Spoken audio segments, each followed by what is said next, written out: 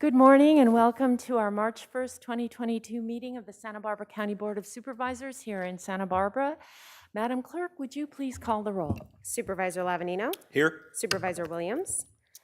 Supervisor Hart. Here. Supervisor Nelson. Here. And Chair Hartman. Here. Let the record Please. reflect that Supervisor Williams is absent, but I do believe he is on his way. All right, thank you. And please stand and join me for the pledge. Ready, begin. I pledge allegiance to the flag of the United States of America and to the republic for which it stands, one nation, under God, indivisible, with liberty and justice for all.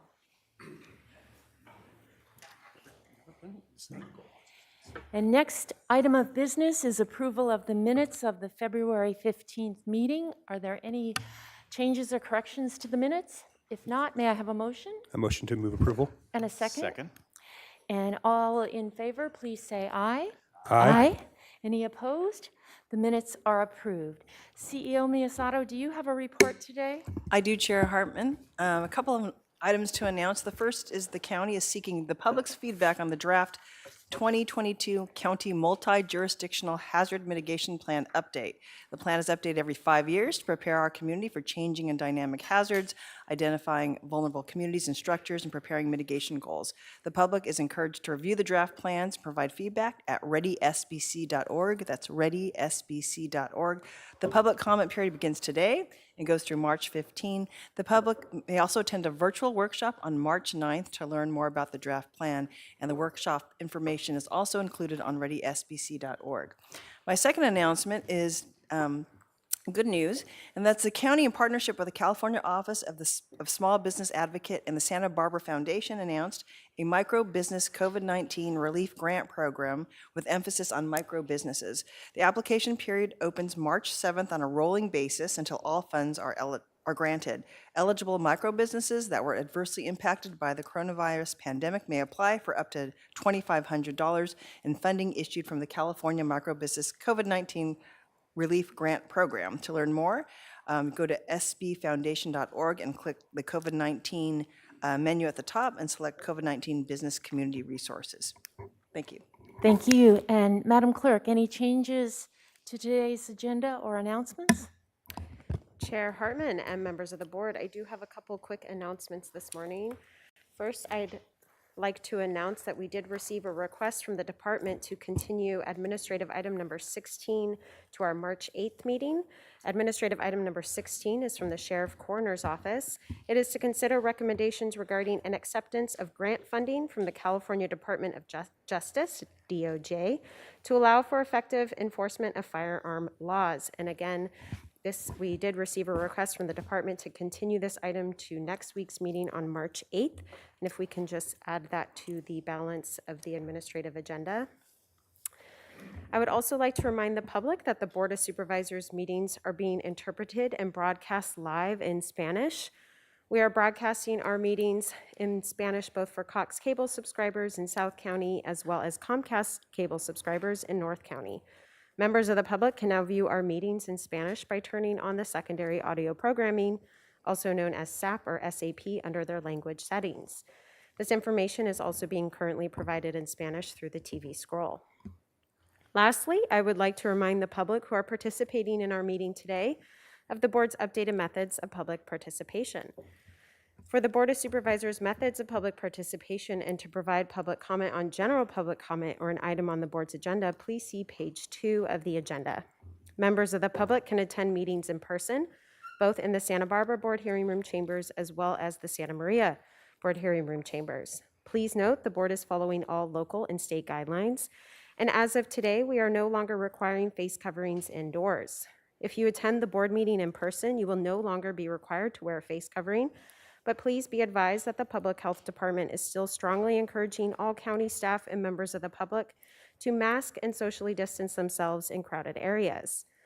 I would also like to remind the public that if you require any special accommodations, please contact the clerk of the board to make that request, preferably on the Friday prior to the board meeting. Individuals that would like to provide verbal public comment virtually may do so via Zoom by registering in advance via the link available on page 2. After registering, you will receive a confirmation email containing important information about joining the virtual meeting. Once the chair has announced the item you want to comment on, please join the meeting with the information provided. You will be placed on mute until it is your turn to speak. The clerk will call you by name. When removed from mute, you will hear a notification that your line has been unmuted. If you are using a touch-tone phone, you may need to press *6 to unmute yourself. Again, if you're using a touch-tone phone, you may need to press *6 to unmute yourself. Each person may address the board for up to 3 minutes, and this is at the discretion of the chair. If you have any questions, please contact the clerk of the board's office at area code 805-568-2240. Again, that's 805-568-2240. And that concludes my announcements for today. Thank you. Are there any administrative items on the agenda that any board members would like to pull? That's our next item of business. Supervisor Williams. I'd just like to pull A8 for a separate vote. Okay. Anybody else? And any members of the public? Chair Hartman and members of the board, we have requests from the public to speak on administrative item number 4 as well as administrative item number 15. Number 4, and what was the final one? Oh, I'm sorry, administrative item 4 and 15. 15. Okay, thank you. Let's take administrative item number 4. Would you read that into the record, Madam Clerk? Chair Hartman and members of the board, administrative item number 4 is from the County Executive Office. It is to consider recommendations regarding an amendment to Chapter 50 of the County Code, licensing of cannabis operations, and we have 6 requests to speak on this item. All right. And we will go to Zoom with Nancy Emerson, to be followed by Anna Carrillo. Nancy?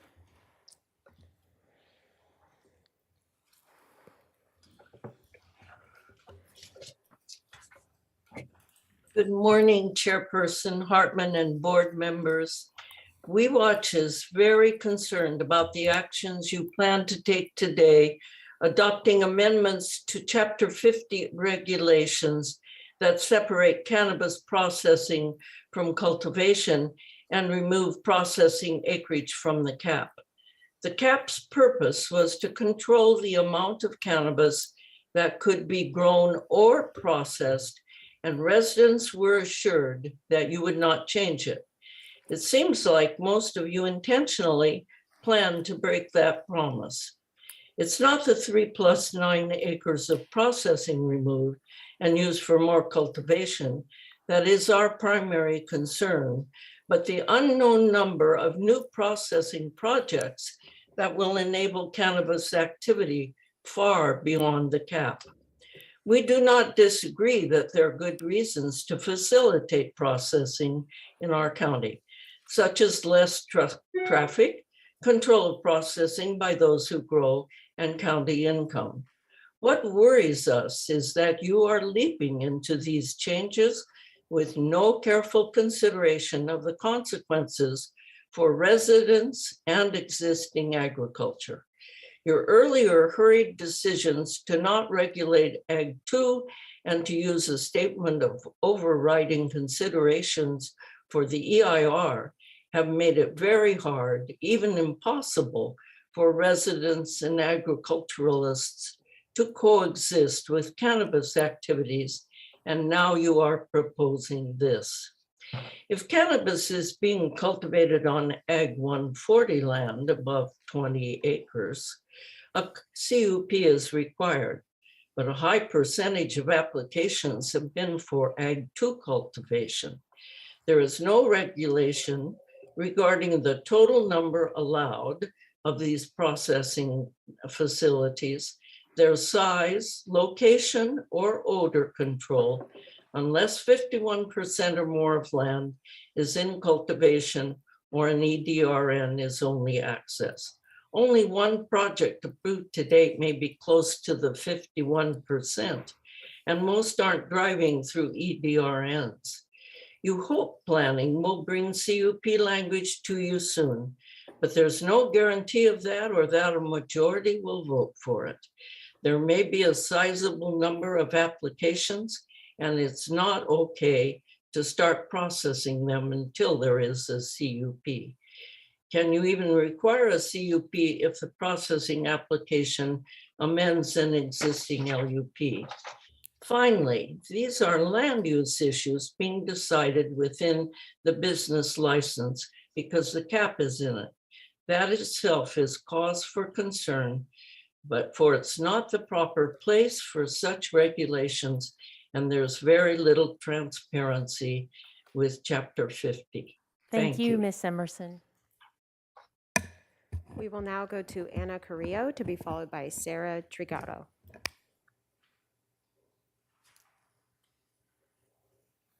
All right. Anna?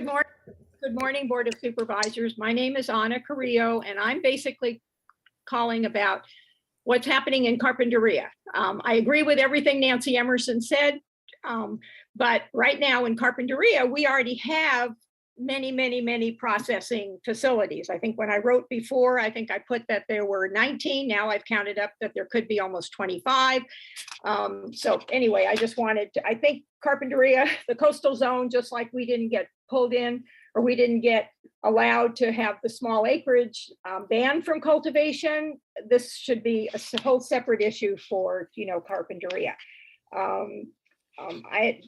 Initially, I had arrived at the number of the 19, or I think I wrote 15 here, by just counting up the number of people who had provisional licenses that then were, they got their CDPs and then they became, they all had processing part. I mean, now I see that we have almost 7.5 acres that are dedicated to processing in Carpinteria. There are currently at least 21 different operators who have already received their CDPs that include processing in their approved permits. Most of them have been doing processing under their state temporary and then state provisional licenses, issued initially in 2019, continually renewed, and have continued to get approved for processing in their newly approved CDPs. There have already been 10 new CDPs issued that include processing that haven't even started yet. In their brand new operations, which aren't even operating yet. There are 2 new projects that have been approved that will only do processing with no cultivation associated, with old flower warehouses now being converted for processing. There are also CDPs already issued for 2 projects that plan to build brand new buildings for processing, and interspersed with many EDRNs, the city of Carpinteria, Carpinteria High School, 2 daycare facilities, and a couple of private schools. Carpinteria should be excluded from this part of the business license change if you do it, as Carpinteria was not included. I think I mentioned that already before. The processing part of cannabis is the smelliest part of cannabis, and still there has been no enforcement of any odor concerns. Thank you for your consideration. Thank you, Ms. Carrillo. We will now go to Sarah Triguero to be followed by Lillian Clary. Sarah? Thank you. I urge you to not approve the Chapter 50 changes today. They would have the effect of gutting our cannabis cap here in Carpinteria Valley in a situation where cannabis activities are already too dense and are causing significant impacts to residents. Carp Valley already has a great deal of processing, which, as Anna just noted, is the smelliest phase of operations, with 21 operators with approved permits. The 10 operators that are currently processing are causing a tremendous nuisance already to those of us that live here, school kids, and visitors. An additional 4 other processing facilities are awaiting review and approval. So in total, there are 25 processing facilities existing or in pipeline in Carpinteria Valley alone, in addition to very dense cultivation activities. Gutting the cap would add significant acreage for cultivation or additional processing past our 186 acre limit, a situation where we already have intense concentration and density issues. This is pouring salt in the wound. The county has not been able to enforce even the meager controls in place to protect residents. And by passing this, you would open the door to making a bad situation much, much worse. I do not believe that the cap should be altered in any way, including this backdoor attempt to circumvent it in any part of the county. I would also urge the board to be more transparent with the public going forward.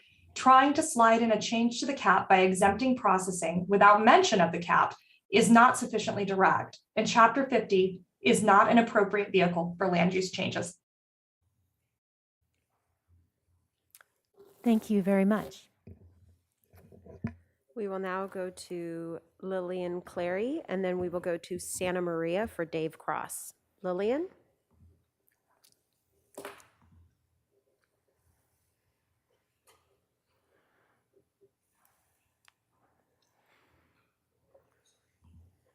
And Lillian, we have unmuted you on our end. If you can please unmute on your end and provide your comments. Great. Hopefully this is coming through at this point. I'm having some connectivity problems. Yes, we can hear First you. of all, I'd like to thank Supervisor Williams for pulling this item from the consent agenda. The amendments proposed do not take into account what I am going to politely deem unintended consequences, although to my mind, the expected consequences are not unintended. In any case, concerns raised by many county residents require further public discussion. What I see here is a rush to adopt amendments that make a travesty of the promised cap and open the door to unlimited processing operations throughout the county. There is no valid reason to do this. You are going back on your promises to residents and implementing changes that only the cannabis industry supports. And strangely enough, only the cannabis industry was allowed to participate in development of the amendments. I know you're all familiar with concerns raised by others. I want to put one additional issue out there for discussion, and that is, what mechanisms have been designed for the collection of taxes from these processing-only operations? Given the lack of input from the public, I'm hoping that this time around, the Treasurer Tax Collector's Office has been involved. Thank you very much. Thank you. We will now go to Santa Maria for Dave Cross, to be followed by Joe Goldberg, who is our final speaker. Dave? Good morning, everyone. I'm Dave Cross. I'm here representing Lily's Green Garden, which is a cannabis project between Santa Maria and Guadalupe. They've been in the planning process for over 3 years. They've never stopped. They're continuing to do that. We've been trying to get their sunset date for cannabis operations extended into December. Recently, the CEO's office reached out to us and told us that once this item gets approved, their project would be included on the list for October 31st sunset date. And I asked for confirmation and got that. Now, this is a good step forward for them. It's a big boost for the operation, for the owners, and especially for the workers and their family that rely on that income. Unfortunately, yesterday we received a follow-up email from the CEO's office that said basically they made a mistake. This project would not be included. Now, this Lily's Green Garden project has been on quite a roller coaster from the start. But what this demonstrates to me is that at face value, and even to those familiar with the process, this project should be included in that October sunset date. So what I'm asking is that the board provide direction to include Lily's Green Garden on the list of projects with an October 31st sunset date. Thank you. Thank you. And we will remain in Santa Maria for Joe Goldberg, who is our final speaker. Joe?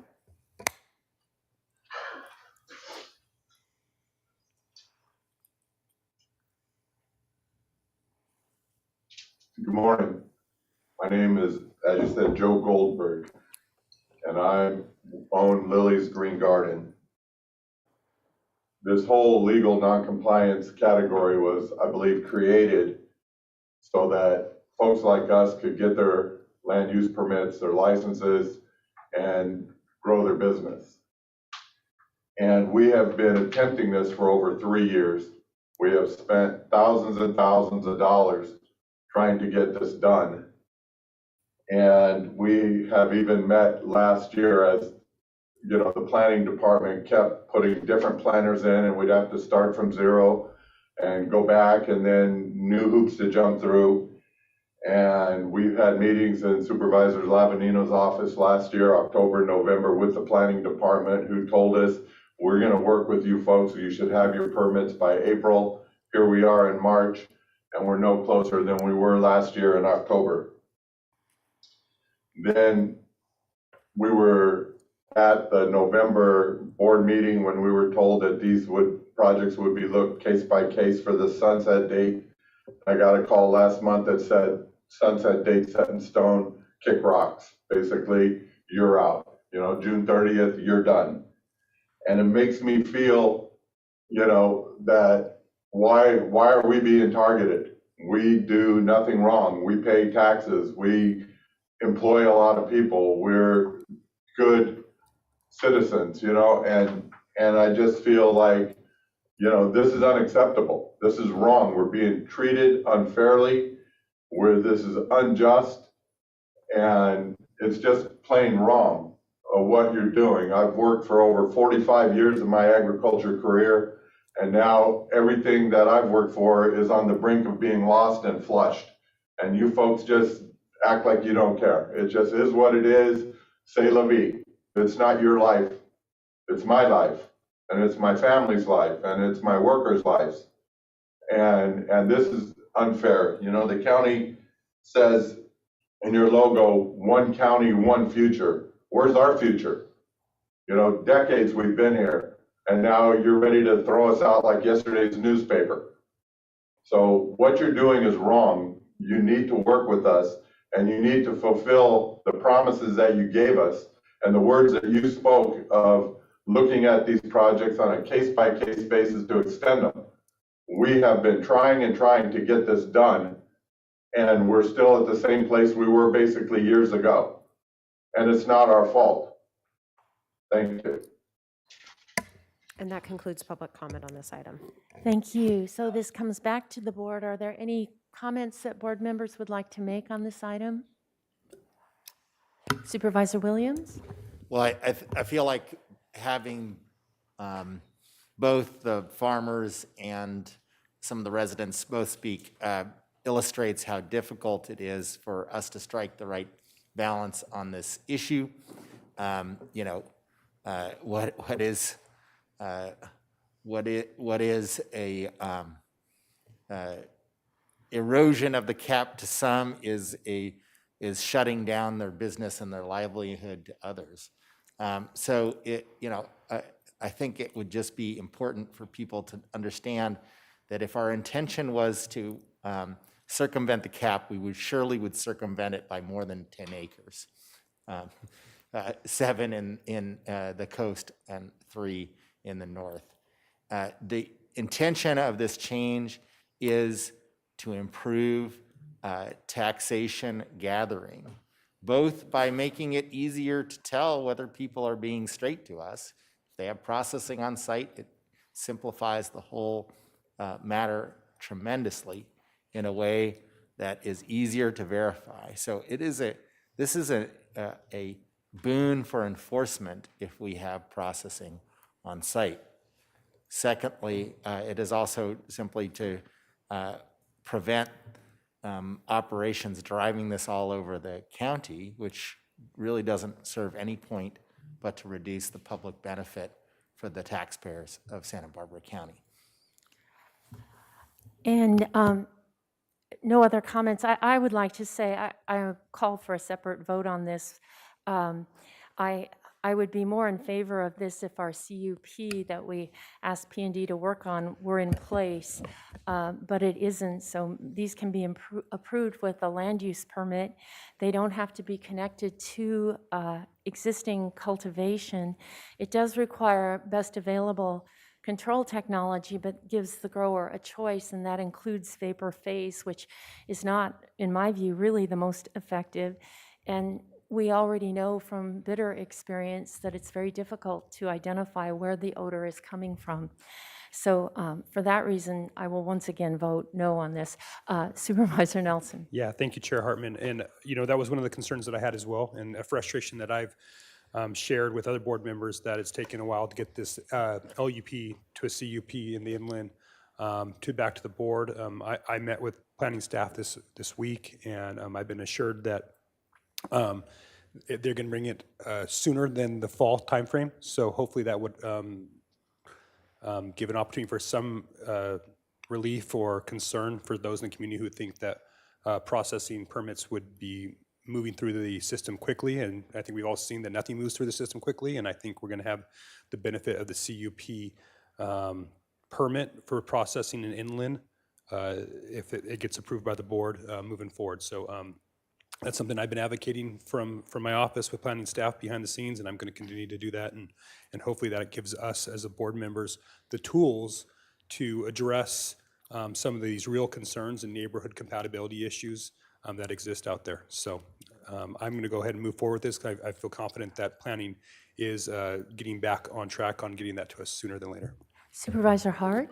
Yeah, I just want to add my voice as well. I think that Chair Hartman and Supervisor Nelson really summarized the nuance of this issue right now, why there is a little bit of a tension between different views on the board, but that everybody's trying to get to the same place. It's just going to take a little bit of time to get these two processes aligned, but I'm voting in support of this because I believe we can have it both ways. We can eliminate the barrier that is in place that keeps processing from happening in a technologically sophisticated way that doesn't have impacts in the neighborhood, and aligns these processes as they actually evolve and come in front of the planning department to ensure that neighborhoods are protected from additional odors. So I see this as a win-win.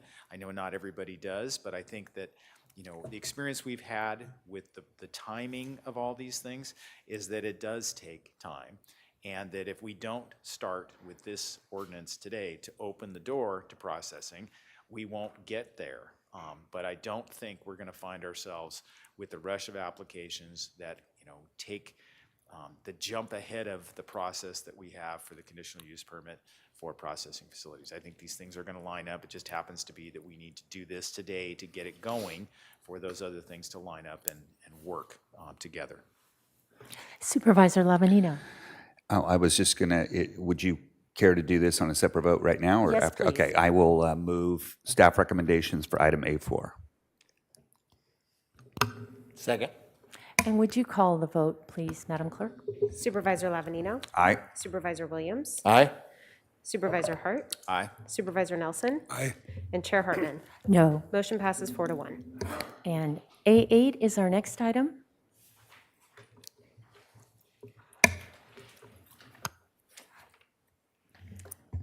Chair Hartman and members of the board, administrative item number 8 is from the General Services Department. It is to consider recommendations regarding the Santa Barbara Main Jail renovation project, award professional service agreement, PSA, for architectural design programming, project number 20041, and this is in the 2nd District. And Supervisor Williams, you pulled this item? Yeah, I don't want to beat this dead horse too many times. I just think that remodeling the main jail is an unending strategy. It's a money pit strategy, and I just want a separate vote on these items. Okay. Supervisor Nelson? Well, if there's no additional discussion, I would move A8. Okay, and could I get a second? Second. Okay, and once again, would you call the vote? Supervisor Lavanino, Aye. Supervisor Williams, No. Supervisor Hart, Aye. Supervisor Nelson, Aye. and Chair Hartman. Aye. Motion passes 4-1. And item A15, would you read that into the record, Madam Clerk? Chair Hartman and members of the board, administrative item number 15 is from the Public Works Department. It is to consider recommendations regarding the recordation of a restrictive covenant on the 31-acre portion of the Barron Ranch, and this is in the 3rd District. And this was pulled by the public, if I remember. Yes, Chair Hartman and members of the board, we have 3 requests to speak from the public on this item. And if you are a member of the public and you have requested to speak on this item, now is the time to log in. And we will begin on Zoom with Doug Kern, to be followed by Mark Wilkinson. Doug?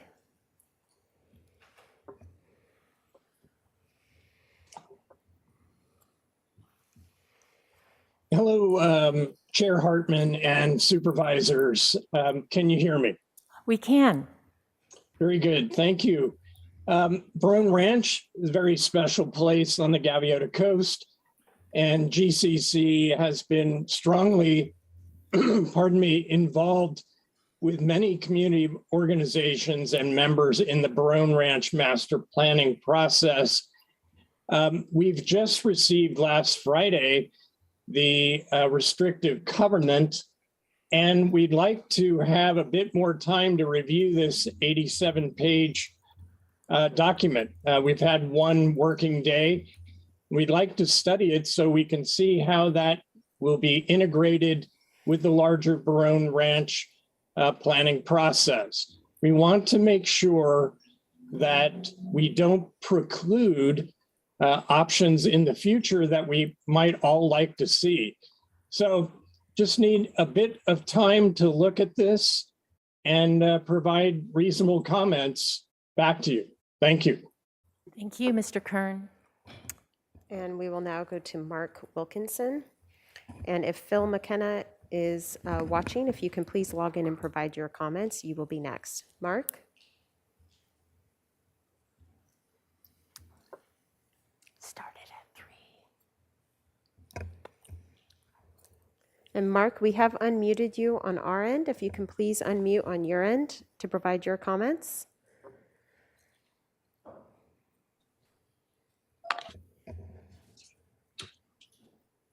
Good morning, Madam Chair and fellow supervisors.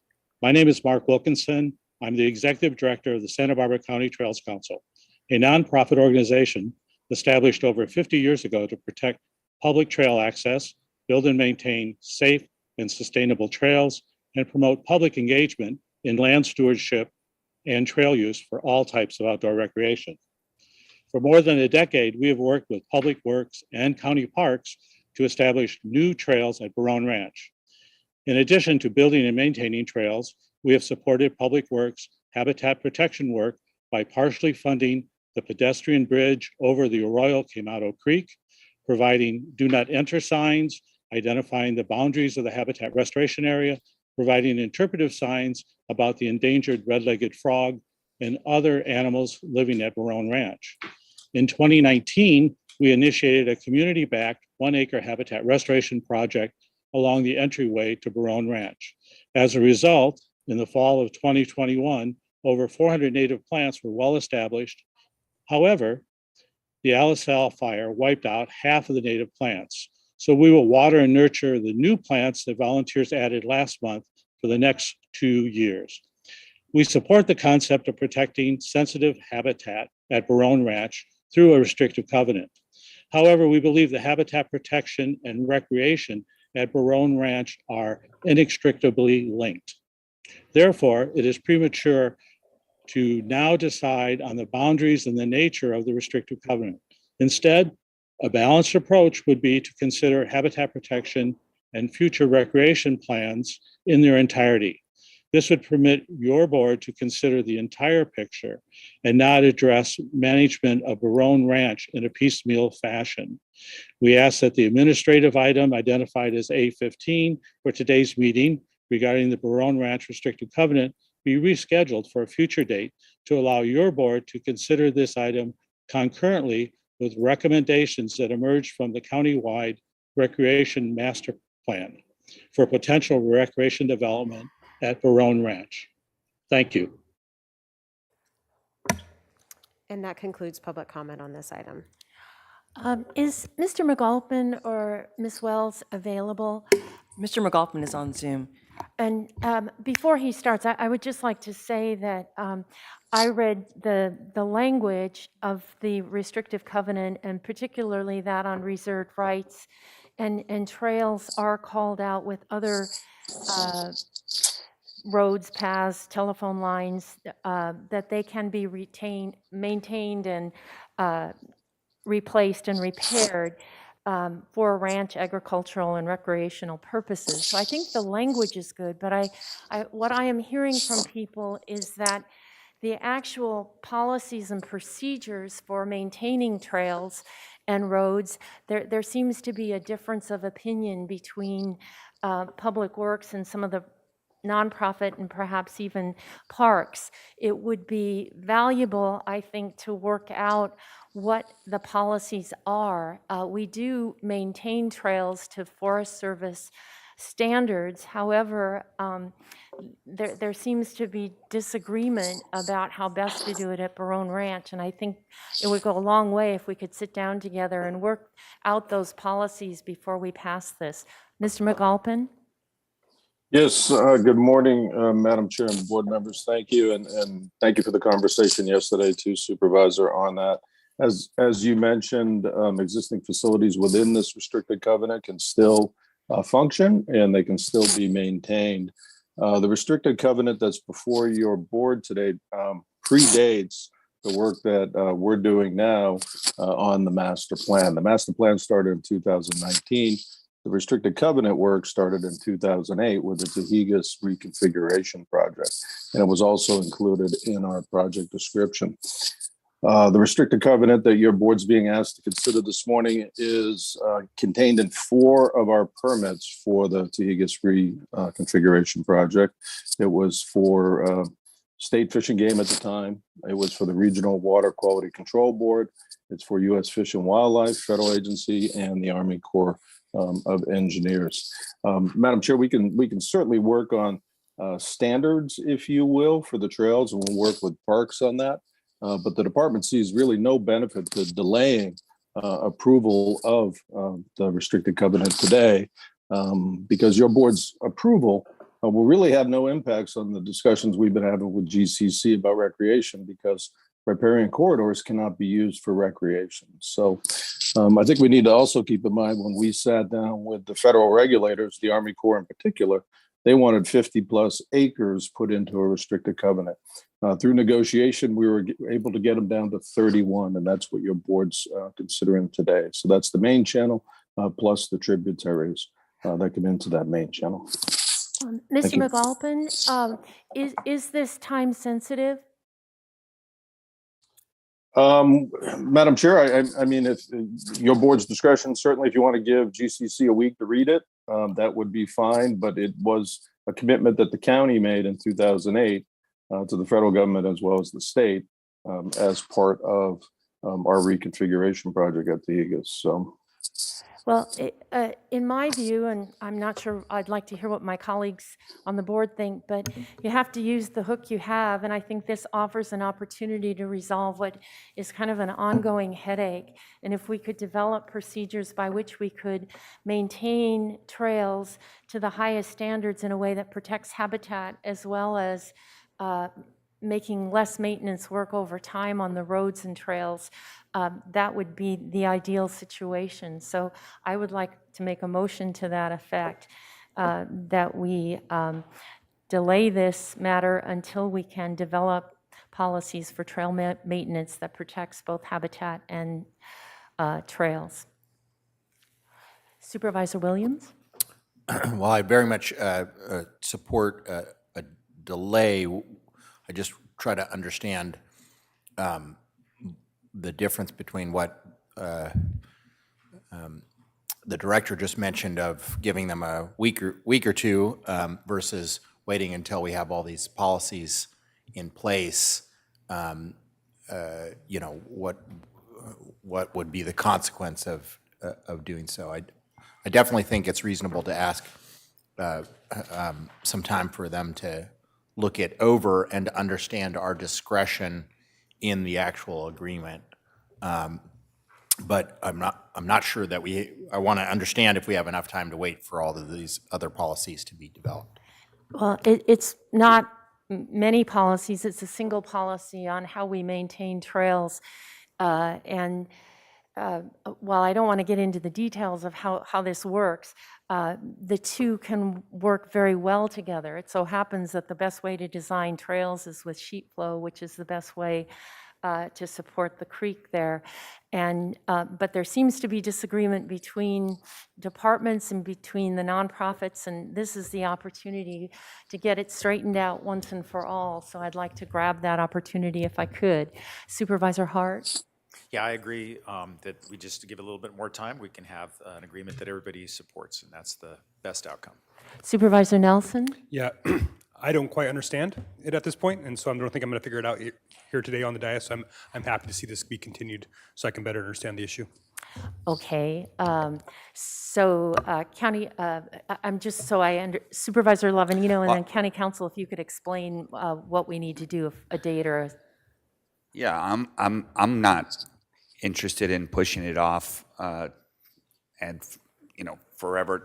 You say it's one policy. The problem is for us to do one policy, could be 6 months. And it didn't sound like Scott was, thought that was a good idea. So for me, I mean, I'm fine with a couple of weeks. We have another meeting on the 15th here in Santa Barbara, but I wouldn't be able to support moving it out further than that.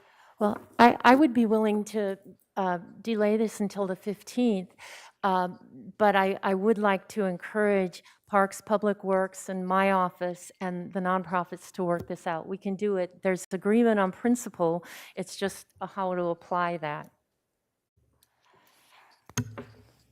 Supervisor Williams? I think that's a great idea. So if you want to make a motion on that, I would support it. Well, just quick second on that too. So is this just applying to this particular trail, or are you talking about trails countywide that would all be maintained in the same? This is Barone Ranch. I know, but I mean, this policy that you're talking about would only apply to Barone. The policy, at least of Park Service, is to maintain according to national U.S. Forest Service standards. So that's in place. What it means in the context of Barone Ranch is unclear. Chair Hartman, if I may, I think we can continue this item to March 15th, so there's a date.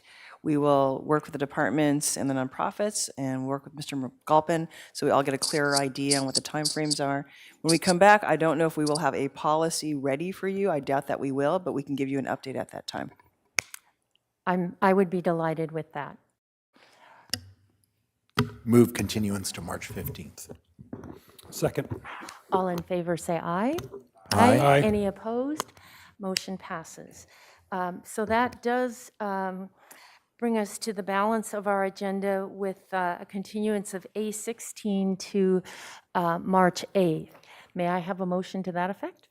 So moved. Second. All in favor, say aye. Aye. Any opposed? Motion passes. So that brings us now to our resolution to be presented. Administrative item number 25, and this is, I think, a real high point in our agenda today. Madam Clerk, would you read that into the record? Chair Hartman and members of the board, administrative item number 25 is sponsored by Supervisor Hartman and Supervisor Hart. It is to adopt a resolution recognizing Santa Barbara County as the 2021 Wine Region of the Year. And joining us today receiving this resolution, we have Allison Laslett, CEO of the Santa Barbara Vintners Association, Katie Rogers, President of the Santa Barbara Vintners Board, and Jessica Gaska, President of the Santa Barbara Vintners Foundation. And if you'd like to join us at the podium, I'll go ahead and read the resolution into the record. Whereas every year, Wine Enthusiast magazine, the most influential voice in wine and drinks journalism, honors individuals and companies that make outstanding global contributions to the wine and alcohol beverage industry.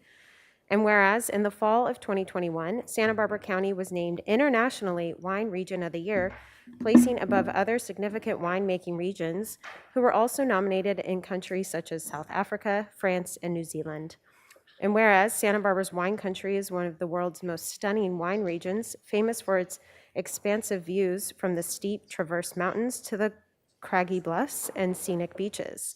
And whereas Santa Barbara County is home to 7 federally recognized American viticultural areas, or AVAs, which are delimited grape growing regions with specific geographic or climate features that distinguish it from the surrounding regions and affect how grapes are grown. And whereas within our region, the Santa Rita Hills and Santa Maria Valley experience cool, foggy mornings and regular afternoon winds, allowing cool climate grapes such as Pinot Noir and Chardonnay to thrive. Warmer weather varieties like Cabernet Sauvignon and Sauvignon Blanc succeed in the Happy Canyon of Santa Barbara and Los Olivos district to the east. In between, Ballard Canyon fosters grapes typically of the Rhone Valley as well as in the Goldilocks-Rhone zone of Alisos Canyon. Santa Ynez Valley encompasses such areas as Los Alamos Valley and Foxen Canyon, which can grow a wide array of grapes from Albarino to Zinfandel.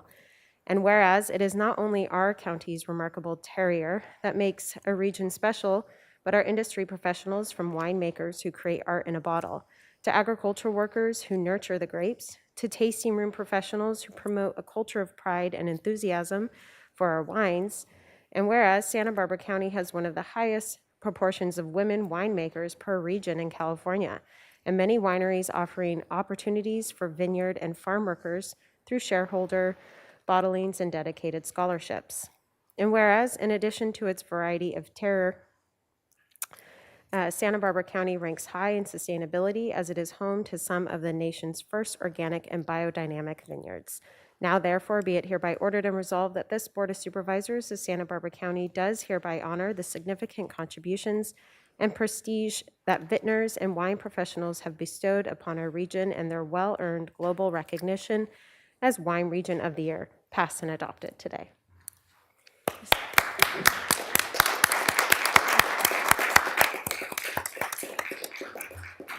We're going to show a film. I just had a couple remarks before you started up. I mean, this is a huge, huge deal. We are the best winemaking region in the world. It calls to mind for me what was called the Judgment of Paris back in the spring of 1976, when the whole wine world was upended after mostly French wine professionals conducted a blind taste test between California and French wines, and California wines were deemed superior, catapulting our wines to world-class status. And then there was the film Sideways that captured the allure and pleasure of imbibing, very poetically describing Pinot. It led to bad things for Merlot, but it certainly put the Santa Ynez Valley in lots of people's minds. And now we have this amazing recognition of the variety of wines in Santa Barbara County. It's really a stellar achievement, and it has so many spillover benefits for all of us. As a long-term resident of the Santa Ynez Valley and now a very frequent visitor to Lompoc, I've seen what really good wines do. It brings great hotels, which brings for the county TOT. It brings really good restaurants and development of a food culture that values locally produced foods and recipes.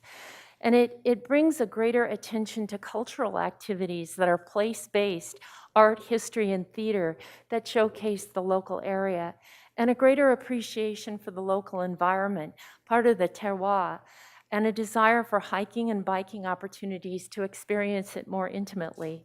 And also more social offerings and activities that people can enjoy, the camaraderie. And so all of this elevates the quality of life for residents. And this award is the result of decades of hard work by our local vintners, and we really appreciate and benefit from what you have accomplished. It's extraordinary. Supervisor Hart, would you like to say something now or after the film?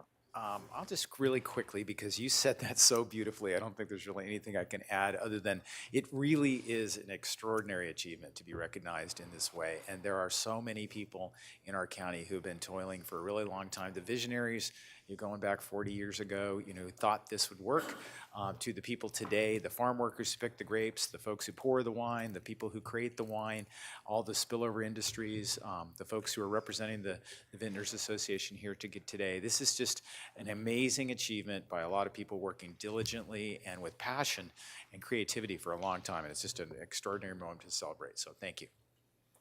And now the film.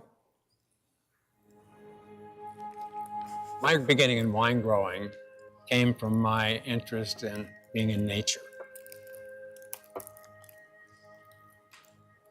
And in so doing, I discovered an anomaly here, this amazing transverse valley, which opens to the west of the ocean. And so the ocean winds coming off the sea moderate the climate. We have the ability in 35 miles to grow what the entire country of France has the ability to grow, and that is just wild. Santa Barbara is an incredible region for grape growing. We get the constant marine influence, the wind and the fog. We have California sunshine, but we also have the cooling down effects of that Pacific Ocean, and that's pretty magical. That is what is kind of the special sauce of this place. It's that constant cool onshore wind that causes the temperature swings, makes for a very special growing region. Winemaking is the performance of the song. That takes technical performance. Grape growing is writing the song. We're putting songs in a bottle so that when somebody else opens it at just the right night, with just the right people, in just the right place, they have something to dance to. Yeah, I like our sound, I guess. There's not a single variety that defines Santa Barbara County. It may have started with Pinot Noir, but we are doing some incredible Bordeaux out here, as well as Rhone varieties, Mourvedre, Grenache, Syrah. It's across the board. The two single most important things are soil and climate. How you irrigate, what you do with your nutrient program, all that is super important too. That is the terroir part of it. This place is a remarkable example of terroir. Terroir means sense of place. If I grew up 2 blocks over or a city over, I'd be a totally different person. That's what happens here. I think all us early winemakers weren't just around waiting for the grapes to be delivered. We were wine growers, not just winemakers. Where we grow grapes up in Foxen Canyon, it's all dry farm, meaning it gets nothing but what Mother Nature allows us. Makes for great, great wine. We have a diversity of regions, which makes this district so exciting. The only way I could really have access to something that was spectacular is to plant it myself. The climate that we're blessed with allows for a longer growing season and allows for physiological ripeness of our grapes without excessive sugars. And so we get wines that are more balanced with lower alcohols and bright acidity.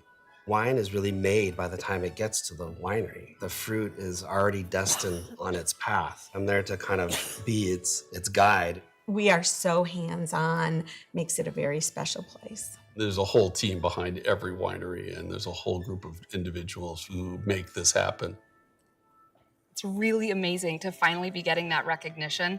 So many people here have been working so hard for so many decades. It's really striking how collaborative the Santa Barbara wine community is. We don't stop. We keep pushing and pushing and pushing, and we push each other. It evokes an emotion out of you. It's supposed to. Without a farmer, you'd be naked, sober, and hungry. It's where it all starts. We get to put this hillside in a bottle. We're doing hard work every single day. Everybody is farming their pocket, growing world-class wines. It's why you can't put a big stamp and say, it's Cab country, it's Chardonnay country, it's Pinot country. You can't do it. In the next 50, 100 years, this is the spot. I truly believe that Santa Barbara County is going to be the place that American wine culture is born.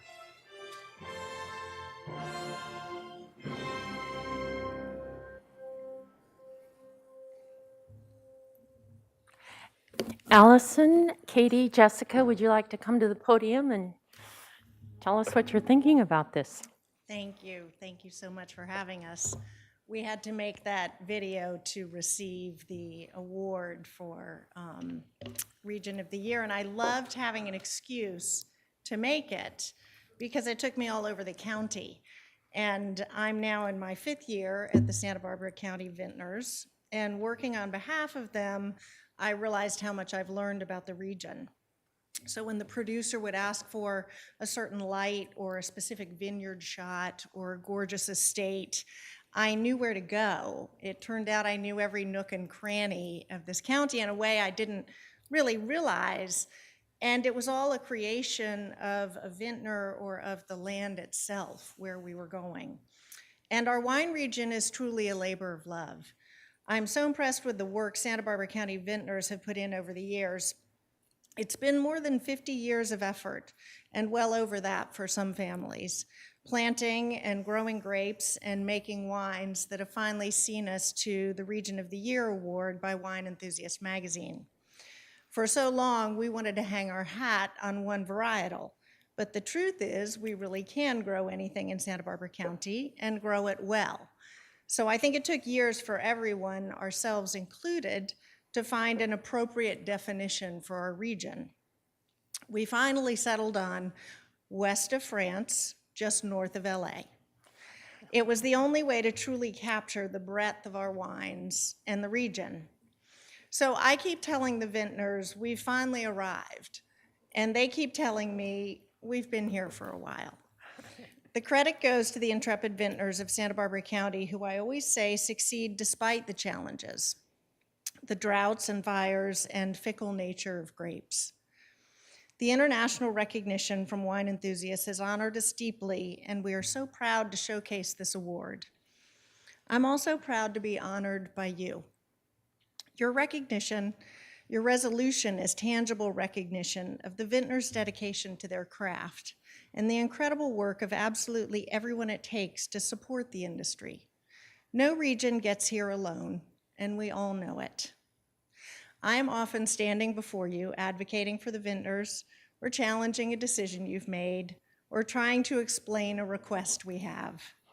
But at the end of the day, we all live and work in a region that is uniquely equipped to produce world-class wines worthy of international recognition.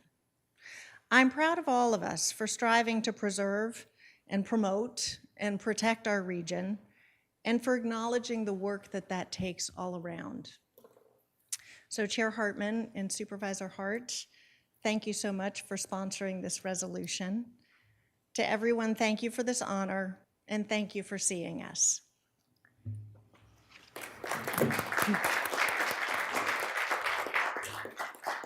And Katie Rogers. Yes. Hello, I'm Katie Rogers. I am the Director of Marketing for Jackson Family Wines, as well as the current president of the board for the Santa Barbara Vintners Association. Wine grows in beautiful places. Santa Barbara County is obviously a beautiful place, so we're super lucky for that. But from the pioneers that started planting vineyards here in the 60s, the international recognition following their intention and their passion of growing grapes, following their passion to build a business for their family, to then have a region that is recognized on a global scale, which is what this award is outstanding. And then have it to be memorialized by you with this is just, it truly is a moment in time and a moment in our history that we won't soon forget. I've spent my entire career working in the Santa Barbara County wine industry. Just this last week, I spoke at Cal Poly San Luis Obispo, my alma mater, to a bunch of students, half in PJs, but very excited to come into the industry. And when they talked to me about they didn't know what their path was, I asked them, well, what does your family do? You know, and some said real estate, some said doctors, some said farmers.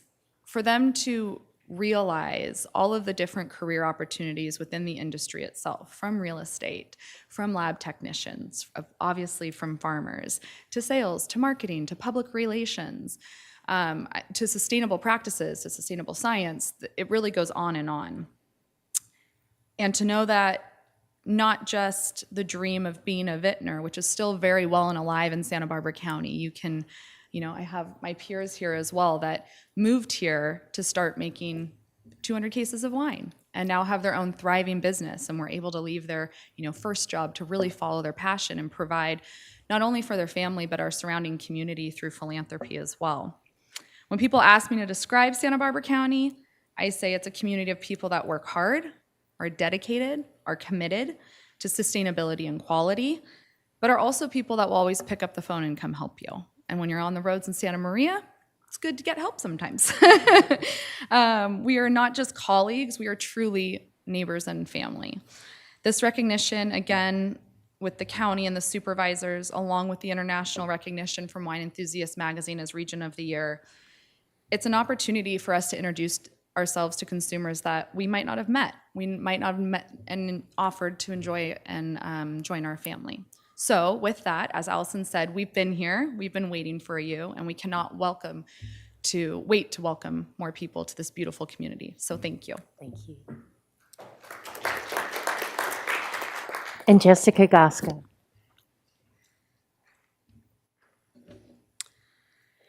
Good morning, Board of Supervisors. My name is Jessica Gaska, one of Santa Barbara's Latina woman winemakers and winery owners. My winery is called Story of Soil. More importantly today, I currently stand as the president of the Santa Barbara Vintners Foundation. I know you might think, wait, I just met the president of the Santa Barbara Vintners, to which I would say you did.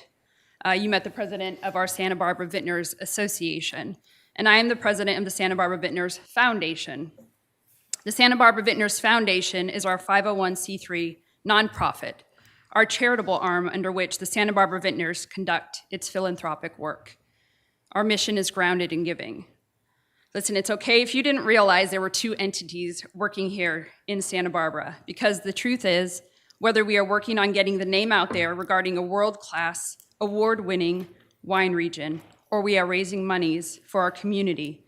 The truth is that we all proudly represent the vintners of Santa Barbara County.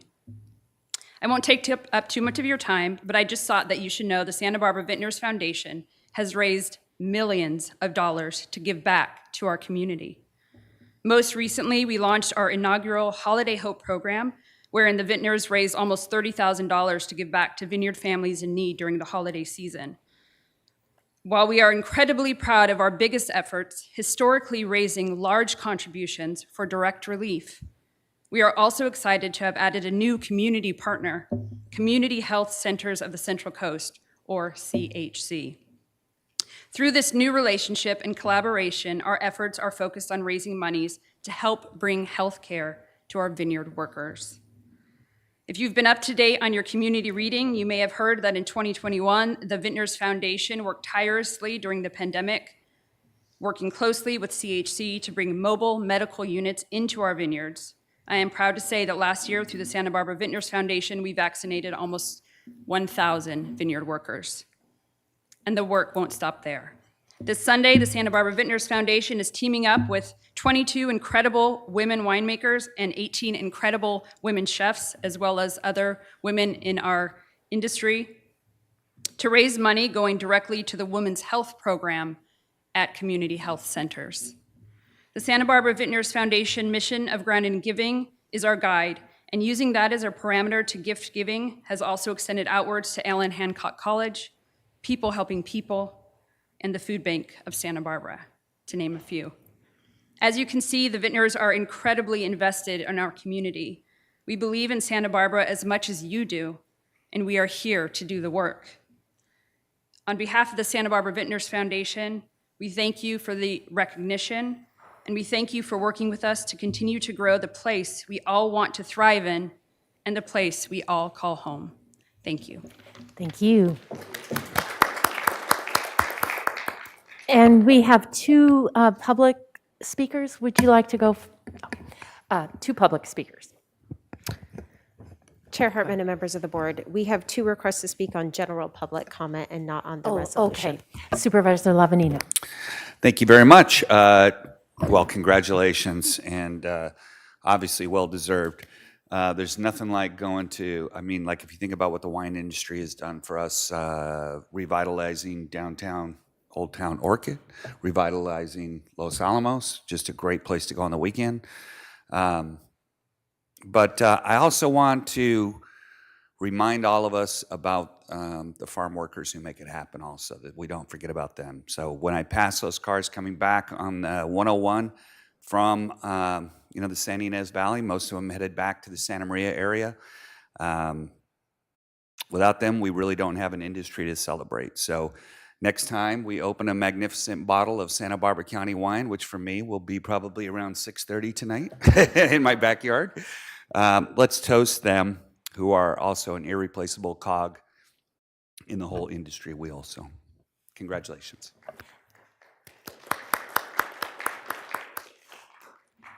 All right. Well, thank you for giving us this opportunity to celebrate your success with you.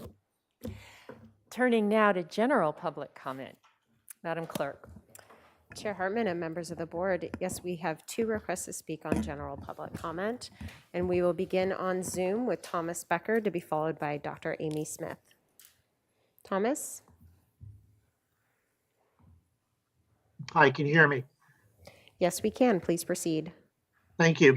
I'd like to speak about the events in Ukraine and some of the support for Ukraine, especially the event that took place yesterday in the courthouse of Santa Barbara. I think the Ukrainian people have a right to defend themselves, especially from someone like Putin. Okay. But you know what? Sending them well wishes and prayers isn't going to kill Russians. They have to kill Russians to win their freedom back. Now, the only way you're going to kill Russians is to send them weapons. And right now, I'm trying to organize to see if it's lawful for U.S. citizens to send AR-15s and AK-47s and ammunition to Ukraine. We have to make sure it's lawful. It can be done. But, I think they have a right to defend themselves, especially against those pricks, those Russians. They are absolutely horrible people. They're rapists. And so it's all well and fine to have your rallies in the courthouse and the rallies in the sunken gardens, but you need to send weapons to kill the Russians. It's the only way that those Ukrainians are going to prevail. Now, here's the one thing. I'm online with the Ukrainian people. I'm not with their government. I'm online with them directly and trying to organize, see if it's lawful to send shipments of rifles and ammunition directly to Ukraine, to give them to the Ukrainian people directly, to give them training in those weapons so they can kill Russians. Okay? Now, personally, politically, I'm not one way or the other, but I just think that the Ukrainians have a right to defend themselves. But there's one thing I'm telling the Ukrainians online I'm talking to: don't give those rifles back. Keep them. Because an armed people are a free people. And I tell them, in the United States, if it wasn't for the fact that we have 300 million firearms and very high-powered rifles, we wouldn't have any freedom. And I point out the government in California itself of how if the people didn't have weapons, their rights would evaporate, certainly in this state.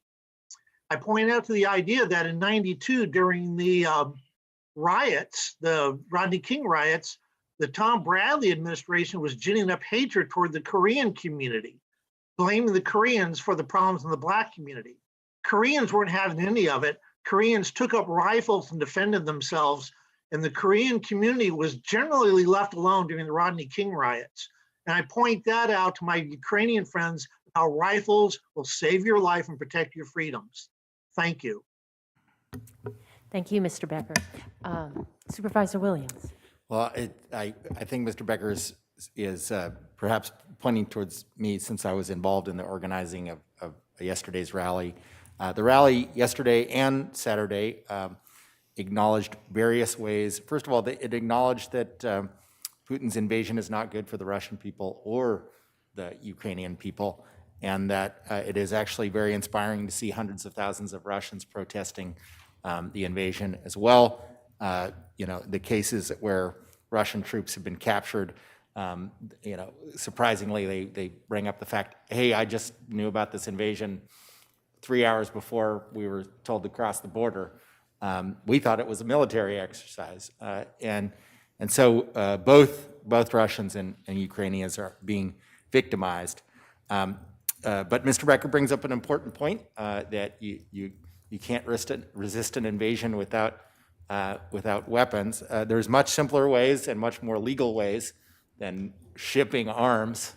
However, there is two different ways that you can support that effort. One is the Come Back Alive Foundation, and Mr. Becker can find a link on it on my Facebook, as well as links to humanitarian charities that have been vetted by a former State Department employee. I hope that meets his desire. Thank you. Madam Clerk. And our second and final speaker is Dr. Amy Smith. Amy?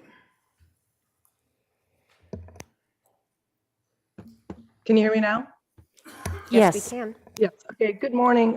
Just briefly on the Ukraine situation, I didn't understand if the supervisor could speak on that, since it's not on the agenda.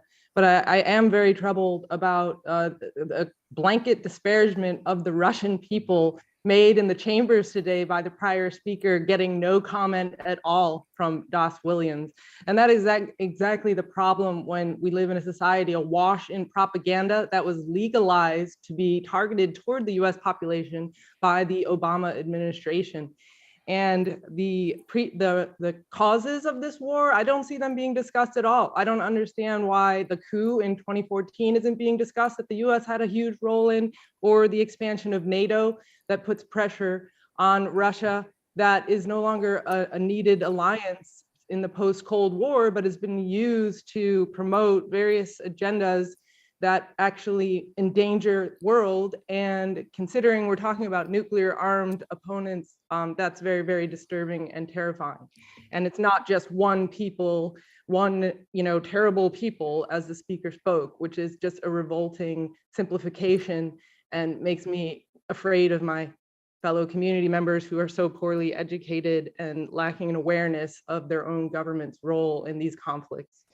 But I would like to go back to COVID, because I think this war is in part to change the subject from COVID, that we're not supposed to notice that despite the failure of the vaccine to protect people, and it was never promised to stop transmission in the first place, that the vaccine mandates persist. And I really would like to call on the supervisors to reverse the county employee vaccine mandate, end it, and end the state of emergency, the local state of emergency, as has been done in San Luis Obispo County correctly.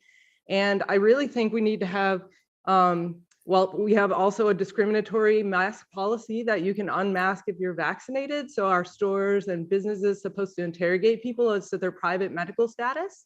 Are you going to get on board with the digital ID system that starts out with vaccine data and might contain everything, including your bank account, so that if you go to the wrong protest, like in Canada, they can freeze your bank account in the future and control the population in very frightening ways that are very unconstitutional? This is what you guys have been a part of. We need to have a huge accounting, and we need to have hearings about the impact of all of these COVID policies. We need to end the states of emergency and get back to constitutional living in the United States of America. And I hope you will take your responsibility. You're only one part in a huge operation. I understand that, but you do have your role to play, and you can be setting a good example for other county leaders throughout our state. Thank you so much for your time. Thank you. And that concludes general public comment. All right. Turning to departmental item number 1. Would you read that into the record, Madam Clerk? Chair Hartman and members of the board, departmental item number 1 is from the Community Services Department and the General Services Department. It is a hearing to consider recommendations regarding the Santa Barbara Clean Energy SBCE service offerings for municipal electric accounts. Thank you. Ms. Watkins, you're going to make the presentation today? Yes, I am. Thank you. Good morning, Chair Hartman, members of the board. We are here today to get the board's direction regarding the service offerings available from Santa Barbara Clean Energy, which is the City of Santa Barbara's Community Choice Energy Program. And this is specifically for 10 county municipal electric accounts located within the City of Santa Barbara. So for those listening who might not be as familiar with Community Choice Energy, it enables local governments to purchase or generate electricity on behalf of their communities, while the incumbent utility, in this case Southern California Edison, continues to deliver energy, maintain the electric grid, and bill customers. In 2019, the county, as well as the majority of local cities, opted to join an existing community choice energy provider, Central Coast Community Energy. However, the City of Santa Barbara elected not to join Central Coast Community Energy and instead formed their own community choice energy program. So just a reminder of the few of the benefits associated with community choice energy. Customers in Santa Barbara County now have a choice in terms of the electricity provider that they opt to go with. Local elected officials and county staff serve on the boards of these organizations and allow the community to provide input to them on the direction of these organizations.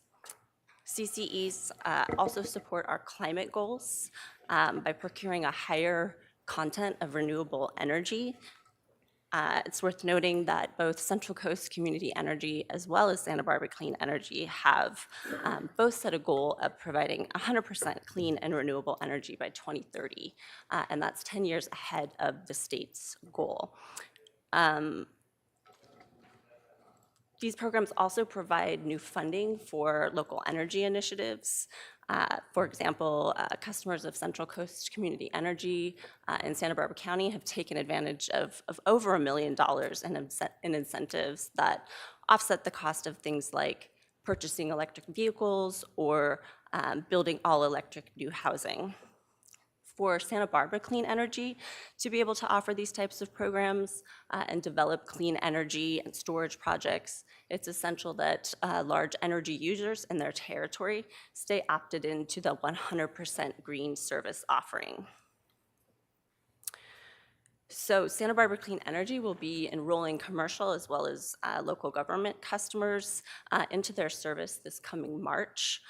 All customers will be defaulted into option 1, which is the 100% green rate. So if the board takes no action, the 10 municipal electric accounts that we have will stay opted into that rate. The board could also choose to opt down to Green Start. However, that option, in comparison with the energy mix of 100% green, only offers 50% carbon-free, whereas 100% green offers 100% carbon-free energy.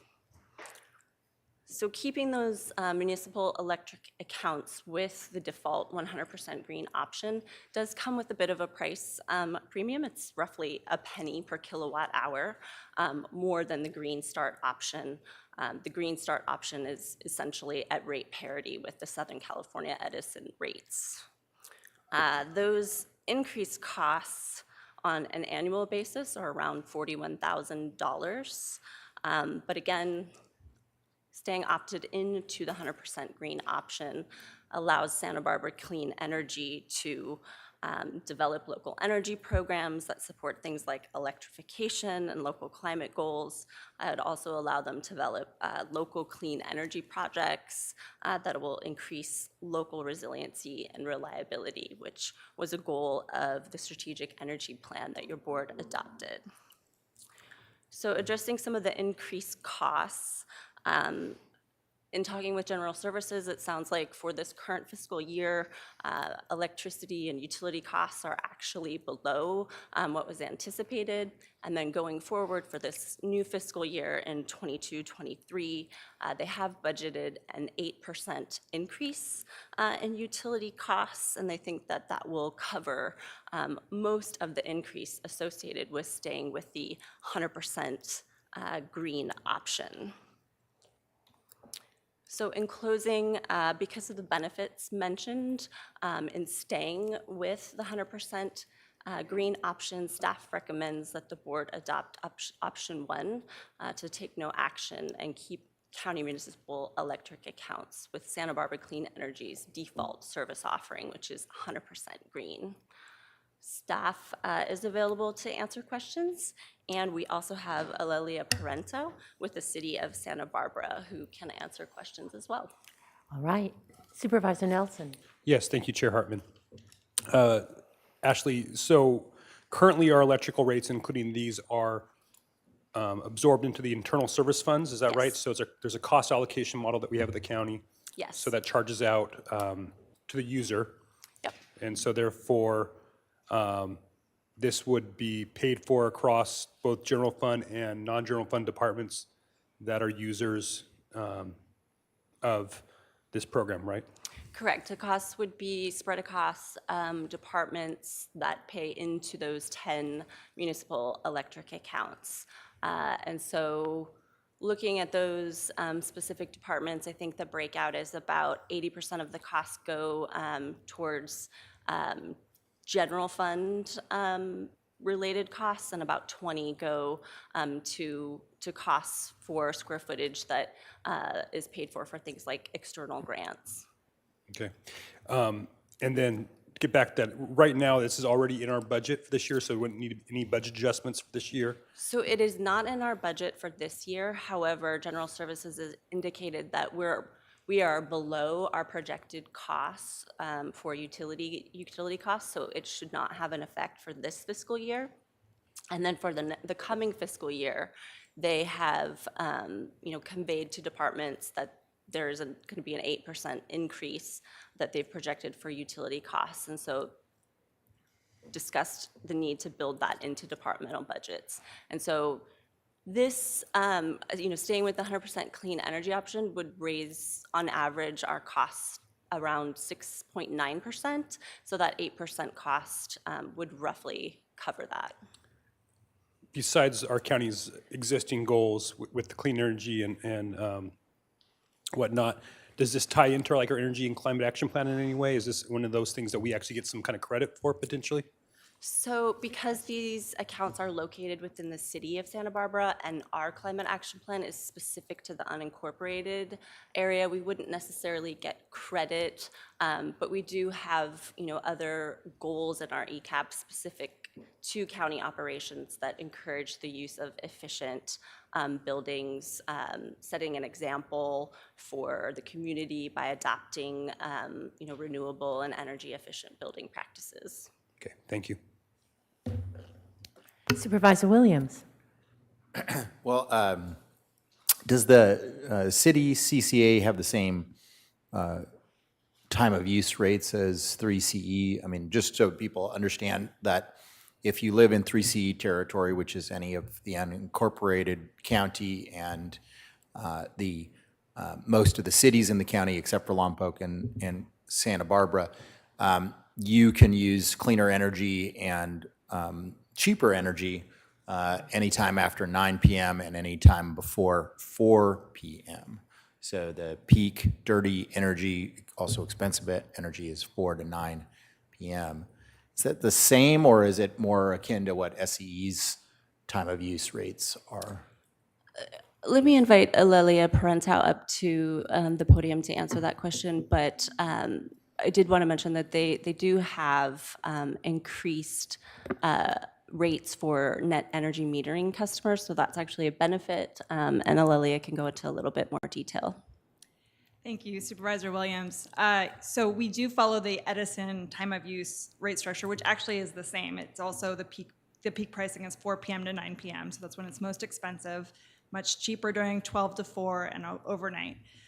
We do have, as Ms. Watkins shared, we have an increased net surplus compensation rate. If you add solar to your home, we pay you double what Edison pays for excess production, really incentivizing that local generation.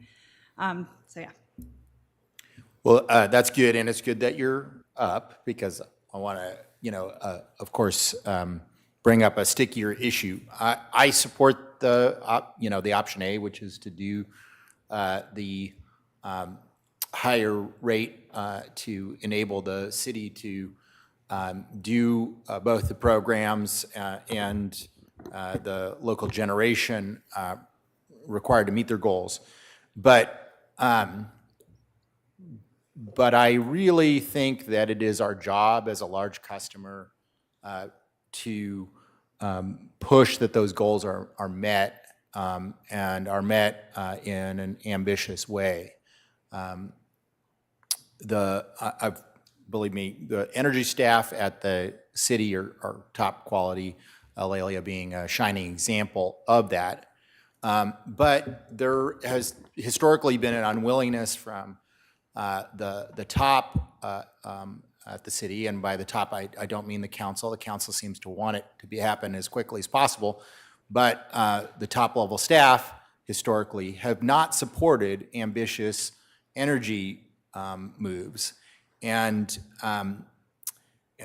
this additional premium, the purpose of that is to help ambitious energy moves. And so I requested of Alelia and Rebecca Bjork, the new city manager, to put in writing what that goal was. And I appreciate that she did so in a letter to Mona. The punchline is we look forward to accelerating these efforts through SBCE and plan to build at least 5 megawatts of local generation and storage capacity in the next decade. And a successful community choice energy program is the cornerstone of our ability to accomplish that important work. I just want to make sure that people understand that the level of trust is very low on my part, because a couple very concrete reasons. Number one, the carbon content of the city's energy mix is now a lot higher than it was before we did 10, now 20 years of hard work trying to decarbonize the energy's grid. It is a lot more carbon intensive because of the restart of the desal facility. which some people could view as sort of like an accident of history. But I, while on the council, made it clear that if we were going to restart the desal anytime in the future, we should start preparing now and building energy. So we're now sort of 14 years later talking about finally doing what should be done. And so, 5 megawatts of local generation is a strong goal. 5 megawatts of batteries, when you have amazingly large facilities and batteries are as cheap as they are, is actually kind of a weak goal. A battery megawatt just takes about 1,200 square feet of space, maybe 1,400 if you're not doing it well. And I just think our role as a leader and a partner is to demand that this stuff happen. And so we'd like to see those projects. We'd like to see them actually, drawn up and worked on. The city does have the space, particularly now that they can use spaces outside of the city boundaries, including your reservoir for such purposes, or your airport for such purposes. And we really, I guess, speaking for myself, I really encourage you as staff to push for what the council seems to want, which is this stuff to happen as quickly as possible. And that requires being more adventurous with either bonding or funding.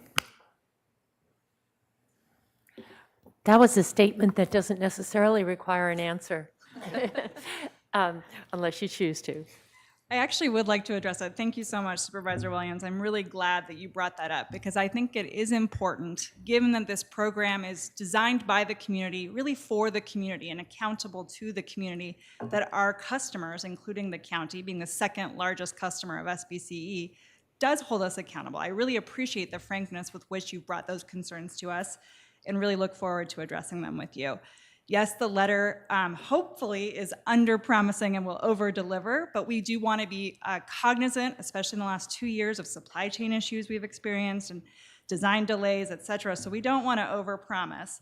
But I will tell you that the city already has in design 25% of that goal. So we'll be in the ground much sooner than that decade goal. So we are already putting our mouth where our money is, or money where our mouth is, and we are really excited to build that generation. When council set their 100% renewable electricity goal by 2030, the intent was reliability and resilience, right? That was the main priority, and building that local generation is the only way that we get there. So we are with you 100%. I have talked to the leadership, they are with you 100%, and the council is with you, and so we're excited to build forward. Great answer. Yeah, couldn't get better. So I don't see any other lights on, and I think we have one. Oh, Supervisor Hart, sorry. Yeah, I just appreciate Ms. Parenteau's answer, and I think one of the strengths of the two different approaches to the city's process and plan and the county's more regional effort is that there is an opportunity for more creativity and more diversity of approach. And I think that that is a real strength, that we're going to learn from each other as to how best to meet the aggressive climate goals that we have. And I think that kind of pushing each other to be the best we possibly can be is really part of the key part of the success of this strategy. So thanks for being here in person to answer Supervisor Williams' questions, and I'm glad we're working in partnership. And so now public comment. Madam Clerk? Chair Hartman and members of the board, we have one request to speak on this item, and we are going to Zoom for Katie Davis. Katie?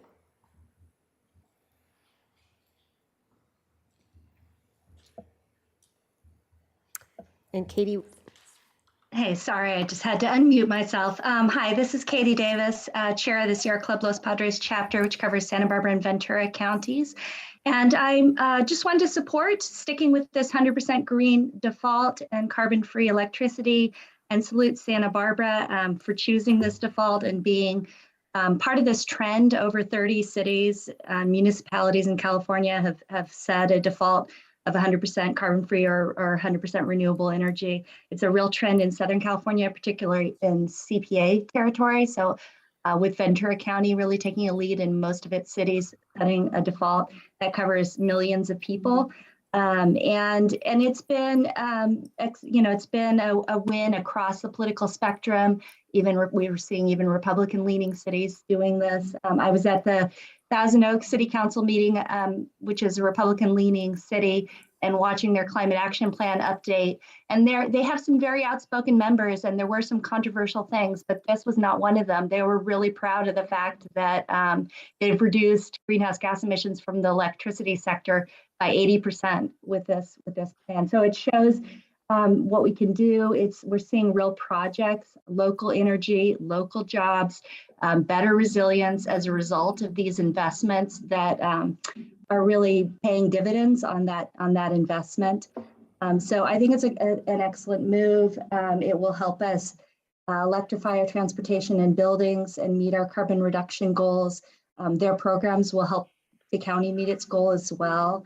We'll have cleaner air and greater economic stability too in the face of oil and gas prices rising and changing. So I think all this is great, and I really appreciate the conversation. Thanks so much. Thank you, Ms. Davis. And that concludes public comment on this item. Back to the board. Any further comments or a motion? Supervisor Williams? Well, just because it's germane, I'll use the opportunity to implore folks to take advantage of the programs that the city is offering and that the county is offering through 3CE, particularly on electric vehicles and electric charging. Now is the time, given the cost of gas and the crisis invasion of Ukraine will probably mean that gas prices aren't going to be going down anytime, real soon. It is more important and more affordable than ever in comparison with gas cars to get onto electric. Really the cost, and I can tell you just as an early adopter of both plug-in hybrids and all electrics, the cost may be on the front end, but the incentives are significant. The combination of the incentives that we offer locally and the state offers and the federal tax credit definitely exceeds $5,000 in totality, depending on your income level. That matters because the state incentive basically based somewhat on I think either income level or the cost of the car. But you are saving over time with less repair bills, less fuel costs, et cetera. And now is the time to do it, and we'll help you do it. So look up our incentives at 3CE or Santa Barbara Clean Energy, because that's the way we can meet these goals together and make sure that the ambitious goals that we've set become reality. Supervisor Nelson. Yes, thank you, Chair Hartman. This one was kind of went back and forth on it, balancing my responsibilities of fiduciary on this board to make sure we're paying spending taxpayer dollars well, along with some of these other goals that we have as a community. If paying more just sent those funds off to other parts of the country for credits or whatnot to bring down our portfolio number, I don't think I'd be supportive of that. I would really want to make sure that we're using those dollars locally. But what I'm hearing about Santa Barbara Clean Energy is that these dollars will be reinvested back into our community for more resiliency, storage, the local grid. And so that, to me, it's not really about paying more. It's about reinvesting in our community. So therefore, I can be supportive of this. So I need a motion in a second. So moved. Option A. Supervisor Nelson? Second. All right. All in favor say aye. Aye. Any opposed? Motion passes. Chair Hartman. Sorry, that's option 1. 1A, not just option A. Sorry. Chair Hartman, just for people to know, we are bringing our own energy climate action plan, I believe in April, if not sooner. April 5th is our date. And I just want to say that we do appreciate working with the city, and the new city manager, Rebecca Bjork, has been collaborative and cooperative, and we really do appreciate working with her and her whole staff. So thank you. Terrific. Let me just consult with Madam Clerk for just a moment. Do we need a break, or do you think we should continue going? Chair Hartman and members of the board, I believe we can get through departmental item number 2 and then perhaps take a brief break after All that. right. So would you read that into the record, please? Chair Hartman and members of the board, departmental item number 2 is from the Behavioral Wellness Department. It is a hearing to consider recommendations regarding a behavioral health community assessment update. And welcome, Ms. Navarro and Ms. Grimacy.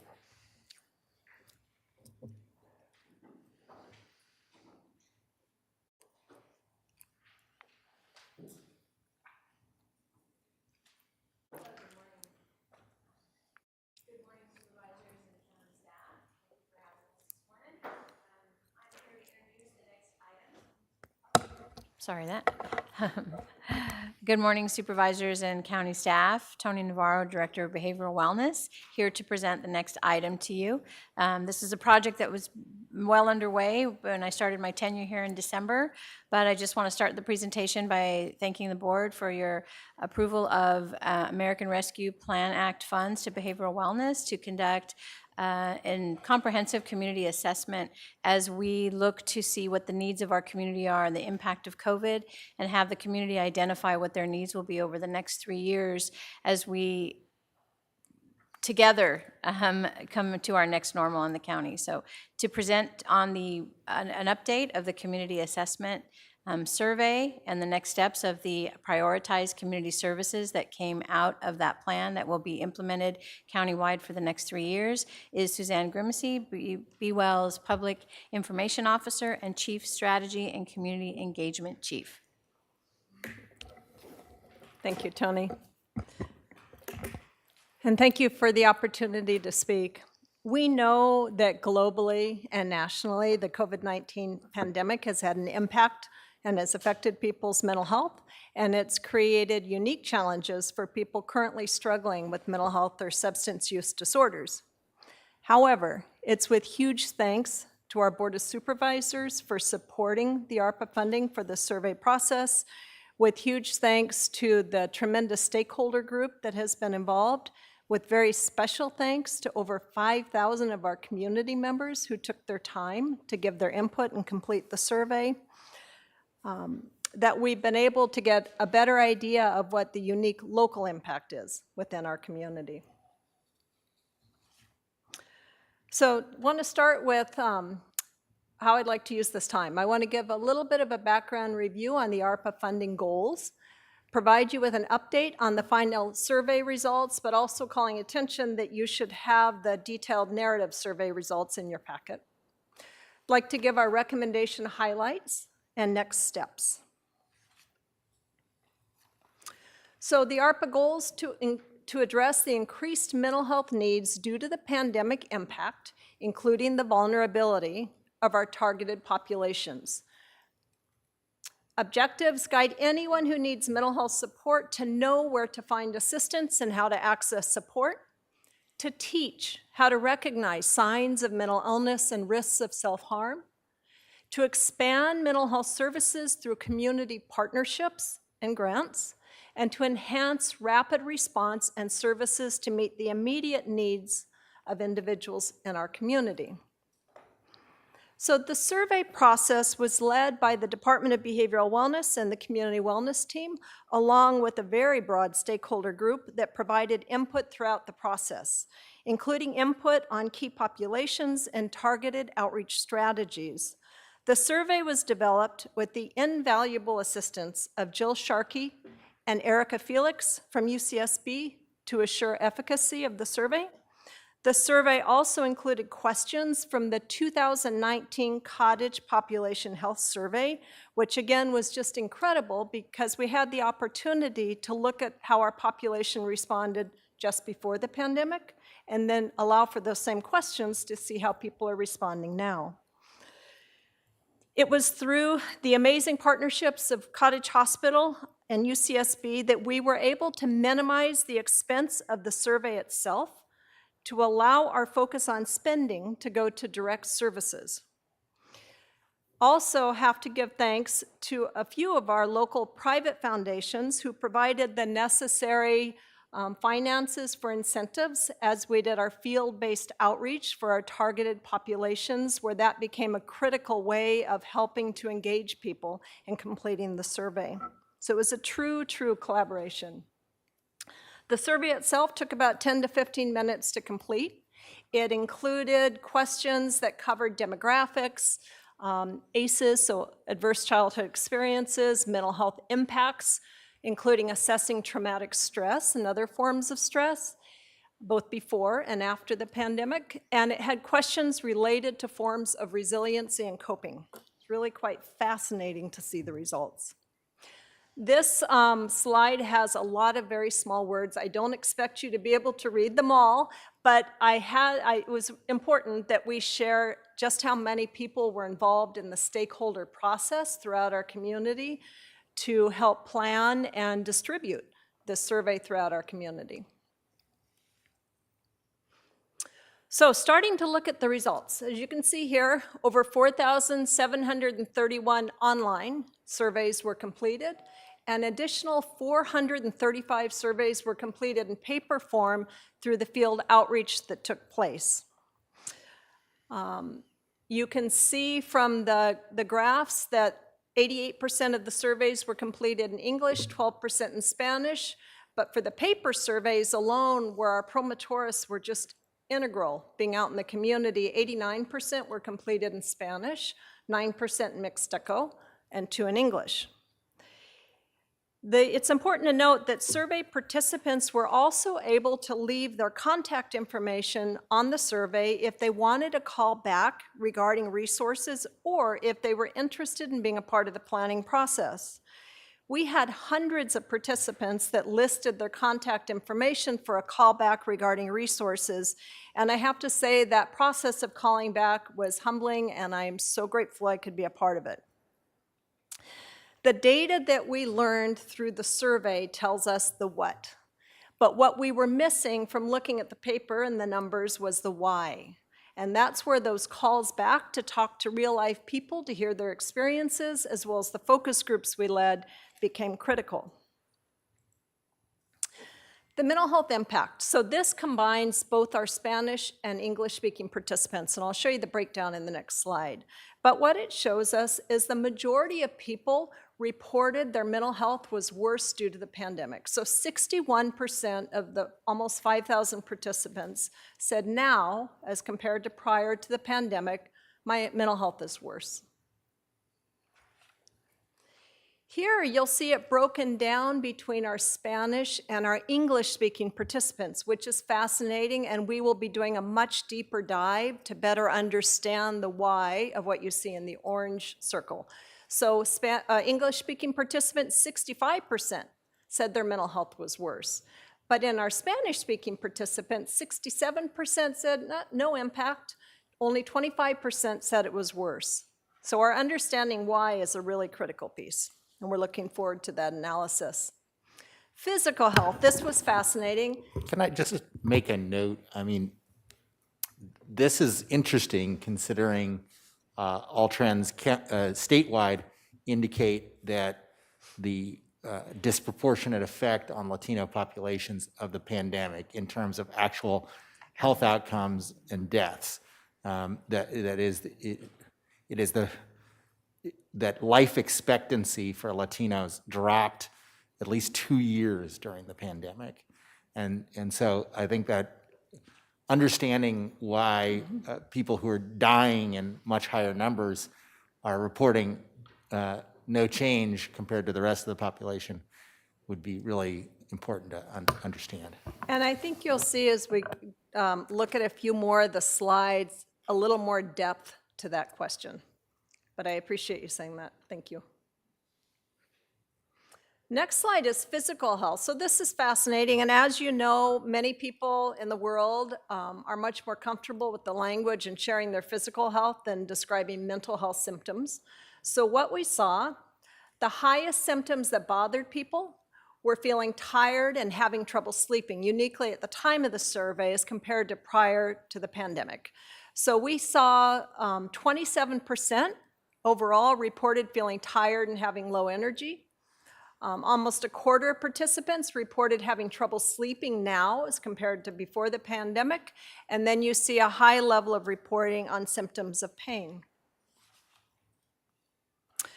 Next, again, broken down by Spanish and English participants, was an anxiety measurement. So questions that help to assess people's level of anxiety, and not only help to assess people experiencing symptoms of anxiety, but of those, how many actually met the clinical threshold to be diagnosed with an anxiety disorder, again, at the time of the survey. And what we saw within our English-speaking participants, 32% of those expressing symptoms of anxiety met the clinical threshold for an anxiety disorder, and 18% of our Spanish-speaking participants. The same type of questions to assess for depression. Of those that reported symptoms of depression, in the English-speaking participants, 22%, almost a quarter of the participants, met the threshold for a diagnosis of a depressive disorder, 12% of the Spanish-speaking population or participants. This is by far, I found this personally, the most fascinating of all of our slides. So this is help-seeking behavior. And Supervisor Williams, this may give some of our whys. By no means does it answer all of our questions. But here you see orange represents Spanish participants, blue English. Handled problems on their own. English participants, almost 40% said, I handle my problems on my own. Spanish-speaking participants, almost 60%. Now, that doesn't mean there aren't any problems, it just means they handle them on their own. Didn't know where to turn for help. A little over 20% of our English participants said they wouldn't know where to go to get help. Over 45% of our Spanish-speaking participants said they wouldn't know where to go to get help. And the next starts to look at stigma, which is huge when we talk about people seeking support for mental health. Too embarrassed to seek help. 18% of our English-speaking, almost 40% of the Spanish-speaking participants. The last one, again, it's the stigma. Didn't want friends or family to know that they needed help. Over 20% of our English-speaking participants, over a third of our Spanish-speaking. So again, this is the what, more so than the why, but really interesting data for us to dig deeper into. This next slide on the survey itself was primarily quantitatively answered questions, but there were questions that allowed for qualitative answers. And then, of course, we also had all the phone calls and did the focus groups, but wanted to share some of the qualitative data. You see for English-speaking participants, kind of the top list of all the 5,000 people that listed their qualitative responses, the greatest impact on their well-being. Excuse me, work, isolation, daily activities, sense of control, job stress, finances, fatigue, feeling worthless, stress and anxiety, worry about getting sick, current mental health symptoms are worse, depression, loneliness. The top themes for our Spanish-speaking participants and their qualitative responses: anxiety, family, finances, contracting COVID, isolation, stress, fear, loss of work.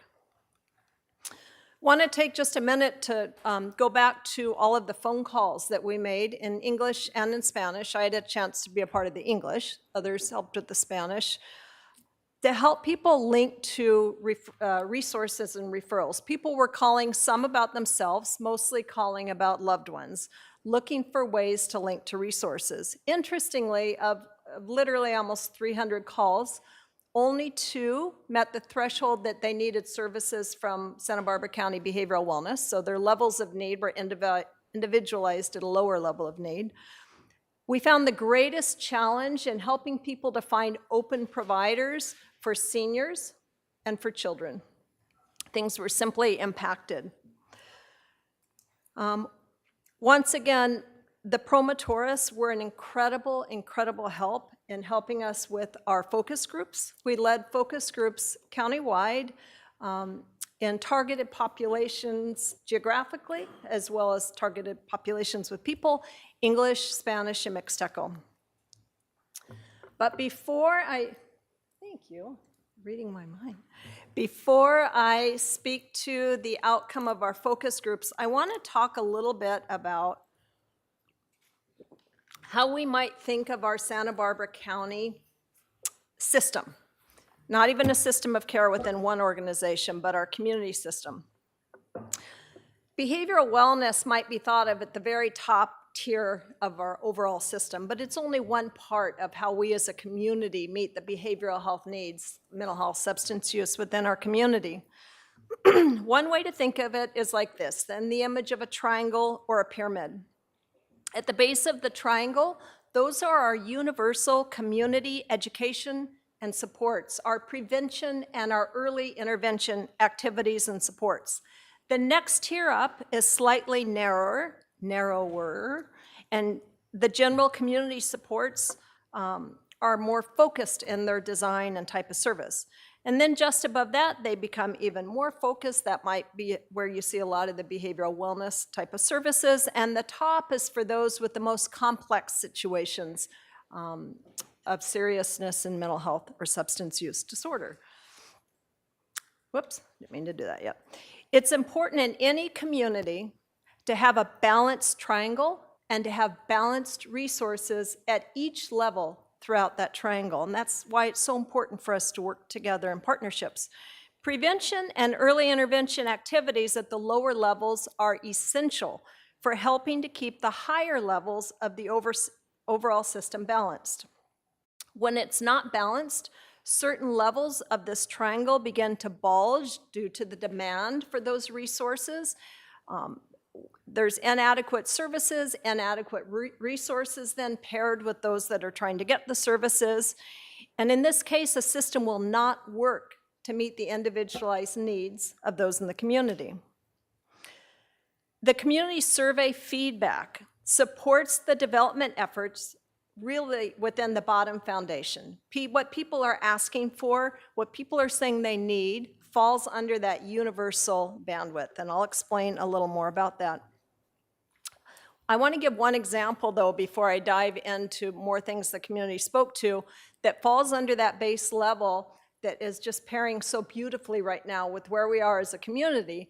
The Santa Barbara County Department of Behavioral Wellness has been able to offer thousands of Headspace apps or applications to our community.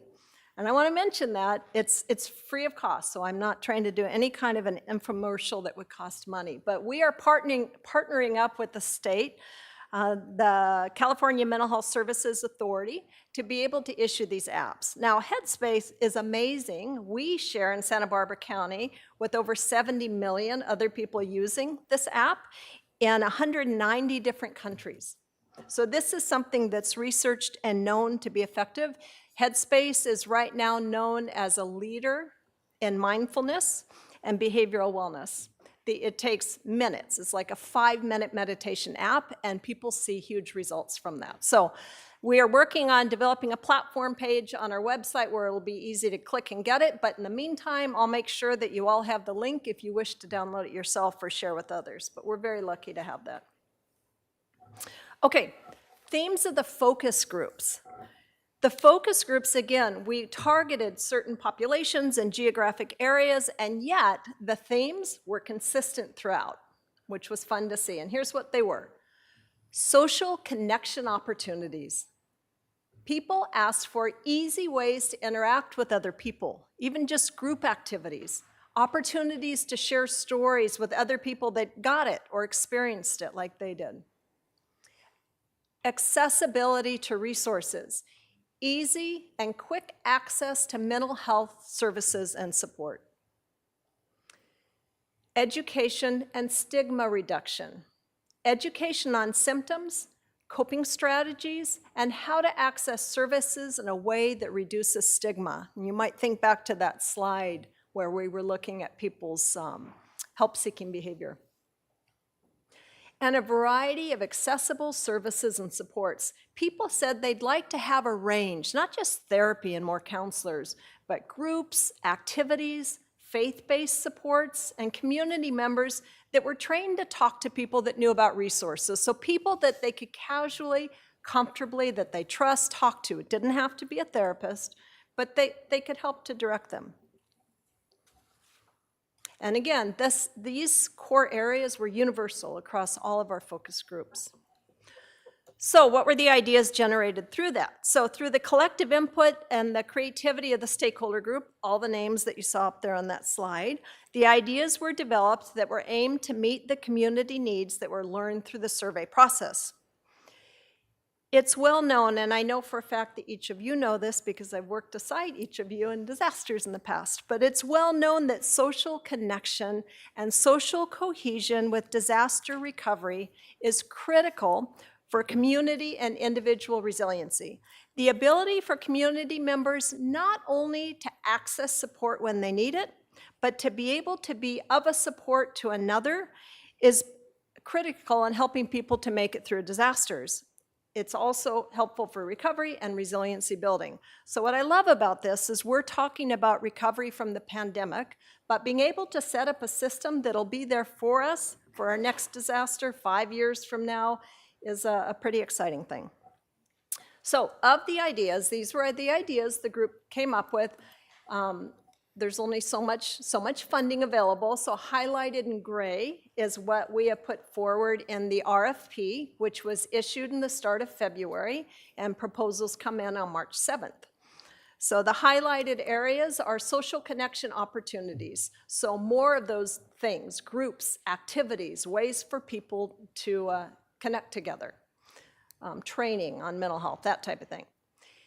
The other great area is to broadly train community gatekeepers. You could name that another name, but to broadly train trusted people within the community, whether it's on psychological first aid, mental health first aid, it could be another type of a model, but training key industries, training community members, training those key points of intersection so that they have a skill set to talk to people, but also to help to get them connected to resources. So those are the two things that we have an RFP currently issued out on. Okay. Oh, I want to mention also another fun thing that came out of this. So what did not come up in the survey itself, community members didn't say, we have a shortage of behavioral health therapists in the community. That was not what was said. It's clearly evident, especially when we were trying to connect people, and it's very evident among our community organizational providers. So our community organizational providers involved said, is there a way, even though it's not going in the RFP and that kind of thing, could we gather together, could we have someone from the outside facilitate a strategic session that would focus on evolving behavioral health needs in our county as a result of the pandemic? And so we did that. And it was a really fun process. So we have a next step. Our next step is to now hone down to strategy. So if there was more funding, what would we specifically be asking for? What's a new way to think about how we have enough resources? It's not just hiring enough people anymore. We're in a whole new world now.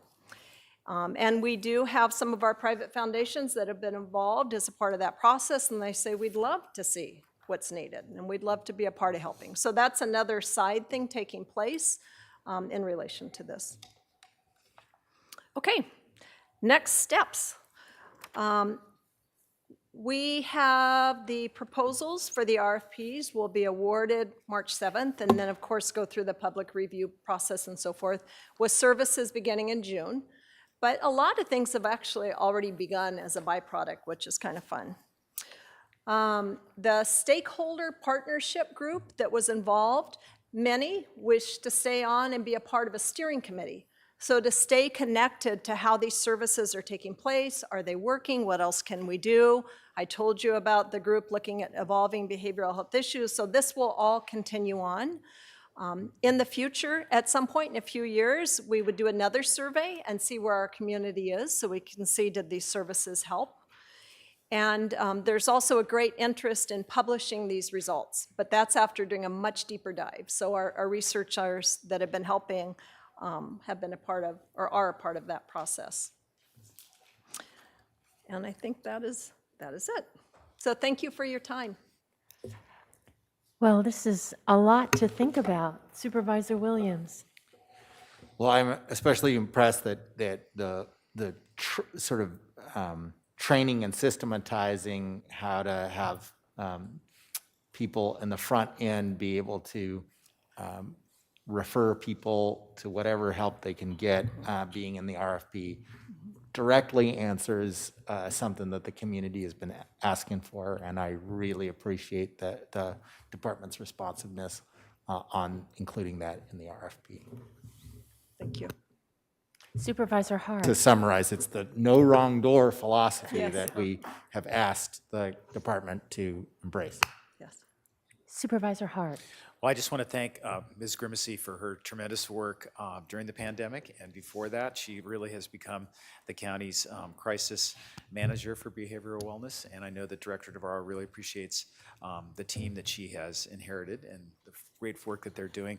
This survey is really impressive. Getting that kind of response is extraordinary, and then having such very specific, concrete action steps that you can move forward on and bringing everybody together. I really love to see that slide 5 that listed all the community organizations that you're working directly with, because it leverages the county resources so much more effectively through partnerships with other organizations and community members. And like Supervisor Williams, I really think that this idea of using trusted messengers in professional services that people access daily is a great way to get this information to people who need it when they are really open to it, I think, and from a different, non-traditional way. So it's really a creative solution. Thanks. Supervisor Nelson. Thank you.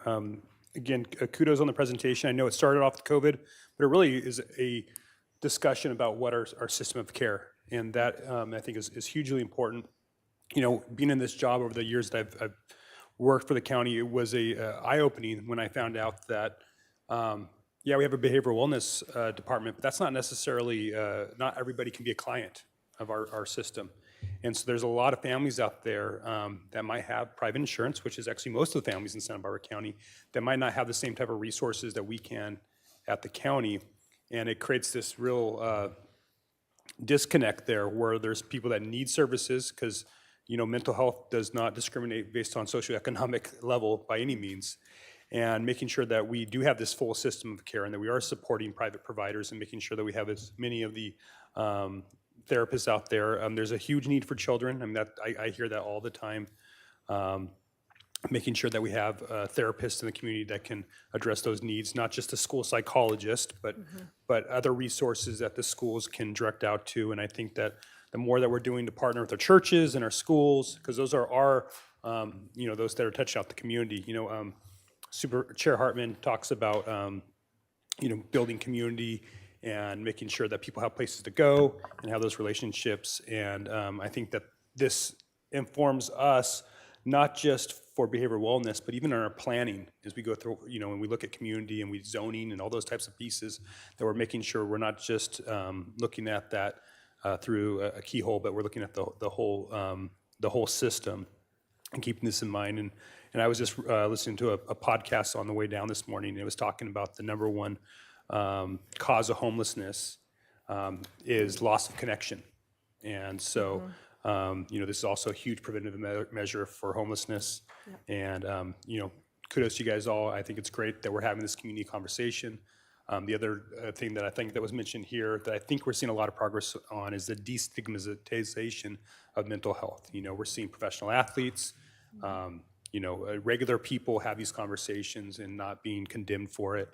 We still have ways to go, but it seems like it's a new day for addressing these important needs. Thank you.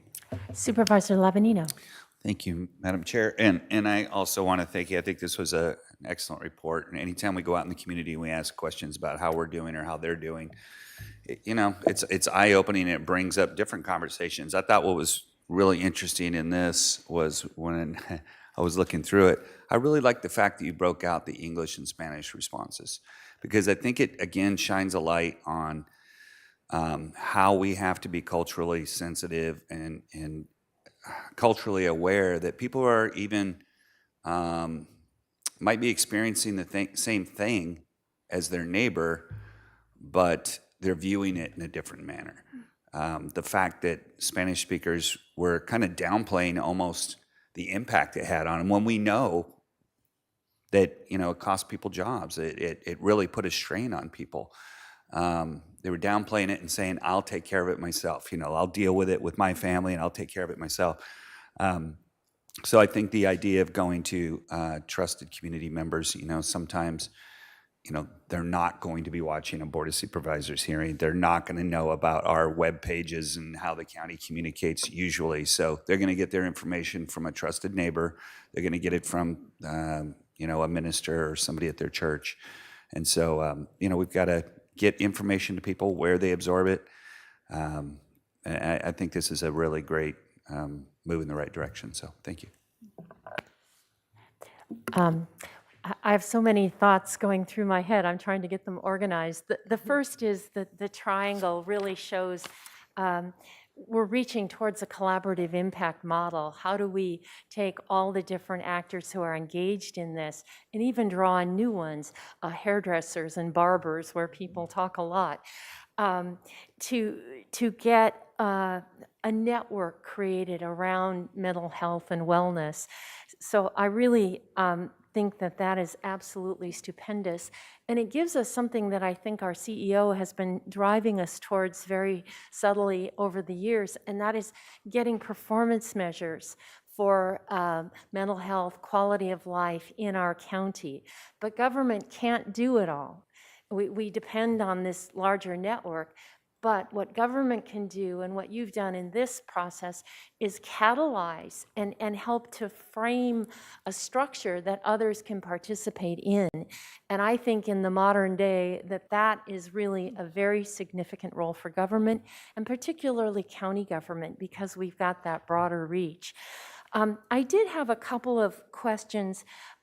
Just in my limited experience, it's adolescent girls that I see maybe disproportionately affected by social media and criticism and anxiety, but serious depression in that group. Do you tease that out in any way to get beyond my impressions? We have the ability to. So in the data that we collected, we have everything from gender and age and language and region and all of that. So you'll be doing more analysis and helping us to understand that. And I take that's also with seniors and children more generally. And, how do we begin to focus? Because I serve on the Adult and Aging Network, and the senior tsunami is coming. And how are we going to do our planning for aging? And so this is really getting ready for that is really critical. The other thing I was just curious about is the social connection opportunities. Could you elaborate a little bit? I'm just wondering, one thing that I heard that's interesting is that for many of us, it's not intense, intimate, close relationships. Our mental health often depends on more casual relationships. Right. The hairdresser, seeing people and feeling like you belong because they see you, and you the dry cleaner, you interact with them on a regular basis. And somehow that makes you feel connected to a broader community, and how significant that is, and how COVID really went to that, because those were the things that we didn't have in that time. So I just wondered if you could comment on that, because and let me just add one point. If that is the case, then there's a lot in land use planning. There's a lot in how we design communities. I think of Mexico and Zócalos, and where people every afternoon sit at a table and have something to drink and watch, and everybody comes out, from people who are disabled and children and old, and it just creates something special that I admire in Mexican culture. So with that, I'll be quiet. No, thank you. You raised the key thing that came out of the survey. And yes, there were some that asked for groups on education on symptoms of mental illness, but by far, English-speaking, Spanish-speaking, Mixteco, countywide, people asked for opportunities to connect. And the examples of some of the examples that they gave were everything from just group activities, more groups within their churches, they would say, physical activity groups, places where you could just get together and casually talk, but not just talk, like talk with people that really got it and understood, and they were sharing the same experience. People are just yearning for opportunities to connect. And that's when the feedback came in that with people in the community, even if it's not a group, to be able to connect with someone that knows what I'm talking about, or maybe even understands it because they're in the same place and they've shared it. So people are yearning for connection, social connection. And the beautiful thing about this is the more we understand it as a community, the more we build the structure and the supports within the community. Those aren't just for the pandemic. Those will be there in the years to come. And those are the things that will carry us through and sustain our resiliency and the things that we know are to come. And can I just add to that as well? I just wanted to say that And we'll get you by the mic because we want to have recorded this for posterity. Thank you. I just wanted to add that in the past month, I've had the pleasure of meeting with a lot of leadership in our local community-based organizations and hearing about all the work that they're doing, aside from their contracts with behavioral wellness, but just in their own organizations. And I'm really looking forward to bringing back to you those awards that we give for the RFPs, for the RFP, and the community service ideas that come in. There's a lot of innovation and ingenuity and wisdom out there in our CBOs and our community partners. So I really look forward to seeing what they bring forward in order to move forward with what the community's asking for. I think there's a lot of great momentum and ideas out there. So thank you again for the funding. What's the time frame for the RFP? When will we be hearing from you again on this topic? I'm not sure the answer to that question when you'll be hearing from us again, though. Looking forward to that opportunity. But I can tell you that the proposals are due on March 7th, which is around the corner. And then there's, of course, the period of, let's see, I've got it right here, responses to questions that come in and public comment. Let's see, the contract start date in June, services will be beginning. So we're going to be knowing we're going to be able to hear all the wonderful ideas in the next week. And then we should know what our services are and how they'll be going into place just from this funding very soon to come. And we look forward to coming back and sharing that with you. Terrific, thank you. Madam Clerk, do we have any public comment? Chair Hartman and members of the board, we have no requests to speak on this item. All right, it's back to the board. May I have a motion and a second? Supervisor Nelson. Yeah, I move that we receive and file the presentation. So items A through C. Thank you. Supervisor Hart. Second. All in favor, please say aye. Aye. Any opposed? Unanimous. Turning, and thank you very much. I think Madam Clerk, just keep going. Departmental item number 3. Chair Hartman, members of the board, if we could take a brief break. Oh, you do want a break? Yes. All right, thank you. Thank you. We need a break for our translator, and our clerk sort of keeps in touch there, so thank you.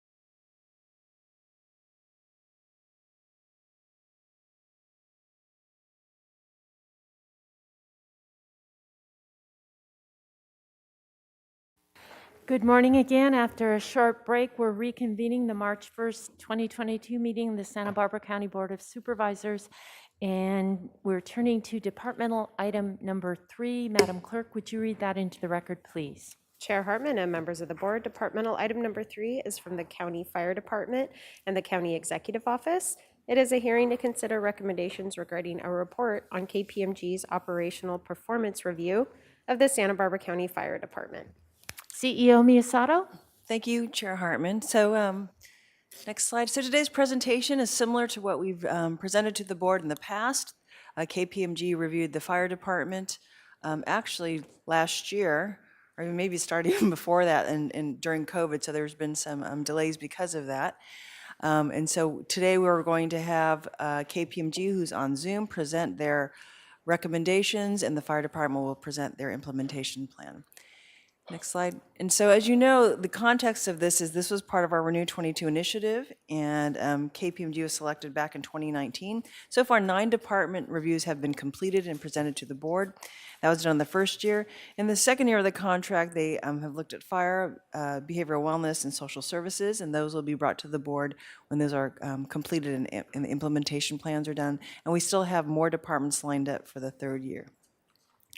The scope, as in previous reports, have been to look at best practices, look where improvements would benefit the department. Again, this is not a financial audit, but recommendations should assist in savings and efficiencies or better performance. The areas of focus are selected by the CEO's office with the department, working with KPMG, and all the reviews have relied on our department's cooperation, data availability, and interviews with key staff. Next slide. And as a reminder, this is the County Fire Department, 247 FTEs and almost $90 million in budget. And with that, I'm going to hand it over to KPMG, who are online. I think it's Bill Zisick who's going to be presenting with Kiva Thornton. Welcome, Yes. Bill. Good. Thank you, Chair Hart, and thank you, CEO Miyasato. So again, good afternoon, or good, well, almost afternoon, still morning, to Chair Hart, Chair Hartman, and members of the board. My name is Bill Zisick. Once again, your KPMG engagement leader. With me today is Kiva Thornton, Managing Director from our delivery team. And it's a pleasure to be with you here today to share these fire department recommendations. Next slide, please. As CEO Miyasato mentioned, our timeline for this past year has been to review the fire department. We have also finished up the report review with the leadership of BWell, and nearing completion in report review, going through those discussions with social services leadership, and nearing the midpoint of the review with community services. And in addition, we'll soon be mobilizing initial steps for a further review of public health, which was originally put on hold due to, obviously, the increasing workloads of the pandemic. Next slide, please. Just a quick reminder on our methodology. We begin every review engaging departmental staff and leadership in interviews and focus groups. We analyze the available data from department programs, operations, and systems. We look at other county benchmarks and leading practices to help identify themes and opportunities. And we hold a midpoint update with department leadership and the CEO team on what those themes and opportunities are to ensure alignment. And then we share working drafts of the report to be validated, commented on, and ultimately accepted by department leadership and the CEO team. Next slide, please. So as with all the reviews, oh, I'm sorry, if we could. Test, but it actually doesn't, so. 1 second, Bill, we're having I know, some issues with our Spanish translation. 1 second.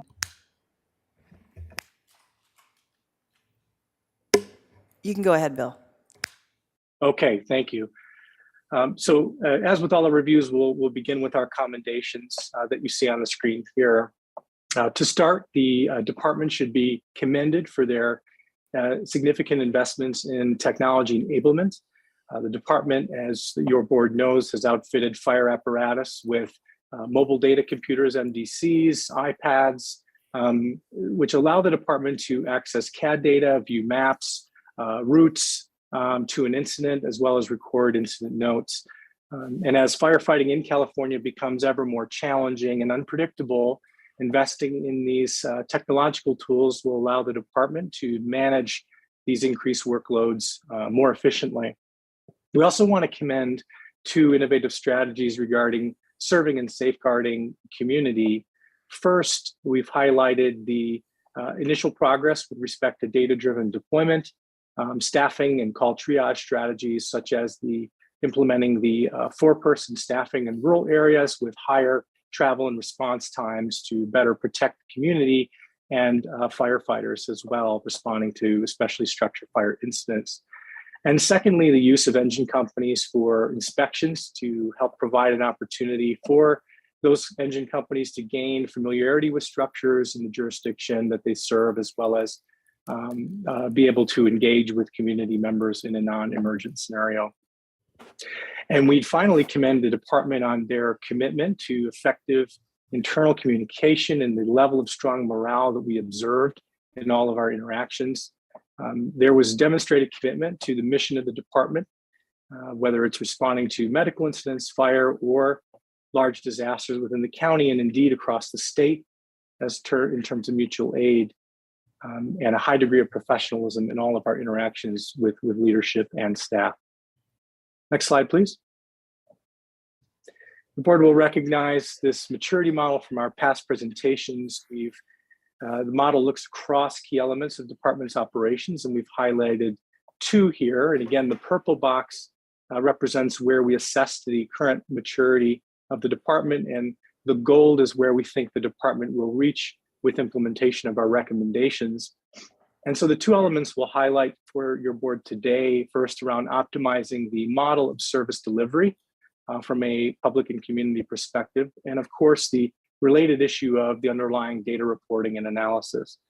So first on service delivery, as we commended that there are various initial data-driven deployment and staffing processes in place, we do see opportunities for growth and expansion of these processes to allow the department to better understand and deploy to the dynamic and changing workloads that they face, whether by season, by station, or by time of day. For the related and underlying element of data and reporting, again, we commendably did observe a moderate level of maturity in data analysis and reporting. However, we also identified that there can be variability in the quality and clarity of data available for analysis in terms of tracking. And oftentimes there can be retrospectives of data after a period of high or low performance. And so we see opportunity and have made recommendations for the department to improve the consistency, the quality, the structure of its ongoing data tracking and analysis efforts to enhance the visibility into operations and performance, whether at executive, divisional, or geographic levels.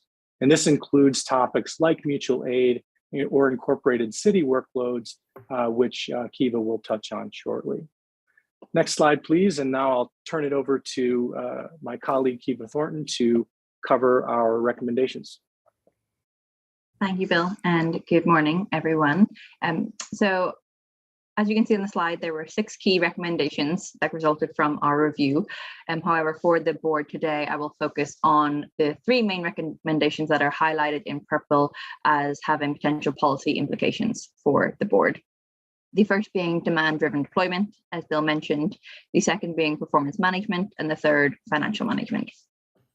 For data-driven deployment, we recommend the expansion of data-driven demand-based staffing methods by leveraging geographical and temporal trends in call for service data, the understanding and quantifying of the drivers of demand and converting these drivers into workload and resources can help the department utilize the right resources in the right place at the right time while improving the overall cost effectiveness and maintaining the appropriate levels of service needed to meet that demand. For performance management, we recommend the strengthening and expansion of performance measures to enable continuous improvement through the regular evaluation of progress towards the established targets. And for financial management, we recommend the enhancement of tracking of workload and cost by service area, and the revenue and reimbursements associated with the deployment of the department's services to allow for a better understanding of the cost associated with delivering services inside and outside the fire district. Next slide, please. So as Bill previously mentioned, the first recommendation is to enhance the use of demand-driven deployment. The fire department provides fire, medical, and emergency services to residents within the fire district, as well as mutual aid to residents outside the district.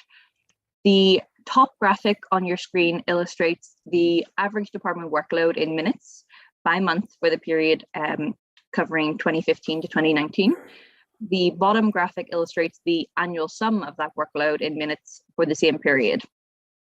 So you'll notice in these graphics that the calls for service workload by month of year shows very clear trends in demand.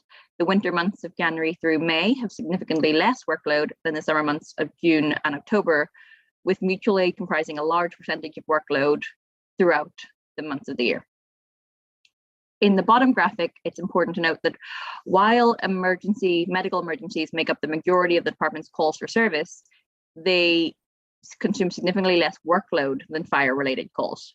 So medical emergencies consume approximately 72% of call volume per year on average. However, that only equates to 24% of workload, while fire calls consume 22% of call volume, and mutual aid consumes 3% of call volume. Overall, mutual aid consumes approximately 51% of workload per year on average for the fire department.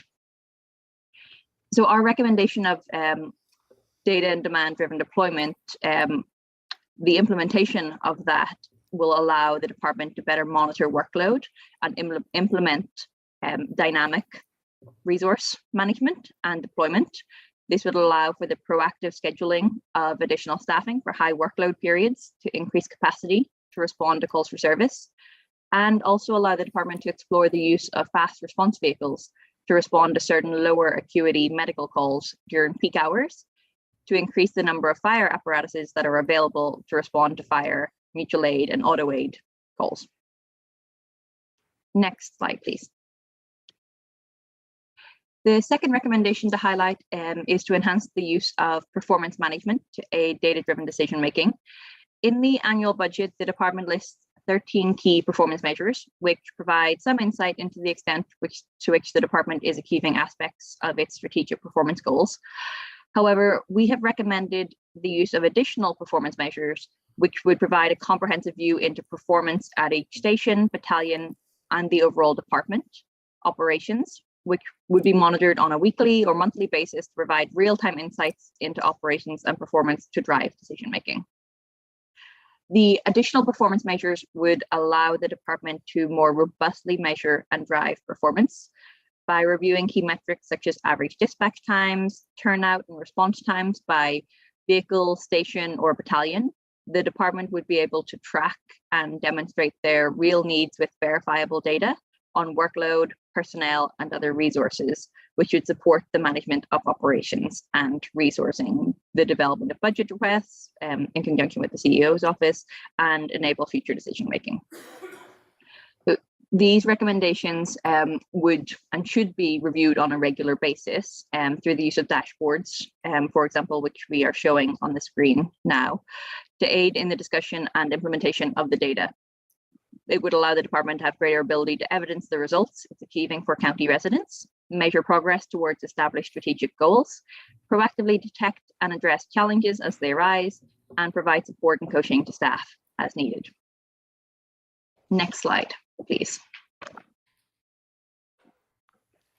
And the third recommendation for discussion is to expand the financial management practices within the department to allow for a more granular insight into the cost of service delivered. As part of the department review, we reviewed 2 of the department's funding mechanisms to determine the extent to which revenue and reimbursement processes covered the cost of services delivered by the department. We first analyzed the property tax revenue generated by tax rate area compared to workload and cost of service delivered to each area by the department. We also analyzed the cost of mutual aid workload delivered to areas outside of the fire district to assess the extent to which reimbursements covered the cost of service provided. In both areas of analysis, our overall finding and recommendation is for the department to enhance the data tracking and analysis of cost of workload delivered as compared to the funding, revenue, or reimbursement recovery.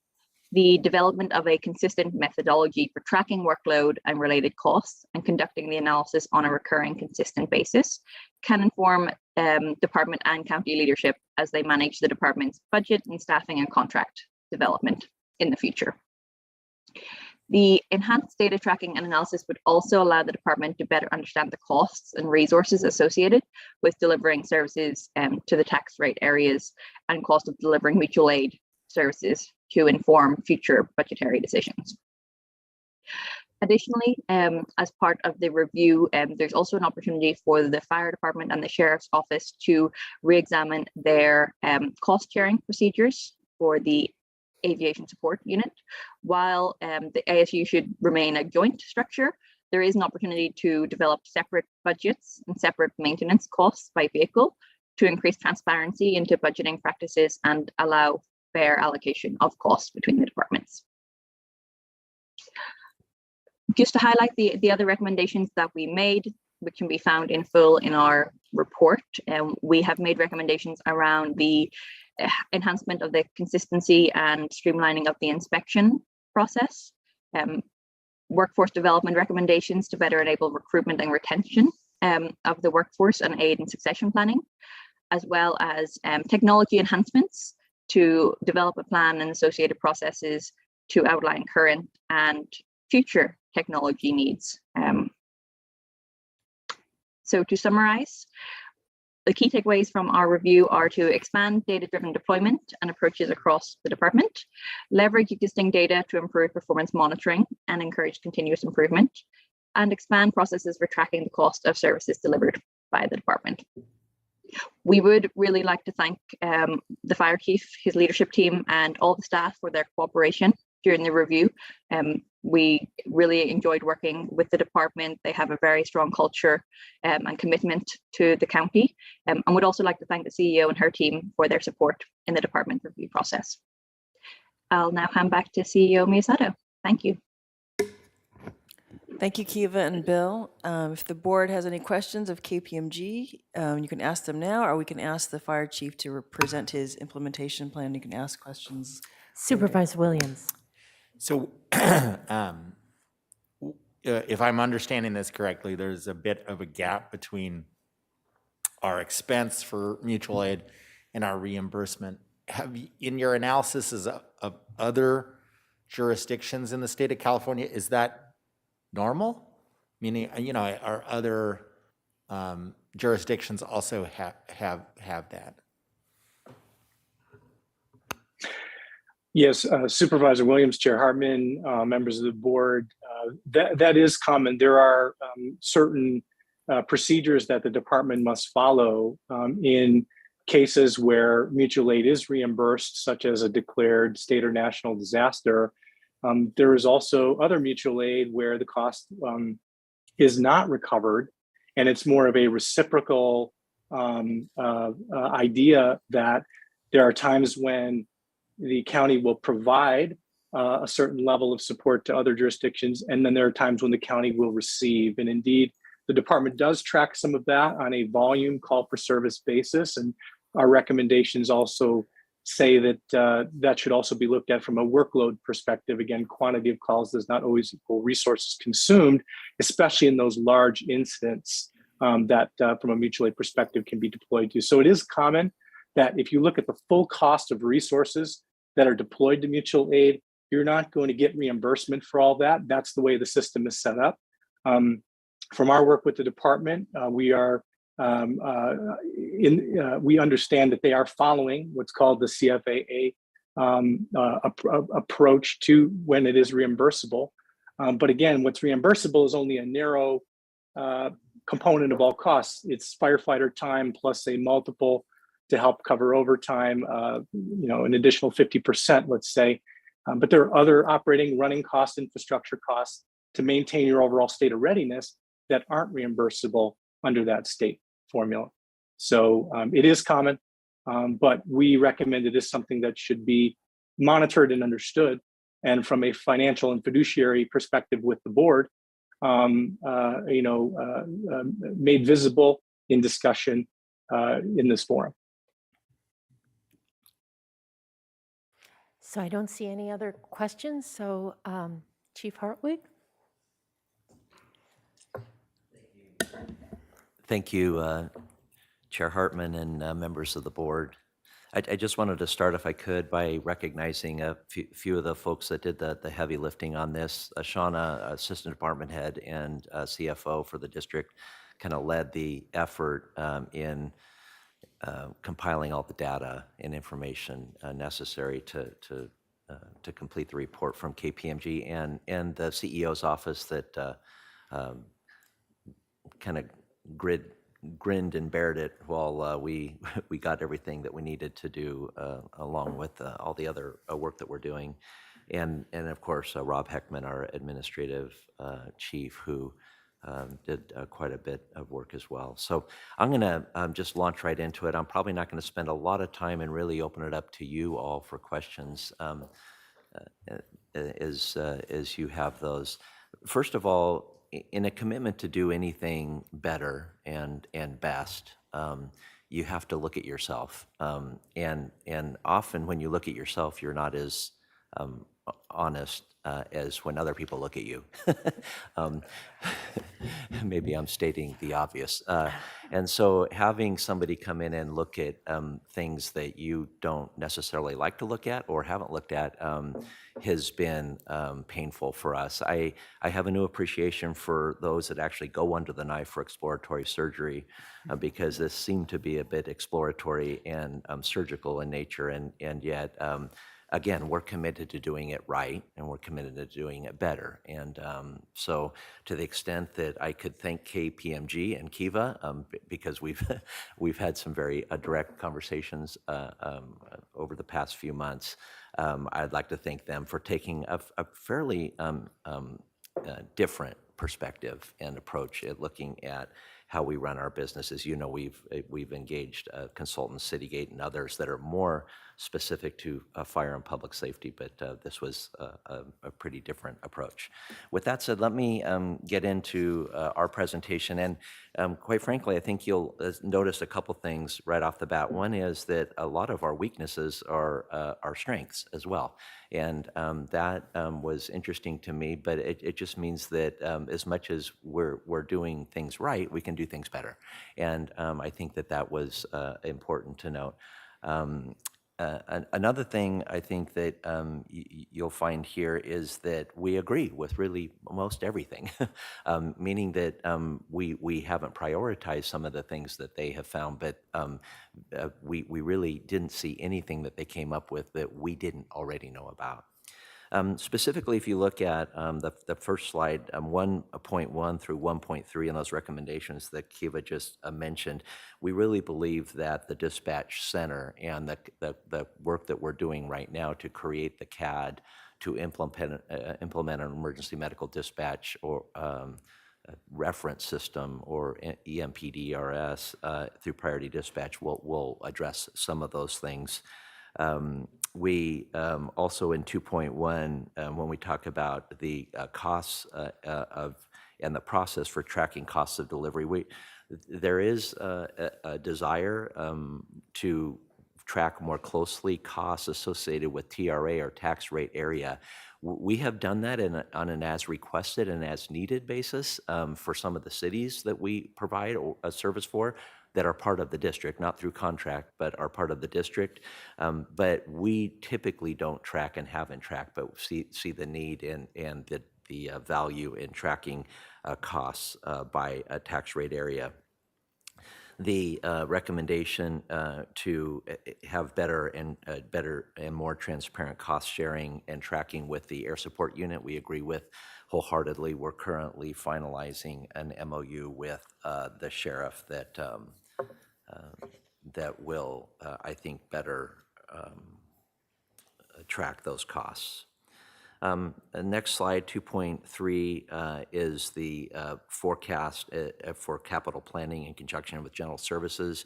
We're just about ready. I think we finalized the language in an agreement with Citygate to build on their recent report that will provide a capital plan for my presentation to you. That we hope and are planning for that to be done by the end of fiscal year 2023, or this fiscal year, by the end of this fiscal year, starting July. And that will then allow us to look at more specifically the cost to improve our buildings and facilities, and then also present a some funding options to the CEO and the board. Our inventory management program right now is archaic, to put it nicely.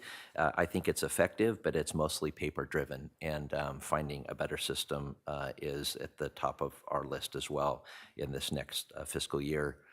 Workload and inspections, we think we have some work to do on that, and we're committed to improving that process as well. Performance measures, we felt like we were probably doing a pretty good job, and as part of this process, they interviewed staff, so they didn't just come to us to ask how we were doing. They went to the people who are on the front lines and asked how we were doing. And so how we thought we were doing and how they thought we were doing were two different things. And that's okay. That just means that we need to do better at making sure that the folks on the floor, the ones that perform the service, and those in the office that are at the tip of the spear interacting with the public, that they are more informed on our performance measures. Training new staff to include succession planning and focusing on our resiliency, we believe can be improved upon. That's 5.1, and we're prepared and planning on doing that.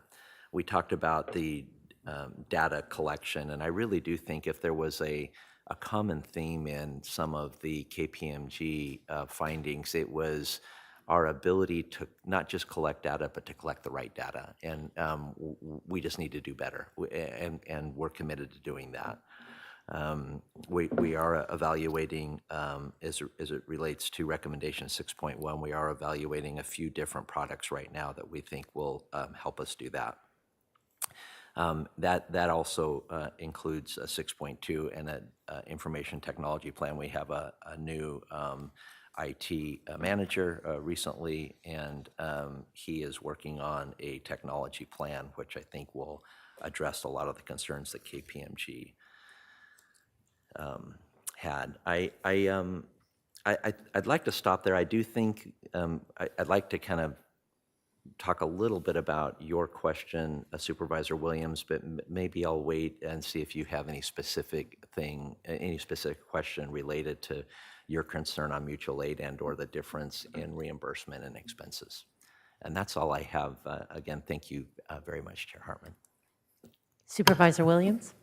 Well, the reason why I asked that question is sort of like if everybody in the whole state has the same gap level, then the system works, right? But if some are producing more than others, then the system, though logistically, is an amazing success. I mean, the fact that we are able to have so many different fire departments all over the state, and yet when a big fire happens, the logistic power of having all of those work together is an example for the world. But financially, if some are producing more than others, then that's obviously a problem. So I would love your thoughts on that. And if there is something to do with this, seasonal variation on our staffing needs, right? I mean, that slide seemed to indicate a pretty heavy difference in certain times of the year from others, and whether there is some, efficiencies that can be gained if we understand that better than we have before? That's a great question, and quite frankly, it's something that I think we wrestle with is in fire service leadership in the state, and that is how to maximize your standing army. Staffing for emergencies in and of itself is not a very efficient model. Not being able to schedule essentially the work that you do, but waiting around for the work to be brought to you, and knowing that you can't wait till the next day to address that workload is something that we get asked all the time as fire chiefs. How can we make the expense that is necessary to have 24-hour, 7-day-a-week staffing, that readiness, how do we make it more efficient? One of the ways you can make it efficient is to hire it out on the times that you're not busy, or hiring it out even when you are busy and calling back a staff to staff the station that just left.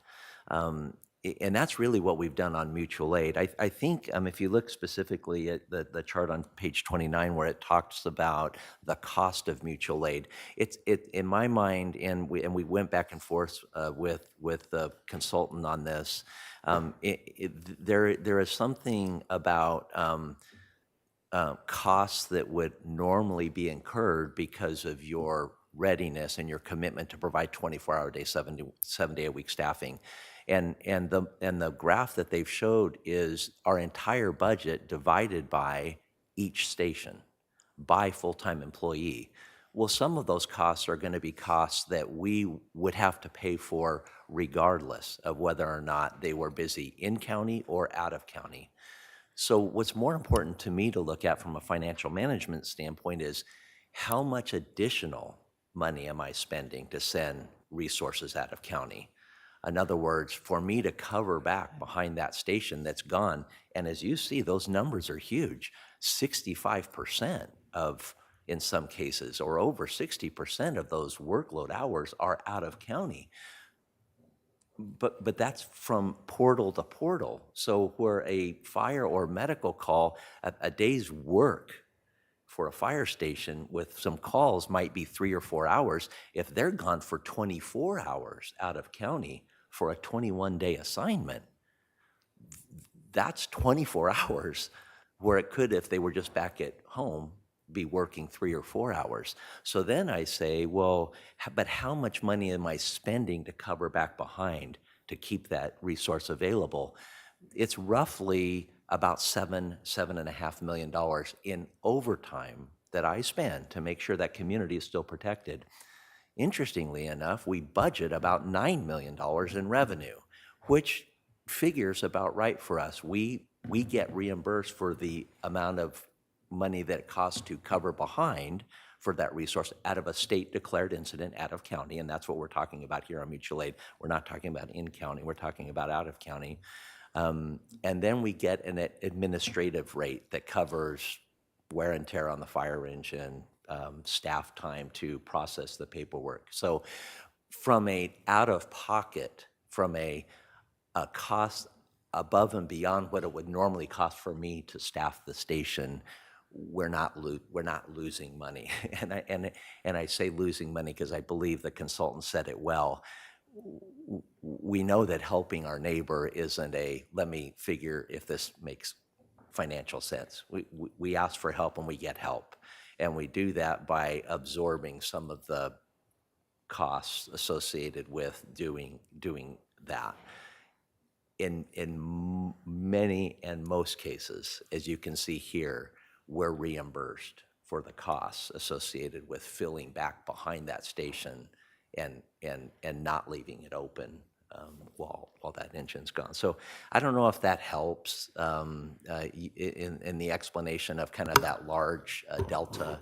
Let me see if I am understanding it correctly. We are reimbursed for the overtime of backfilling, essentially, but we are not reimbursed for the pro rata share of equipment and staffing that would be commensurate.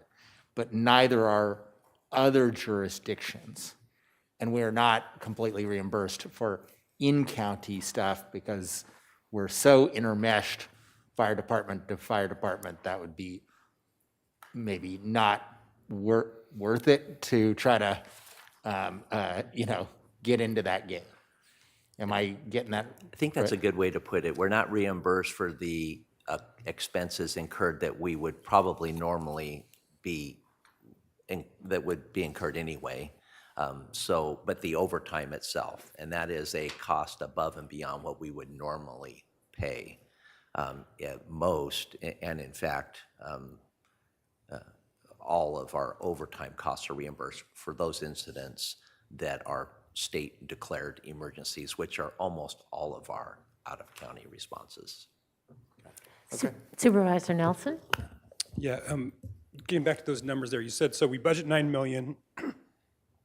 7.5 million alone is on the overtime and the backfill. We're also paying those firefighters that are away, right? So what's that number? So our added overtime costs or costs associated with those incidents that are out of county is roughly $7.5 million. The amount of money that we are reimbursed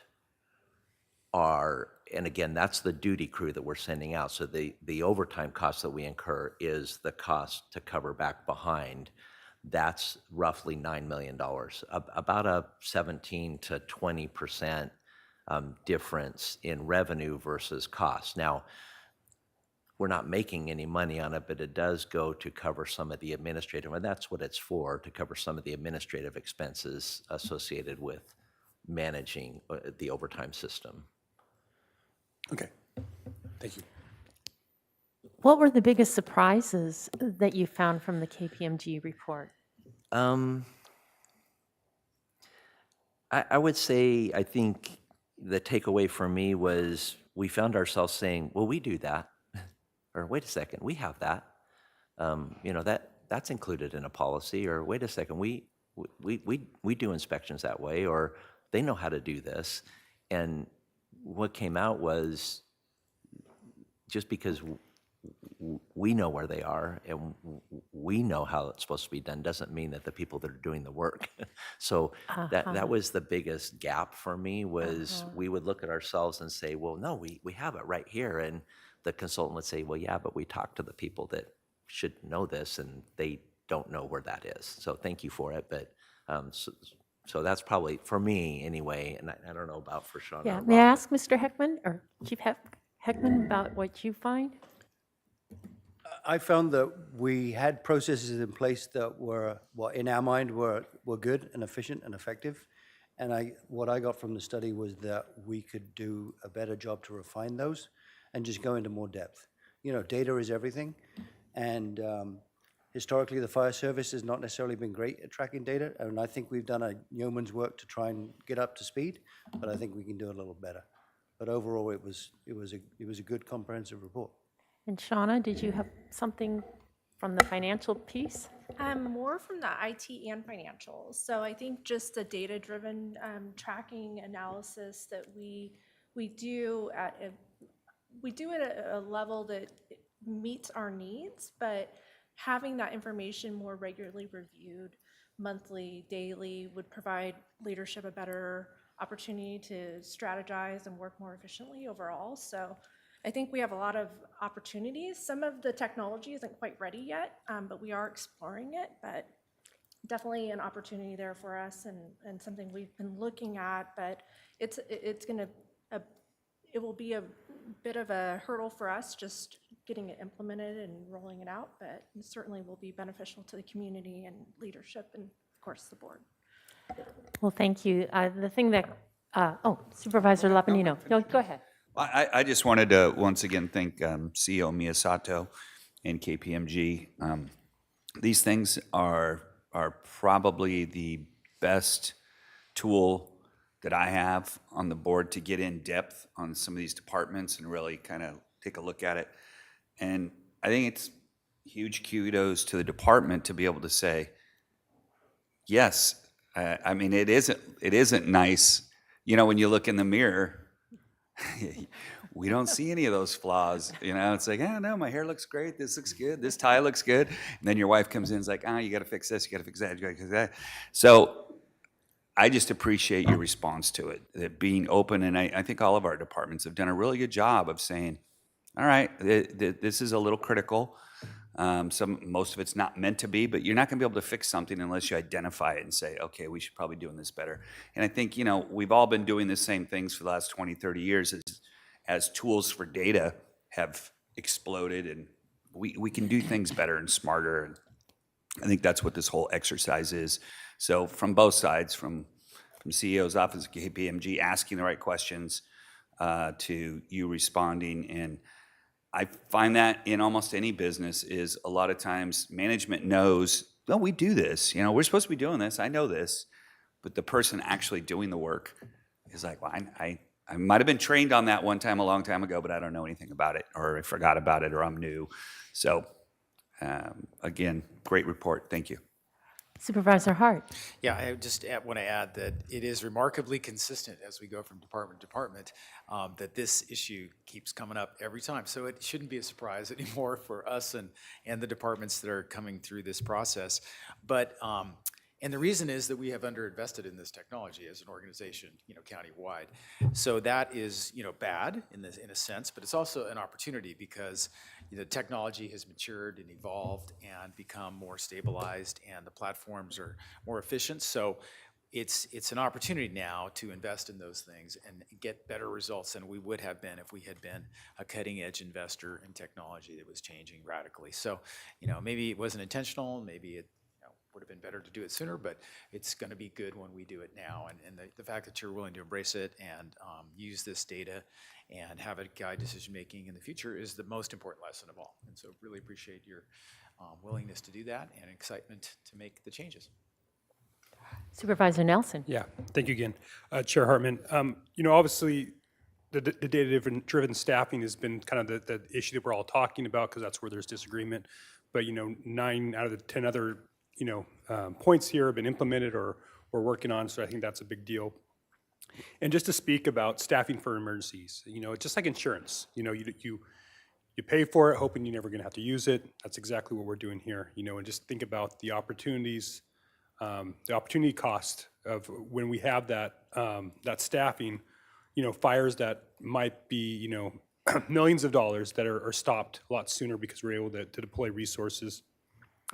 And that's, you know, at the end of the day, it's an allocation of resources, and this county has prioritized that resources, you know, and that's, you know, there's only so much money to go around, you know, and so we have to balance, you know, mutual aid staffing with competitive salaries, with, you know, making sure that we have updated rigs, infrastructures. We have fire stations that are hurting, so it's a balancing act, and I know this board puts a lot of trust in you, Chief Hartwig, in evaluating those things. And then the other piece about the data-driven staffing is I think that right now we're going into maybe a new era of fire service in Santa Barbara County, when we're going into unified dispatch and closest response. We have this EMS contract out there that we're not sure how that will end up. So I really think that it would be good, you know, 3 or 4 years from now, kind of looking at this with, you know, whatever shakes out through these processes. And that might create some more opportunities and different levels of capacity to be more efficient. But I think, you know, sometimes as you're experimenting and getting through and having some lessons learned, it's a little hard to do that. But, you know, again, it's been clear that we have a capable management team at Fire to guide us through that. And a couple of things stand out for me. One is your openness and willingness to hear. It's not always the case. And the esprit de corps and the sense of mission-driven sensibility that really permeates the entire department. And as I think, you know, we have policies, but then how are the processes filtered through to make sure they're actually implemented? And I suspect that it'll be easier to do that in your department because people really do commit themselves to the mission. It's a calling, not just a job. And I just wanted to mention how much I appreciate our CEO doing this. I was thinking about state and federal agencies, and nobody stays long enough to really stick it out and do the hard work of reforming the bureaucracy. Things just get grafted on and accreted, and it gets more and more stultified. And we find that sometimes when we're dealing with those agencies. And so we've got a CEO who's stuck with it and who is really helping us to be much more effective and efficient with the resources that we have. And we can have all the great ideas in the world, but if we don't have people working in the departments, in the bureaucracy, who can carry these ideas out, we're nowhere. So again, kudos to our CEO and to KPMG as well for doing such a great job. Any public comment on this item? Chair Hartman and members of the board, we have no requests to speak on this item. So may I have a motion?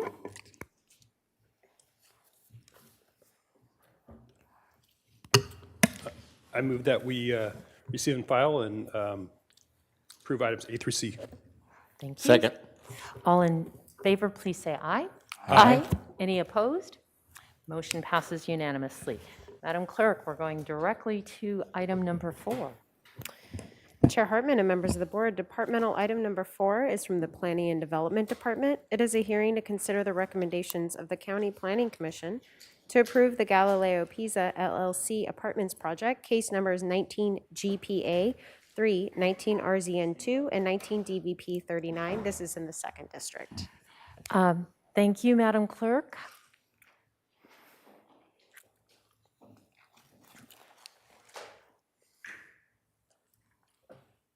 And I guess Mr. Stewart will be presenting on behalf of the staff. Chair Hartman and members of the board, that is correct, and I believe Mr. Stewart is supposed to be in person, and I am not seeing him at this moment, so I will go ahead and reach out to the department. All right, thank you.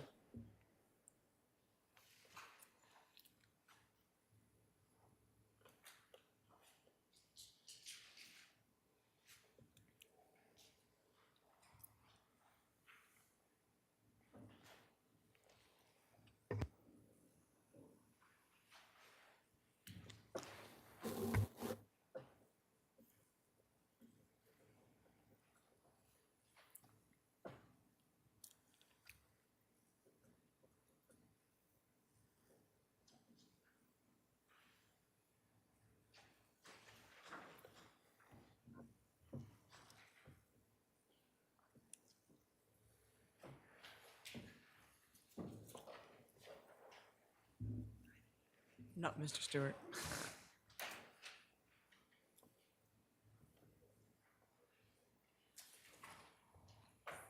Chair Hartman and members of the board, may I suggest we take a quick 5-minute break to find staff? Absolutely. Okay, Thank you. Thank you.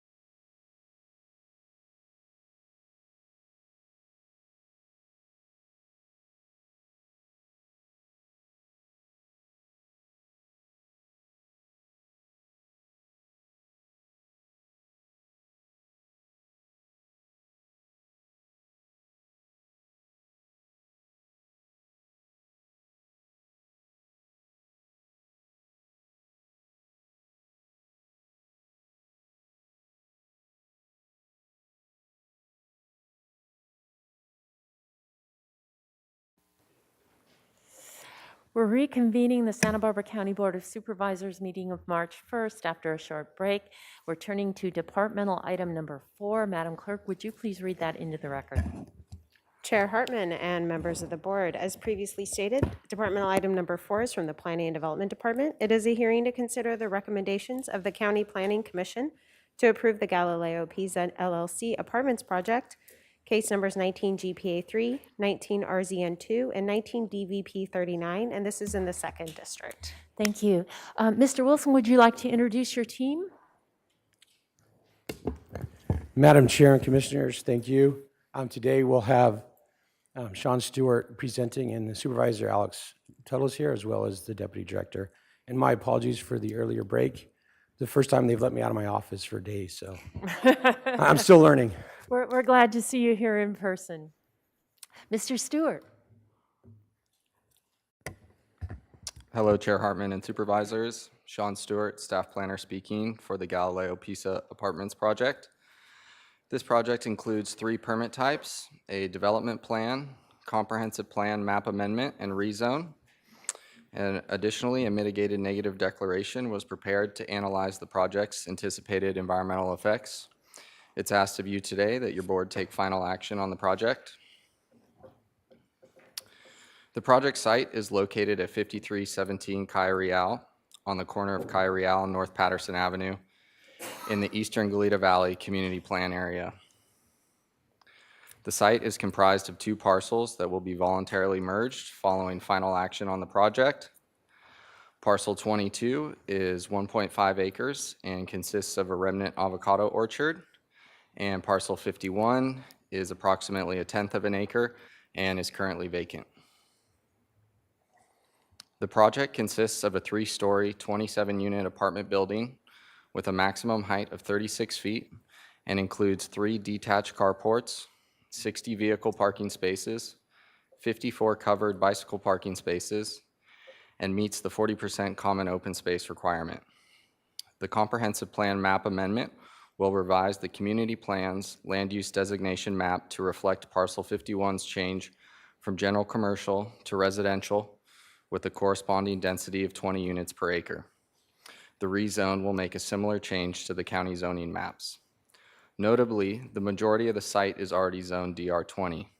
Parcel 22, which comprises 1.5 acres of the 1.6 acre site, was rezoned to DR20 with the adoption of the Eastern Goleta Valley Community Plan. So in essence, the rezone and map amendment are a bit of a cleanup item to ensure the smaller 1/10 of an acre parcel is consistent with the larger parcel and also makes good use of an otherwise unusable parcel. Shown here is the site plan. You'll notice the entrance to the site has been aligned with the neighborhood to the north, and that there is a new 75-foot turn pocket into the site to accommodate vehicle queuing. The apartment building has been set back away from Calle Real to ensure fire department access to the building and to help preserve mountain views. The parking area and carports are along the site's Calle Real frontage. There is common open space in both the east and west corners of the property and new landscaping throughout. Shown here are the west and north elevations, which face Calle Real, and the east and south elevations, which face Patterson Avenue and the storage facility to the south. As part of the design review process, story poles of the apartment building were erected. These arrows represent the vantage points of the following story pole photos, starting from northbound on Patterson Avenue. And the story poles have also been outlined in the photos for easier viewing.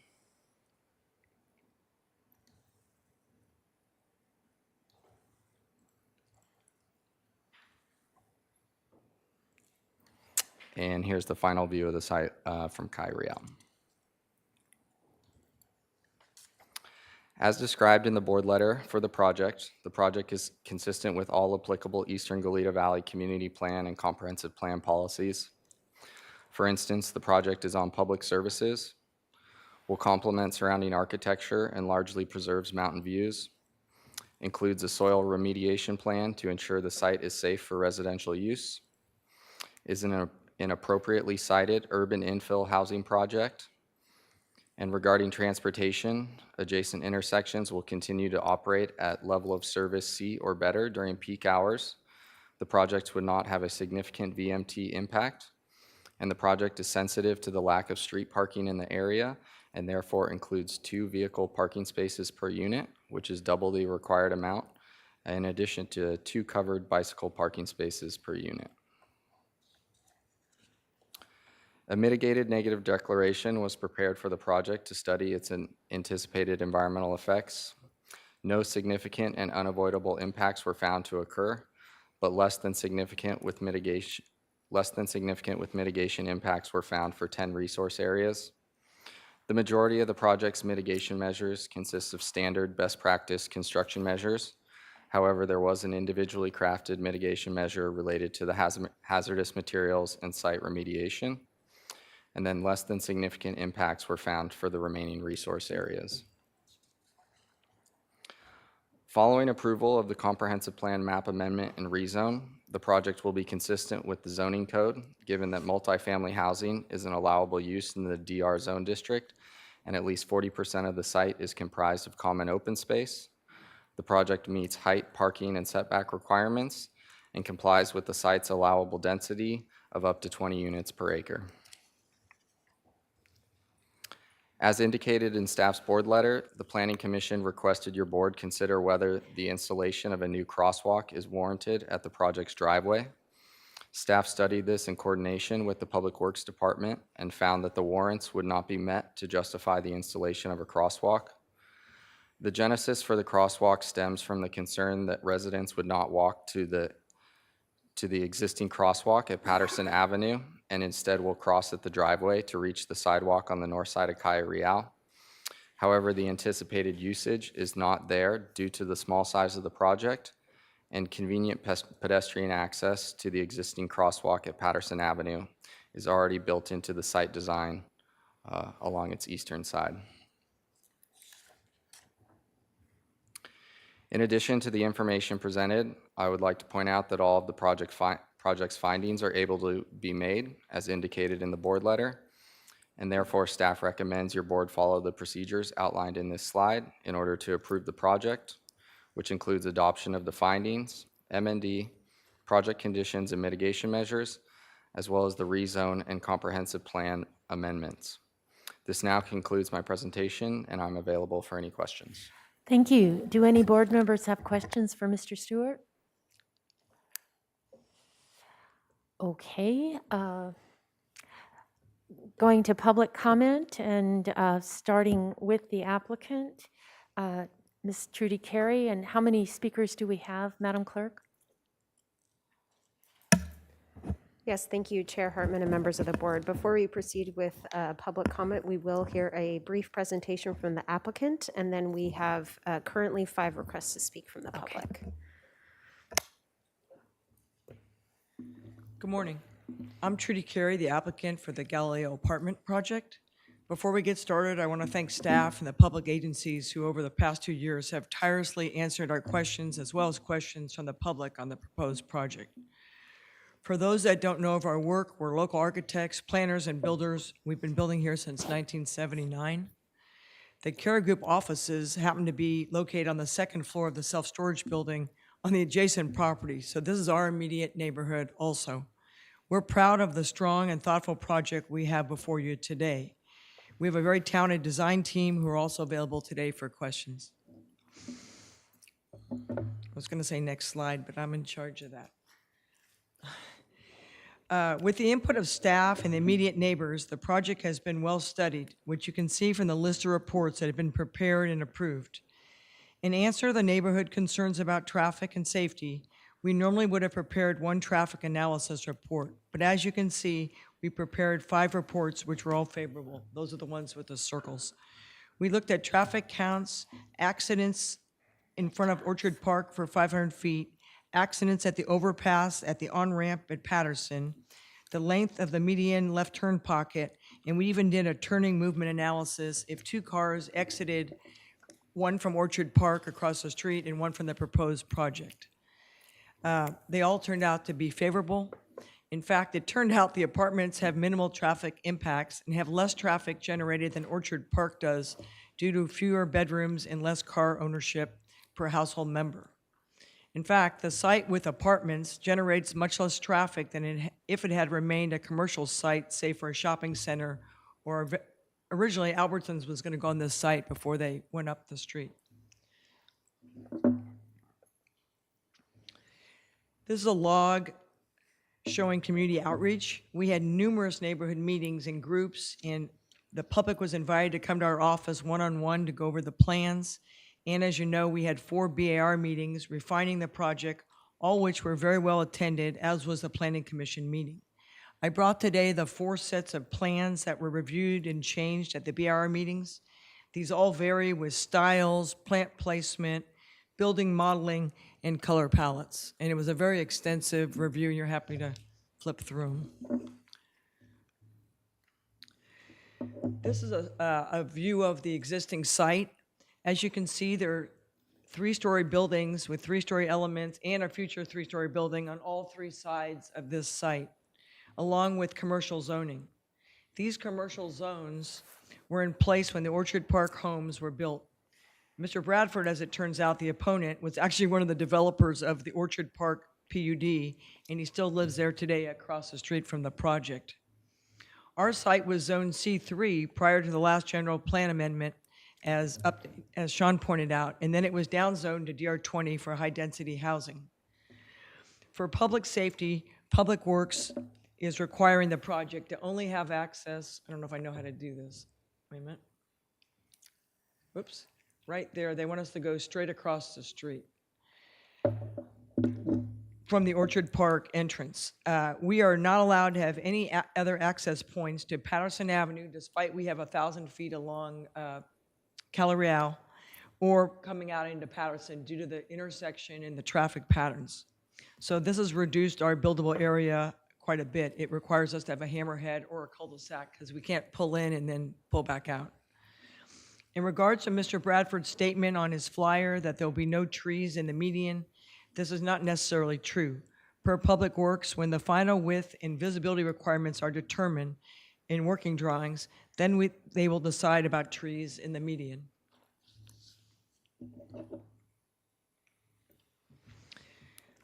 Highlighted in yellow are all the restrictions placed on this parcel. As I mentioned, the design process started with the location of the driveway by Public Works. That's where we started. That was our given. Then we laid in the 2 front setbacks of 20 feet, as this is a corner lot. And then the fire department is requiring a certain radius, so we get kind of a Lombard Street driveway. We have to come in there and make the curve, 2 curves to get into the site. And then on top of that, for fire safety, to serve a 3-story building on one side, they require that big yellow area that you see in the middle for their ladder safety and the truck distance from the building. Some of the mitigation some of the mitigation items for the community are going to include a new sidewalk at Galileo where there is none, 2 pedestrian sidewalks from the apartment site to the east to the traffic light, underground public storm drains, as right now there's an open ditch along Galileo, and approximately 9 public light standards and a public fire hydrant at Galileo. Quite a bit of improvements for a small site. And this shows you how we fit the improvements into the site. Obviously, we didn't have a lot of area to work from, and you can see how we got that in there. It's kind of a magic trick. This is a rendering of the landscape plan with the building proposed. The Board of Architectural Review approved the project, and the Planning Commission voted unanimously to approve with a 5-0 vote, which, as you know, is rare on the first review. The project had quite a bit of opposition headed by Mr. Bradford. His concerns have been heard, and most of them are directed at public works safety requirements and zoning regulations, which are out of our control and his control. The majority of his objections have been found to be erroneous or subjective and not fact-based, and this was found at the BAR and the Planning Commission. As to the opponent's objection to the height of the building and the density, the property is zoned for the proposed height, and we are proposing fewer apartments than the zoning allows with double the required parking. I want to assure you that the project has had a very thorough review and the neighbors have been very well heard, as reflected by the minutes and the videos of both the BAR and the Planning Commission. You'll note that the building is sited to the back of the site and it undulates. It has movement to it.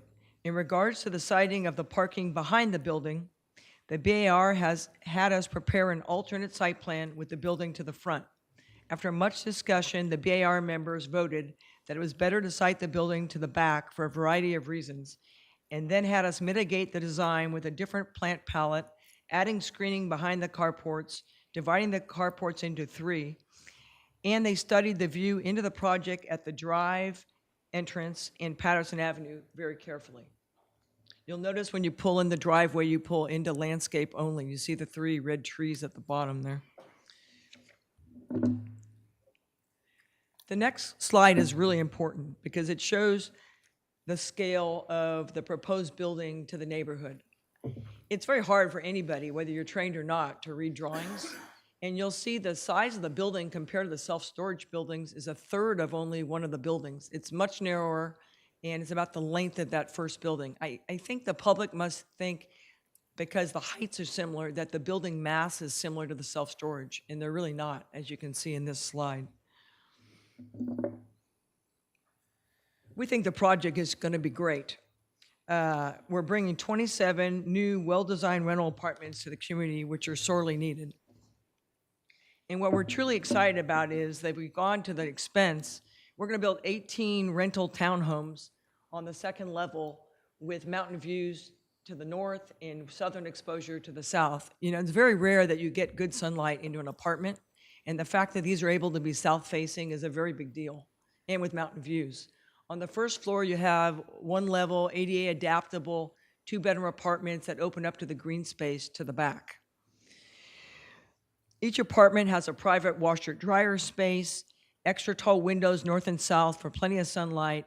They all have air conditioning. They have generous bedroom sizes. That's one of my pet peeves, when they're not. There's 2 parking spaces are provided per apartment and guest parking. There's 2 lockable bicycle spaces per apartment. There's a solar system on the carport roofs, and there's charging stations for electric vehicles. We've taken great care with the input and approval of the BAR to select a total of 74 trees blooming at various times of the year, which you'll see in the lower right corner of the blooming schedule. They are fast-growing and offer a variety of color. In the right-of-way alone, there are 17 strawberry trees, 16 gold medallions, 4 oaks, and 10 jacarandas for a total of 47 trees. On the interior of the property, there's 27 screen trees. I envision this being similar in feeling to when you drive down Annapanu Street when the trees are in bloom.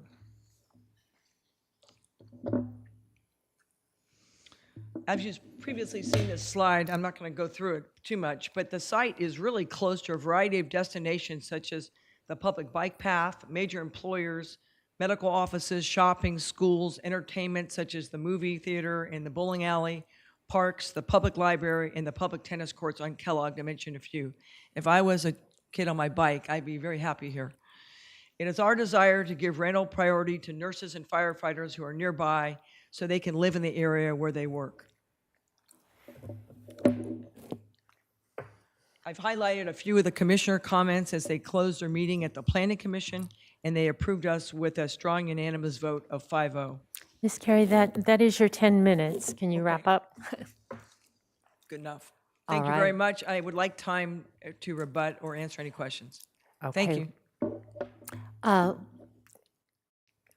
I would like, this isn't an appeal. It is, however, quasi-judicial, so we need to disclose any ex parte communications. So I'll start that I met with Mr. Bradford at the site on 224, and we discussed the density, the location of the parking, and the left-hand turn, and then I spoke with Ms. Carey yesterday by Zoom.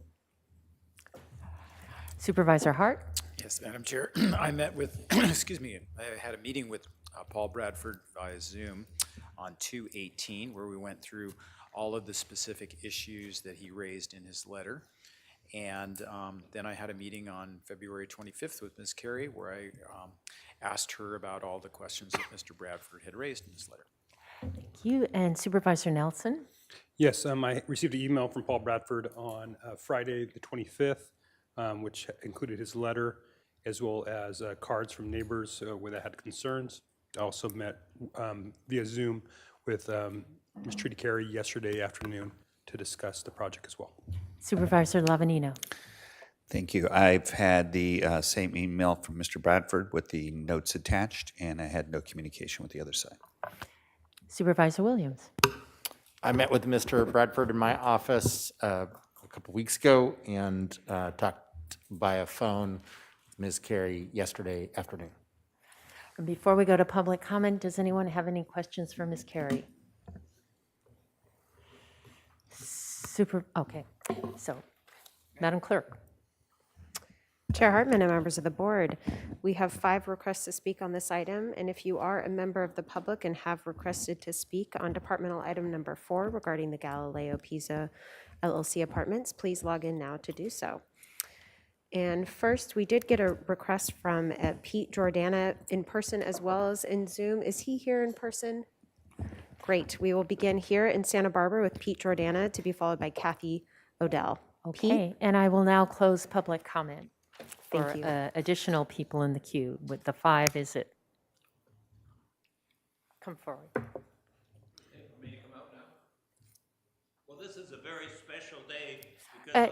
If I might ask you, we want to catch every word, so it's being recorded, and we ask that you speak into the mic. Sure. This is a very special day that I'm here because 107 years ago today, Giordano's started. So I just want you to know that we've been around a long time. I didn't start the business. I just want to get that out there. But I am a second generation, and I'm totally for this project. I'm a local person. We have a warehouse, 100,000 square foot warehouse, less than a mile from this property. I am very familiar with the area because probably once a week I go past this parcel, maybe going to the bank or going Cala Real.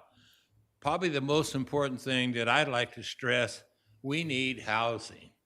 Over 50% of our people who work in Santa Barbara for Pacific Beverage or Giordano's commute. They go to Lompoc, they go to Santa Maria, Oxnard. It's just terrible. And the price of gas right now, what's it, you can at least pay $60 at the minimum to fill your tank up. I feel sorry for my employees, our employees. It is a perfect spot, in my opinion, for more housing. I know the property very well. I urge that it go, we had approval. I have no interest financially. I do know the builder or the developer, but that is an organization that has been around for a long time. They know what they're doing. They are builders. They're not from out of town. And it's housing, housing, housing. And I want you to support this this opportunity. And Kathy Odell has not logged into Zoom, so we are going to move on to Paul Bradford, to be followed by Janie Campbell. Paul? Just confirming you've got my audio. Yes, we can hear you. Please proceed. Chair Hartman and board members, given this proposal's requirements to revise the comprehensive plan map and Eastern Valley, Galileo Valley Community Plan, I'm speaking today not as an appellant and therefore limited to just 3 minutes. I've met with 3 of you, corresponded with 2 of you, and provided a detailed letter of the concerns of more than 360 residents. That letter also provides specific recommendations to make this project more compatible with the neighborhood, improve traffic safety, and promote consistency with the intent of the very community plan we may be amending today. To be crystal clear, I support the applicant's right to build something on this site, just not the project before you today. In fact, our neighborhood, Orchard Park, located directly across the street, supported her second self-storage project given its hyper-low impact. The applicant builds and manages a quality product. Other than leaving exterior lights on all night on one of her outbuildings, she's a good neighbor. When a proposal at nearby 80 North Patterson posed traffic and safety and compatibility concerns, the applicant worked closely with me, former Commissioner, Planning Commissioner Brown, and the neighbors to advocate for the neighborhood. Her own words found in Appendix C of my letter to your board pose a conundrum because they address many of the same concerns our neighborhood now has with the project before you today. To cut to the chase, we asked that the board have a thorough discussion on the issue of density as it relates to the design guidelines in the community plan and the issue of traffic safety as it relates to proposed access and our alternative proposed access. As stated in my letter, SBAR stated that these issues of density and traffic would be addressed at Planning Commission, and planning commissioners somewhat wrongly concluded that SBAR assumed that SBAR must have dealt with these issues previously. These issues have not been fully vetted.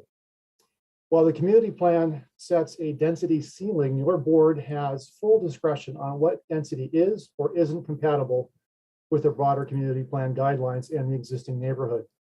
Yet the community plan is clear. Buildings are to be clustered and parking lots and other impervious surfaces should be placed in the rear and side rather than the frontage. Yet this site, in order to provide the most number of units for the applicant, does the exact opposite. A single 3-story structure with parking up front. Conversely, Orchard Park was zoned for 40 homes, yet the company I work for proposed just 20 to match the neighborhood density. I understand the pressure your board is under from Sacramento to build units, yet my hope, our neighborhood's hopes, are that you will not defer to Sacramento, but rather the clear direction of the community plan and the wishes of those who call this neighborhood home. Thank you. Thank you. We will now go to Janie Campbell to be followed by Scott Shell, who is our final speaker. Janie?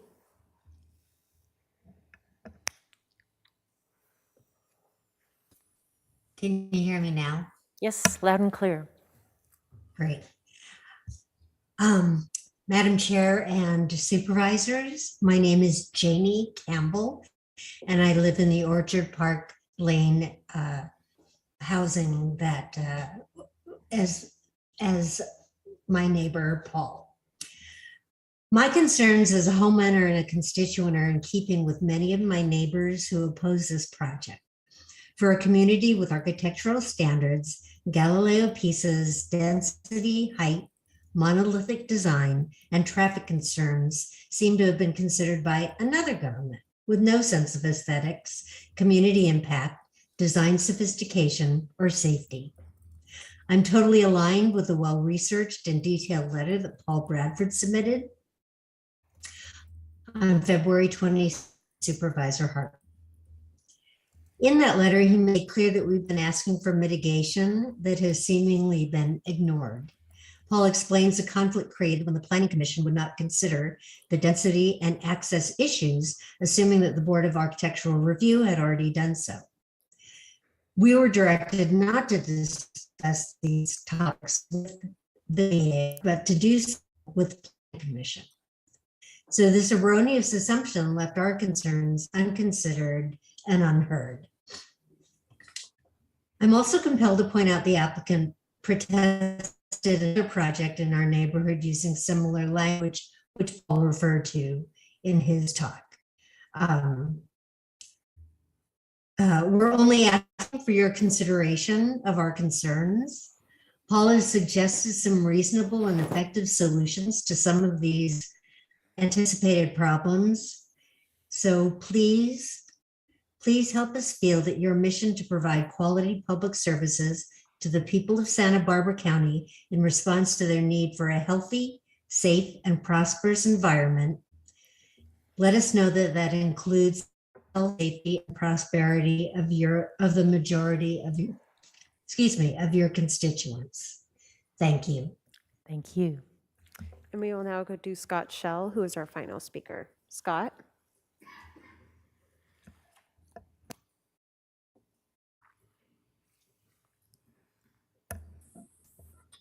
Good afternoon, Supervisors. My name is Scott Shell with Associated Transportation Engineers, and I'm here just to answer any questions that may come up from the tributary team with regards to the traffic information that was presented in the staff report. Thank you.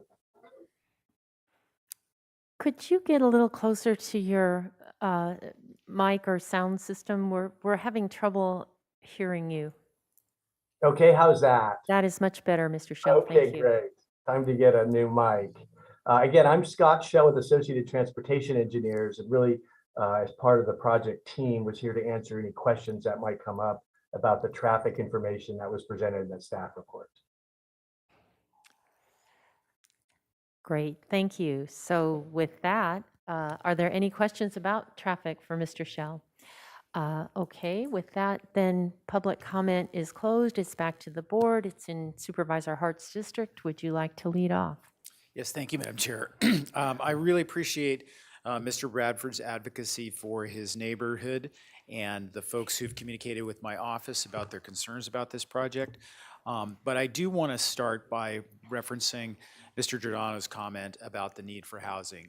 I think it's very telling that as a major employer in the community, he's here to speak about that issue, because when I talk to business leaders, that is the #1 issue that our business community is facing, is that there is not adequate housing for local employees. And more people are being forced to drive very long distances to live. And there's many reasons for that. You know, one of the things that's driving the demand in our community is that we have a very high quality of life place here in Santa Barbara County, and people are coming from all over the state and the country to live here. Many people have relocated during the pandemic because their jobs have turned out to be portable, and they are displacing local residents who have lived here for many years, and that presents serious public policy challenges. So when the issue is framed as though it is the state of California telling us that we have a housing crisis, I don't think that's really what's going on. I think we who live here know we have a housing crisis, and we're trying to respond to that. And this site was rezoned as part of a 10-year process to revise the Eastern Galileo Valley Community Plan. And the result is a pretty modest increase in residential zoning on this site at 20 units per acre. This isn't really a high-density housing site at 20 units per acre. There are much higher density projects that exist in the community today that were built years ago. City of Santa Barbara is doing much more dense projects now, and this is frankly a compromise. And what's really interesting is that Ms. Carey is not maxing out the zoning on her site. She is under what is allowed with the 27 units that she's proposed. You know, and I think there's a legitimate argument that maybe that shouldn't have been the case, that this project might have been better if it was pushed to include more units, because we desperately need units for people to live. And this is a very high quality rental project that's thoughtfully designed, that has 2 parking places per unit, that has 40% of the site in open space. You know, I don't honestly think, and this is really, I believe, the central issue for Mr. Bradford in the neighborhood, is that in this process of looking at this project and considering it through the Board of Architectural Review and the Planning Commission, and now here at the Board of Supervisors, that there hasn't been a direct discussion about density yet. And I don't think that's exactly right, but I want to have that now, and I want to make sure that that issue is directly responded to, because it's the core of everything that's being talked about. So I don't believe this is too dense. I believe this project is appropriate. I think this is a really unique site, and I think that our design review process is so robust that all of the issues that have been raised by Mr. Bradford and some of the neighbors in the neighborhood have really been discussed in great detail through the process of going to the Board of Architectural Review and the Planning Commission. You know, on the second page of, well, let's just start with the first page of Mr. Bradford's letter. He talks about this density being out of place. This is a very urban, excuse me. I Madam erred Chair. and didn't give Ms. Carey a chance for rebuttal. So did you need to say anything in response to the public comment that you heard? Please at the mic, though, because we want to hear and record. It's just a small thing. They're quoting me on another project and they're misquoting me. Thank you. Okay, thank you. Sorry, Supervisor Hart. Gave me a breath, so thank you. Yes, this is a 3-story building, but it is a 3-story building that is located immediately adjacent to a 3-story building. If we put up the design, the site plan, one of the critiques that has been raised, and I personally, this is the place that I start when I look at a site design. How can we move, the cars in back of a development? Because, it just doesn't look as good to have, and a site plan is better, more human scaled when the buildings are in relation to the pedestrian area. But this is a unique site. We have a 3-story building in the back of this property. So, and the Board of Architectural Review considered this issue explicitly. If we move this building up toward Calle Real and put the parking in back, the massing from the pedestrian scale is way out of proportion. Because you end up having a 3-story building right on the edge of Calle Real. As this project is designed, you have carports immediately adjacent to the pedestrian way that are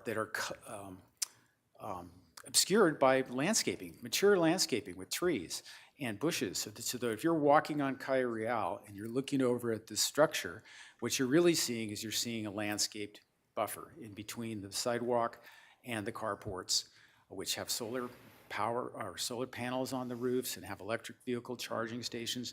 And in the far distance, back up against the other 3-story building, are the residential apartments that people are living in. And yeah, if you made them 2-story, you would have less of a visual issue, but you would have fewer units. And so we have to make a trade-off here.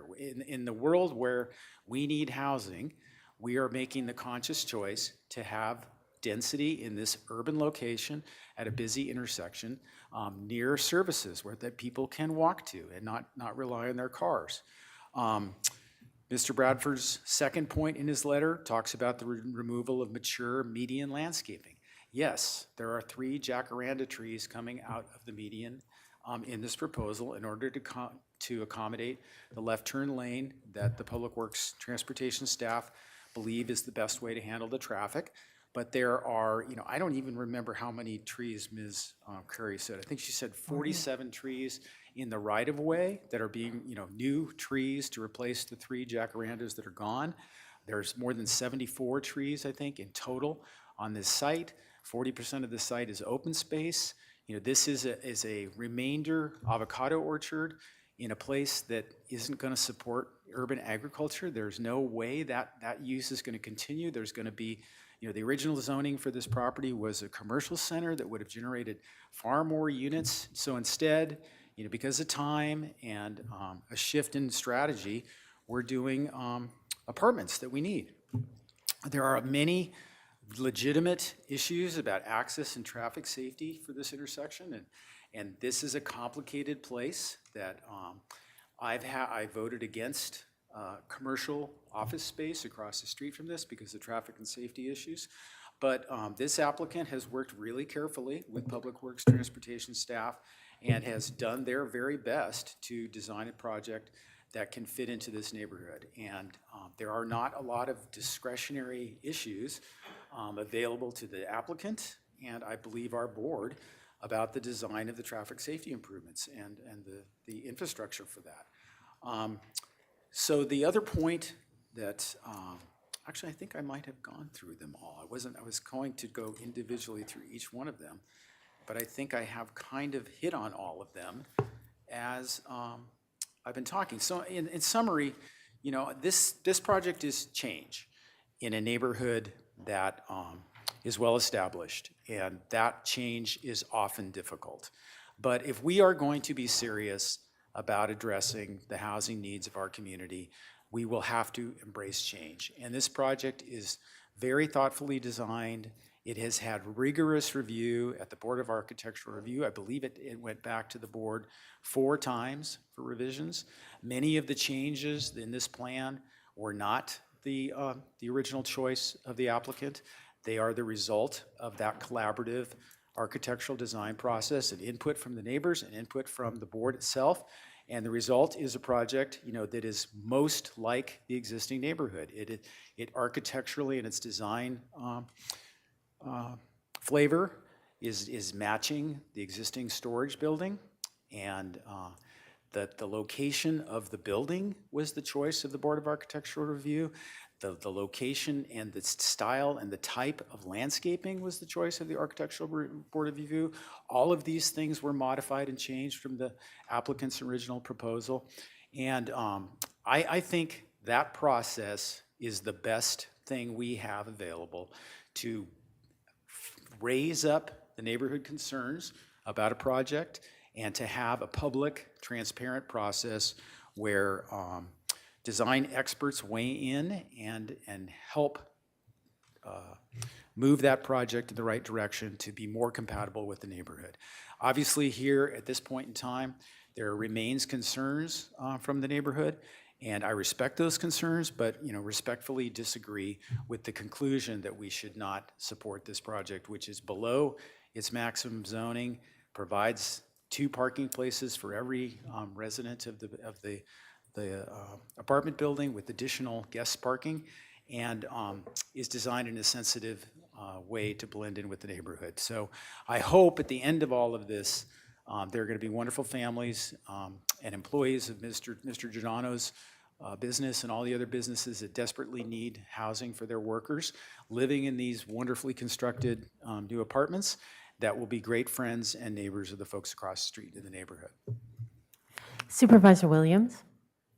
Well, I agree with my colleague, Mr. Hart. I think it's natural as a neighborhood to, get used to the lack of traffic impacts that storage has, and just hope that every development ends up being storage. And I think that's really apparent from our last couple of hearings in the area, that that's kind of what folks would want.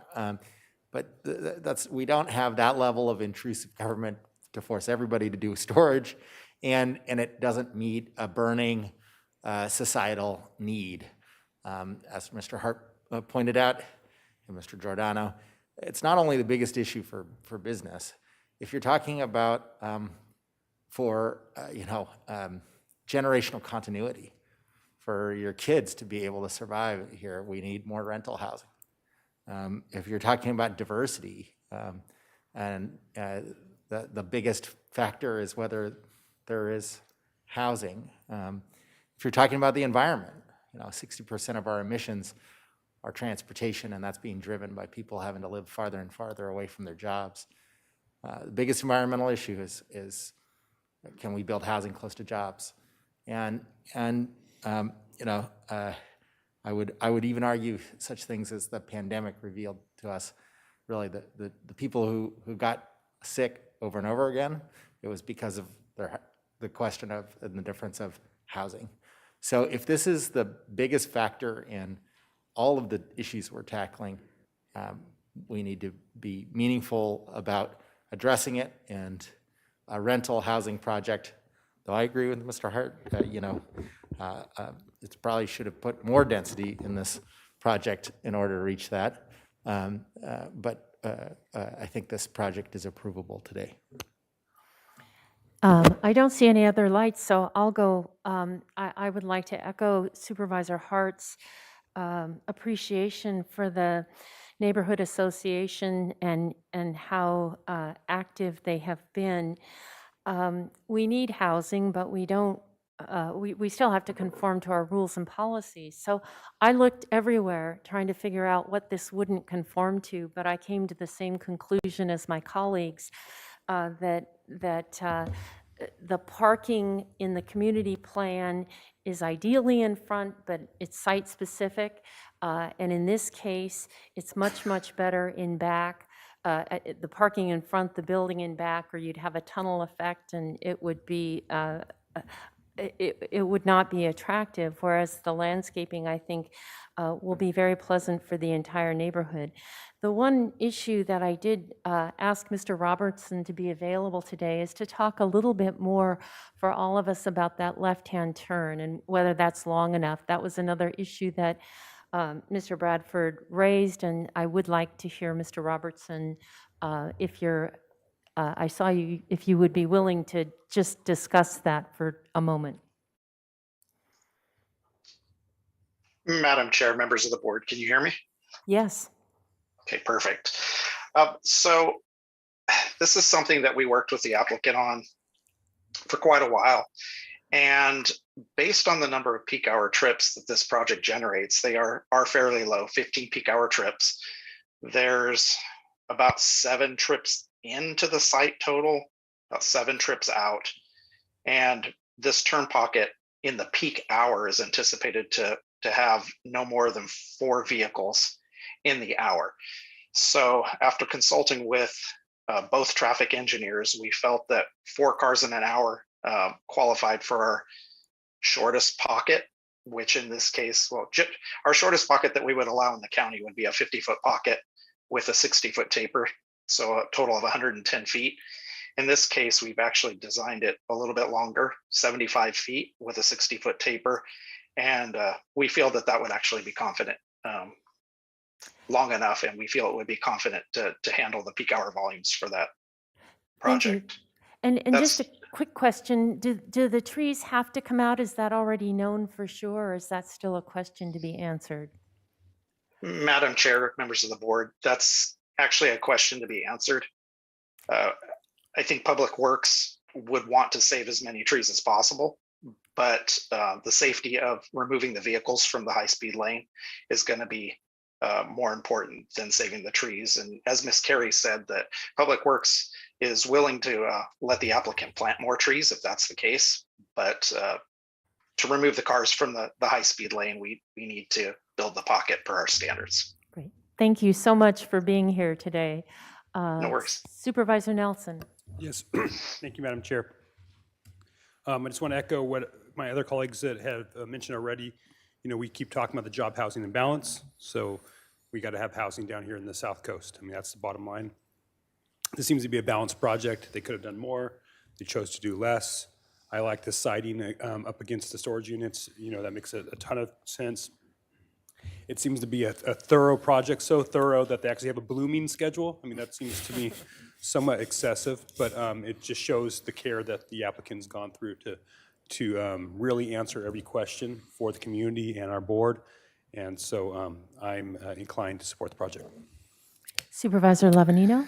Thank you, Madam Chair. And I would just echo what everybody else had to say. And I just want to point out, too, that, you know, if we're really serious about building housing, this is 27 units, 16 per acre density.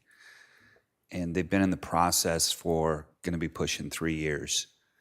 And even though it's gone through the system relatively smoothly as far as a 5-0 vote at the Planning Commission and the Board of Supervisors, looks like this is going to be a 5-0 vote, it still takes 3 years to get here. And I'm sure, you know, countless hours of staff time and consultant time and dollars going out the window.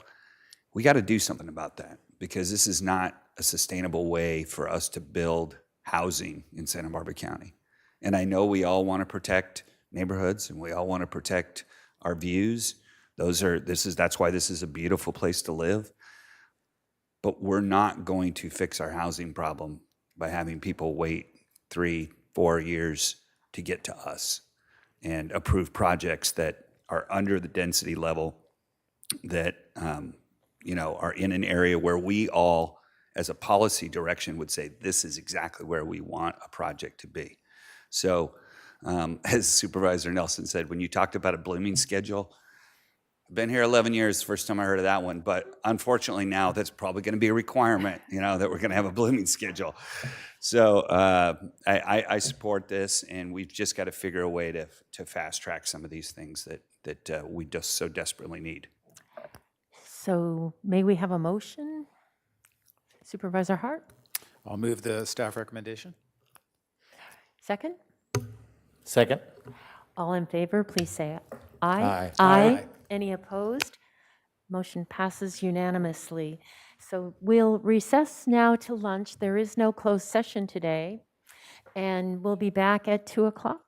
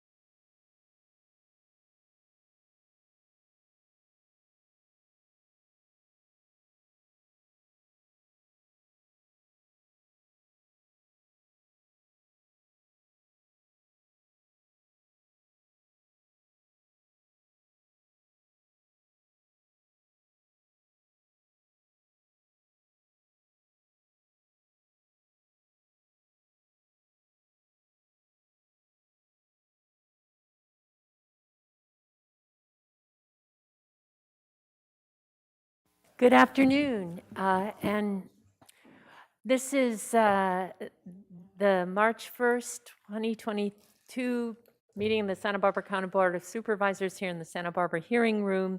We're convening after lunch, and we're about ready to turn to departmental item number 5. Madam Clerk, would you read that into the record, please? Chair Hartman and members of the board, departmental item number 5 is from the Planning and Development Department. It is a hearing to consider recommendations regarding the Triguero appeal of the Planning Commission's approval of the Gnk Farms Cannabis Processing Building, case numbers 21 APL 32, 19 CUP 62, 20 AMD 3, and 19 CDP 157, and this is in the 1st District. Thank you. And Mr. Wilson, you're back. Would you introduce your team? Good afternoon, Madam Chair and members of the board. They will be presented today by Ben Singer remotely, and we have at the table Supervising Planner Joe Dargle and Deputy Director Travis Seawords to answer any questions. Mr. Singer? Yes, I am ready whenever we are. Perfect, thank you. Good afternoon, Chair Hartman and members of the board. Today I'm presenting case 21 APL 32, the Triguero appeal of the Gnk Farms Cannabis Processing Building. Next slide, please.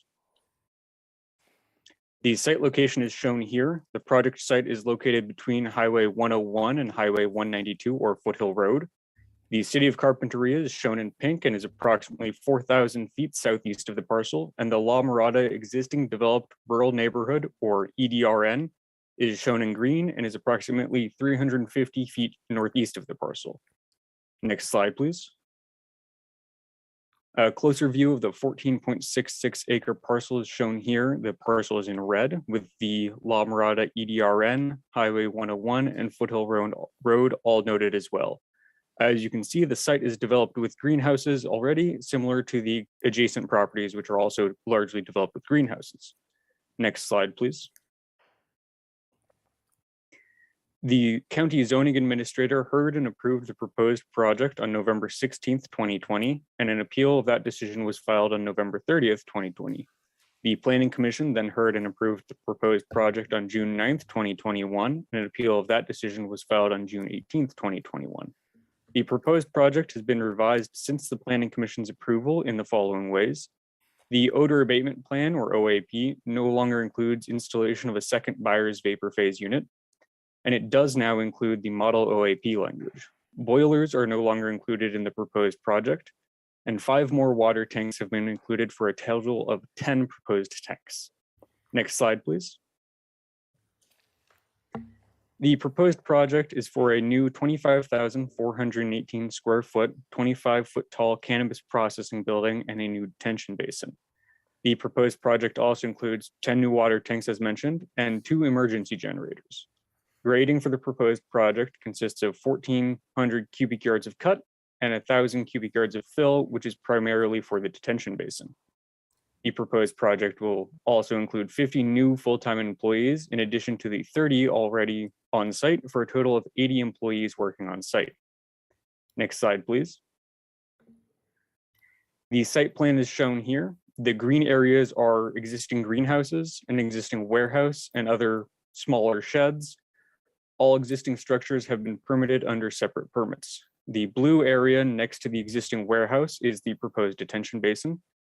The yellow area is the proposed processing building, and the red circles are the water tanks, generators, and some HVAC equipment adjacent to the proposed processing building. Again, everything in green is existing and permitted, and the new proposed development is the yellow, blue, and red. Next slide, please. The appellant raised 7 appeal issues, one of which has 3 distinct parts. The first appeal issue is the contention that the Planning Commission's discretion was incorrectly narrowed to only the proposed processing building and that they should have considered the existing density of development on site and in the surrounding area. In response, staff finds that the Planning Commission's review was appropriate. The proposed project includes an amendment to the existing development plan on site, which allowed the Planning Commission to review the amount of development on site, and the Commission made the findings for approval, including that the site is suitable for the proposed density of development. Next slide, please.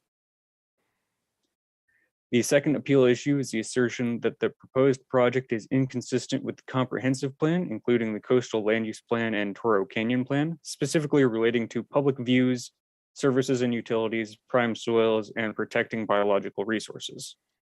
Staff thoroughly reviewed the proposed project and all of the issues raised, and the proposed project is consistent with all policies and standards of the comprehensive plan. Specifically, sufficient services exist to serve the proposed project, and it is located outside the required buffer from any sensitive habitat. Next slide, please. For the third appeal issue, the appellant states that the proposed project will impact air quality and health and safety due to emissions and odor, specifically that biogenic volatile organic compounds, or biogenic VOCs, will lead to an increase in ground level ozone. Staff finds that odors are adequately abated and that cannabis does not produce significant amounts of biogenic VOCs, especially when compared to native and ornamental plants such as oak trees. The amount of biogenic VOCs produced by cannabis is not expected to contribute significantly to ozone formation in Santa Barbara County. Next slide, please. The first part of the fourth appeal issue is the contention that the existing cannabis operation on site is not compliant regarding odor and that no new permits should be granted until it is. The subject parcel is compliant with all laws, rules, and regulations for odor abatement. There are no existing violations on site, and the planning department's permit compliance monitors the existing operation. Next slide, please. The second part of the fourth appeal issue is the assertion that the proposed odor abatement plan is inadequate. The OAP is certified by a certified industrial hygienist and will adequately abate odors from the proposed project. The OAP also includes protocols for odor response, and the county will take action as necessary in response to violations. Next slide, please. For the third part of this appeal issue, the appellant states that the county has not been able to adequately enforce conditions and requirements for cannabis projects. In response, staff finds that the proposed project meets all requirements and regulations for cannabis projects, and the conditions of approval require permit compliance. This includes inspections and monitoring, as well as coverage of costs by the operator for the monitoring and hiring staff or consultants that the county deems necessary. Next slide, please. The fifth appeal issue is the contention that Article 2, the Coastal Zoning Ordinance, erroneously allows cannabis cultivation activities in the Agricultural 1 Zone District and erroneously designates cannabis cultivation a principally permitted use. Section 35-144U allows cannabis cultivation in the Ag 1 Zone District, and this section was approved and implemented in 2018. Next slide, please. The sixth appeal issue is the assertion that the proposed project conflicts with established agriculture, specifically due to pesticide drift from neighboring properties and loss of prime soils. Staff's response is that cannabis cultivation is an agricultural use and does not conflict with agriculture, and the proposed processing building supports the agriculture on site. The California Department of Pesticide Regulation also does not allow pesticide drift regardless of the crop, and the proposed project avoids prime soils to the degree feasible. Next slide, please. For the seventh appeal issue, the appellant states that the proposed project is inconsistent with Article 2, including the intent of the Ag 1 zone, the Carpinteria agricultural overlay, greenhouse standards, and the cannabis ordinance. Staff thoroughly reviewed the proposed project, and it is consistent with all policies, development standards, and requirements of Article 2. It is located within Area A of the Carpinteria agricultural overlay, which allows expansion of greenhouses and related development, and it meets all 26 standards of that overlay. It also meets all requirements for cannabis projects, including fencing, lighting, and odor standards, among others. Next slide, please. Staff recommends that the Board of Supervisors take the following actions to deny the appeal, case number 21 APL 32, make the required findings for approval of the proposed project as specified in Attachment 1 to the Board Agenda Letter, including California Environmental Quality Act findings, determine that the previously certified programmatic environmental impact report is adequate and no subsequent environmental review is required pursuant to CEQA guidelines 15162 and 15168C, and de novo approve the proposed project, case numbers 19 CUP 62, 20 AMD 3, and 19 CDP 157, subject to the conditions of approval included as attachment 2 to the board agenda letter. That concludes staff's presentation, and I am available to answer any questions that the board may have. Thank you. Thank you, Mr. Singer. Before we go to board questions, I'd like to disclose ex parte communications. For myself, I communicated with Jared Ficker yesterday for about 10 minutes by phone. We discussed the size of the building and odor control. Any other supervisors have ex parte? Supervisor Williams? I met with Ana Carrillo and Sally Eagle last Friday about the project at the Carpinteria office, and I mostly tried to avoid Mr. Ficker, but he eventually tracked me down and got me to come out to meet with Graham yesterday at 4 o'clock. And Supervisor Nelson? Yeah, actually visited this site with the previous approval, back when I was Chief of Staff with Supervisor Adam. I also spoke with Sarah Trujillo last night for about a half an hour on a Zoom call, and then today I drove Foothill Road from Linden all the way through, and then came up on the front entrance as well, as for a little site visit in the area. Supervisor Lavanino? I was on the site over a year ago with a previous project approval, but I haven't had any specific discussions regarding this particular processing facility with either side. And that reminds me that a year ago, I also was on site. Madam Clerk, there are some records to be included. Yes, thank you, Chair Hartman and members of the board. We do have 2 documents received after our deadline on noon last Friday, and if we can have them voted into the record, if they would like to be considered as a part of the record. That is, the first one is the applicant PowerPoint presentation from Jay Higgins, received yesterday, Monday, February 28th. And in addition to that, we received a public comment from Ana Carrillo over a page in length on Monday, February 28th. And again, if they would like to be considered as a part of the record, we just need a motion to that effect. So I move that we include these as part of the record. May I have a second? Second. All those in favor say aye. Aye. Aye. Any opposed? Motion passes. So with that, then, are there any questions for Mr. Singer about his presentation? I have a couple questions. Sure, Supervisor Nelson. Thank you, Chairman Hartman. So where the facility is going to be built now, what's going on the site in that section?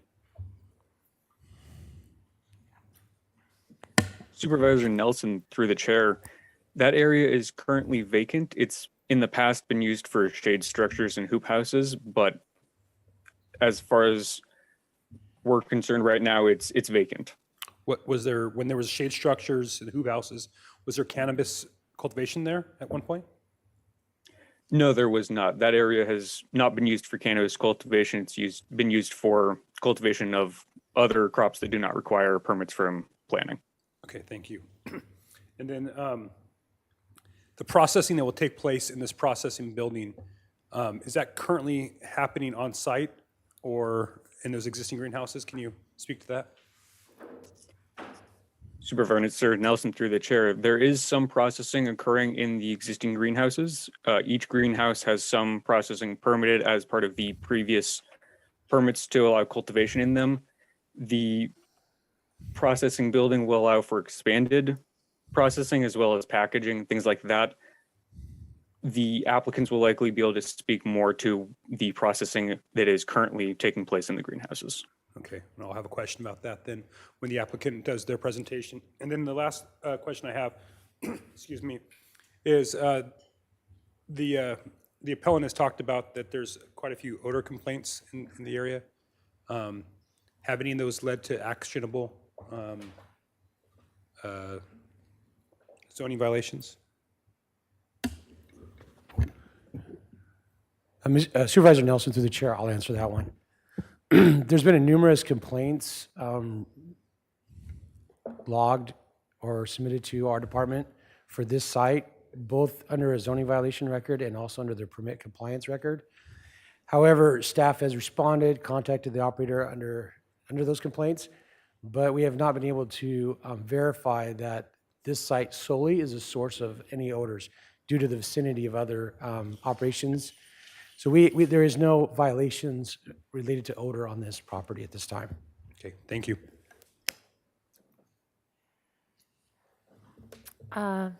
Seeing no more lights up here from the board, we're ready to turn to the appellant presentation. Ms. Triguero? Hi. Can someone please show my slides? I think they're up. Ah, perfect. Hi, good afternoon, Chair and members of the board, as well as to the applicant, Graham and his team. My name is Sarah Mascareñas Triguero. I'm a local resident here in Carpinteria, and I happen to live above the project site. I am appealing the decision of the Planning Commission that approved G&K's proposed processing facility. As you can see, the subject property is in the rural residential area of the Carpinteria Valley, surrounded by EDRNs, including La Mirada, as well as the Polo Field condos and the Padaro Lane residences and coastal access area, as well as several residences along Foothill. Next slide, please. This project would compound an existing unaddressed nuisance. G&K's permitted cannabis greenhouse operations at this site have been causing significant odor and air quality nuisance since they were approved. There are over 20,000 residents in Carp Valley and 900,000 visitors a year.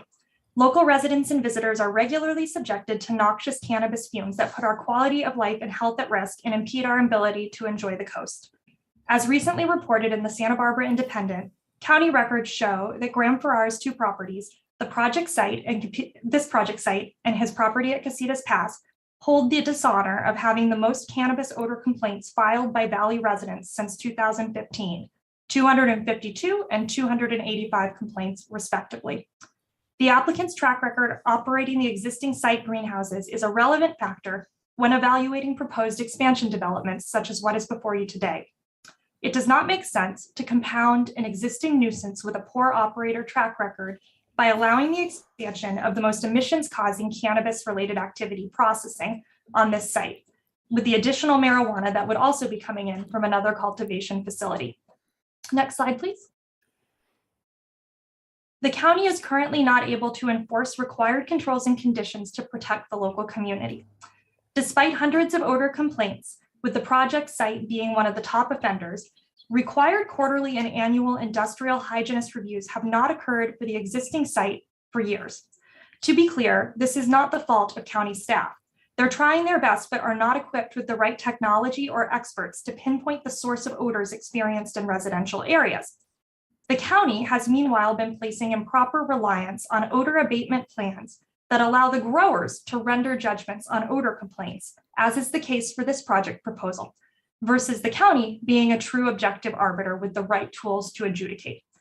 Until the county is capable of enforcing its controls to prevent odors from being experienced in residential zones, it does not make sense to further add to the density of issues at this project site, which has long-standing unaddressed issues. Next slide, please. Community Plan, LCP, and Coastal Act incompatibility. This project is fundamentally inconsistent with the comprehensive plan.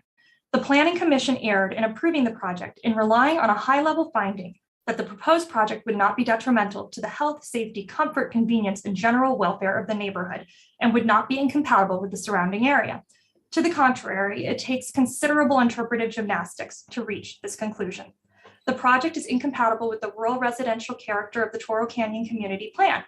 There are also comprehensive plan considerations, such as inadequacy of public services and resources, notably electricity, roadway capacity and fire risk, air quality and emissions, safety, preservation of prime egg soils, biological resources in the ash and coastal areas, coastal view sheds, and the effect of cumulative impacts on the aforementioned factors, given the extreme density of cannabis activities in what is affectionately called the Nidever rectangle of Carpinteria Valley, which has the red rectangle superimposed on the slide.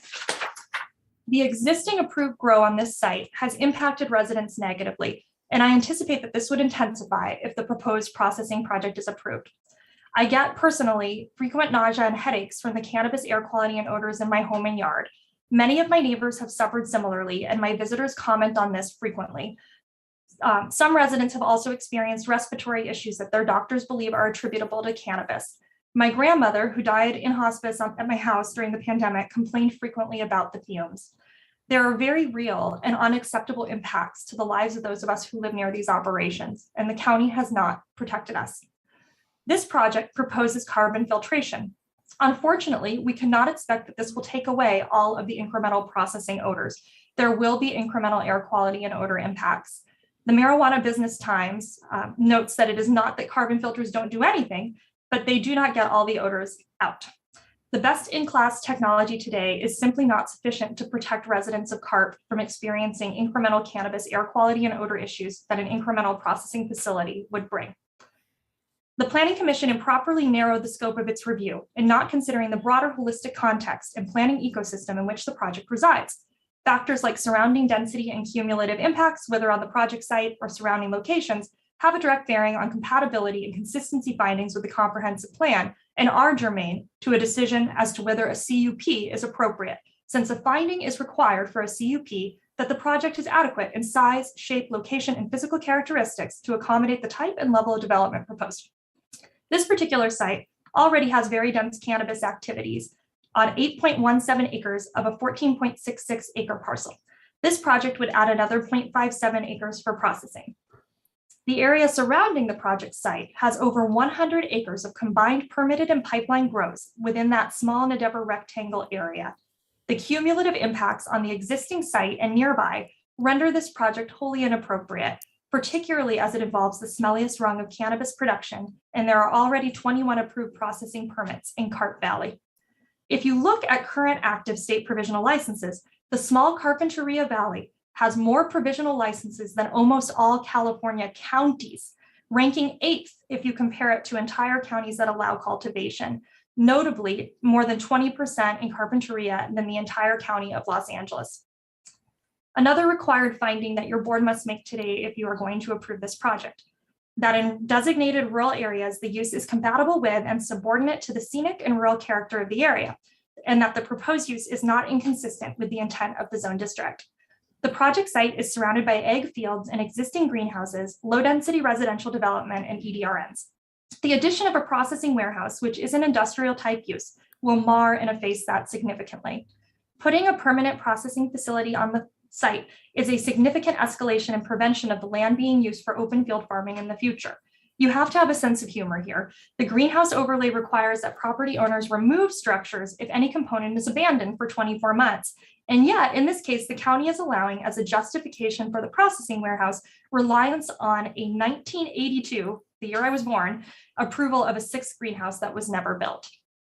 My appeal goes into further details regarding required findings with adequacy of several public services. Next slide, please. The ESH around Arroyo Paradon Creek and coastal health are at risk. To approve this project, you'd have to make a finding that adverse environmental impacts are mitigated to the maximum extent feasible. The project is within the riparian ESH area of Arroyo Paradon, a coastal stream in a high flood hazard area. Due to the density of the project and surrounding pipeline projects, there are significant risks from cannabis VOC emissions, which coupled with nitrogen oxide, readily present for the freeway, can form dangerous ground level ozone, a known health risk that has been well documented in other grow areas such as British Columbia and Denver. The Planning Commission erred in not adequately considering the ESH, given the increase in built structures, traffic, runoff risk, and worker activity, as well as the project site utilization of vapor phase odor control systems, the byproducts of which accumulate as they fall to earth, soil, stream, and sea. Next slide, please. To speak briefly on coastal land use plan, zoning ordinance, and coastal act concerns, the applicant would not even be eligible to propose this project on a similarly zoned parcel inland. Our zoning treatment in Carpinteria has been gerrymandered to allow this use on small parcels within the coastal zone, despite troubling incompatible coastal use considerations. The Planning Commission also failed to analyze conflicts from project odors and emissions with public access and ability to enjoy the beach, recreational uses, and visitor serving uses in the coastal zone. The project is further inconsistent with countless development standards of the Agricultural Overlay District, including the preservation of open field egg, minimizing cut and fill to preserve prime egg soils. This project actually removes enough volume to cover 3 acres with 3 inches of soil, and minimizing hardscape areas to preserve egg soils and reduce the potential for impacts to water quality. The Planning Commission also failed to take into account violations of Development Standards 118 and 19, as the industrial complex is fully visible from the public Toro Canyon Ridge Trail, which is part of Toro Canyon Park. The Coastal Commission issued guidance to local governments in a 2019 letter regarding cannabis in the coastal zone and regulatory requirements of the Coastal Act. This letter, among other things, warned of the many ills that could come to pass if localities did not act to ensure that their LCPs would effectively mitigate these risks. This project is frankly the embodiment of many of those concern areas, which included that locating processing facilities on ag lands could effectively convert them into non-ag uses, and that odor could negatively impact people's ability to enjoy and access the coast, as well as significant ash and scenic concerns.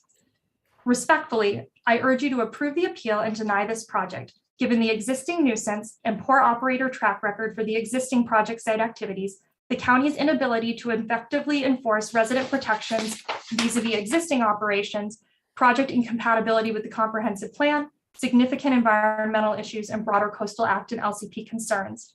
You should deny this project since there is not a reasonable way to make your required CUP findings.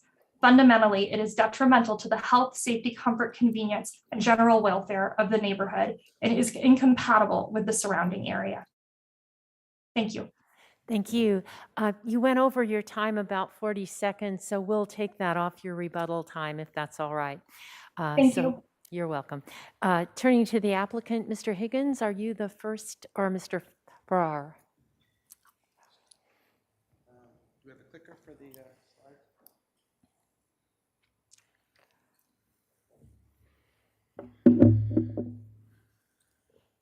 Hello, how are you all doing today? Chair Hartman, Board of Supervisors, good to see you guys again. It's nice to do it in person. It's been a long time. So here, Grant Farrar, I'm the president of Glasshouse Farms for this processing building on our Padero farm. We've got a great project team on this. Peter Candy, land use attorney with Hollister and Brace, Jay Higgins with the environmental side, Paul Schaefer with SCS Engineers did the engineering, Kent Mixon and Wayne Adams did the design, and Jared Ficker from Axiom Advisors. So what we're proposing here is a state-of-the-art processing building. It is a unlike anything else we've seen in Carpinteria, it is a purpose-built building, built from the ground up and designed from day one to be efficient at controlling odors. We're processing cannabis. Most of the existing facilities out there today are old legacy flower packing houses that have been retrofit. This is a airtight, sealed building within a building design, which means that it has a shell around it with another building inside so that we can maintain negative pressure. And what that does is anytime you open a door, the air flows in, which means odors can't flow out. It also has an airlock design system where there are no direct paths from the processing area to the outside. So if you open a processing area door, you're met by a hallway, and then on the other side of the hallway, there's another door which you then have to go open to go to the outside, again designed to prevent odors from escaping. It has an HVAC system. I mean, frankly, this entire building is an odor abatement plan. The entire design of it is for that. It has a built-in HVAC system which has integrated molecular carbon filters. It has an industrial design that was done that makes sure that the air exchanges happen frequently enough that the odors can never build up. And as I mentioned, this is really what processing should look like, and I think raises the bar for it within the entire county.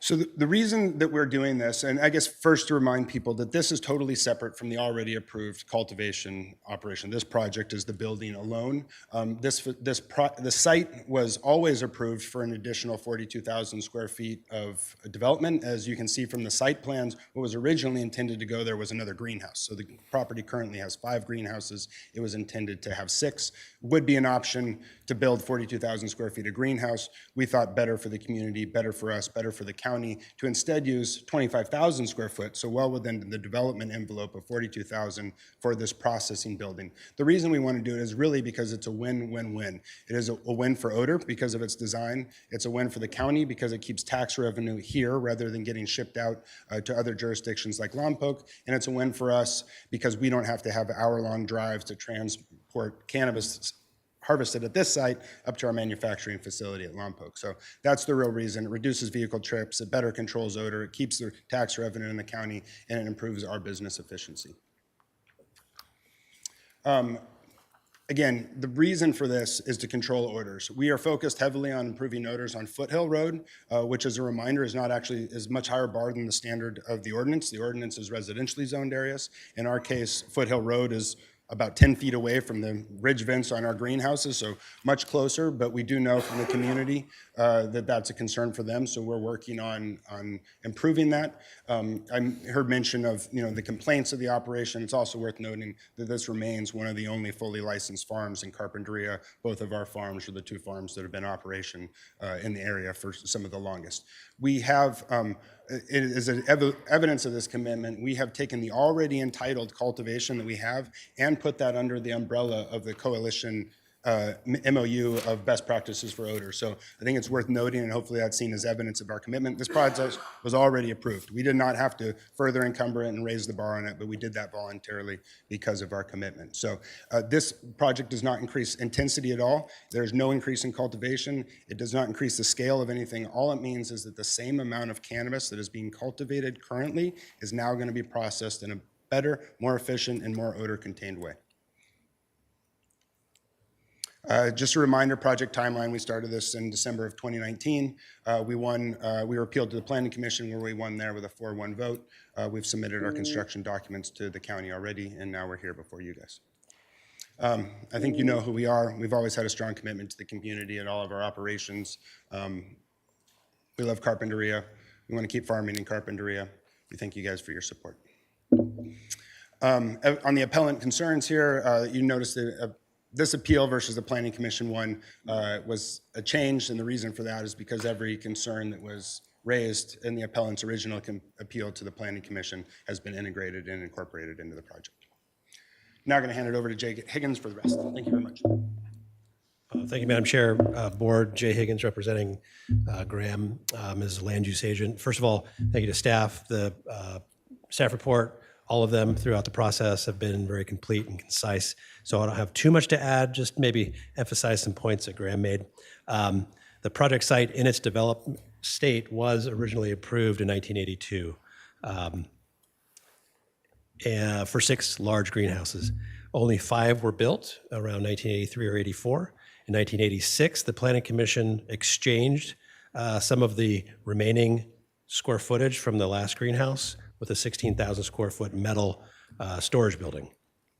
The project today, so that left about 40,000 square feet of entitlement area. Development plans work differently than most permits. Development plans actually allow you to build over a long period of time, so there's no expiration.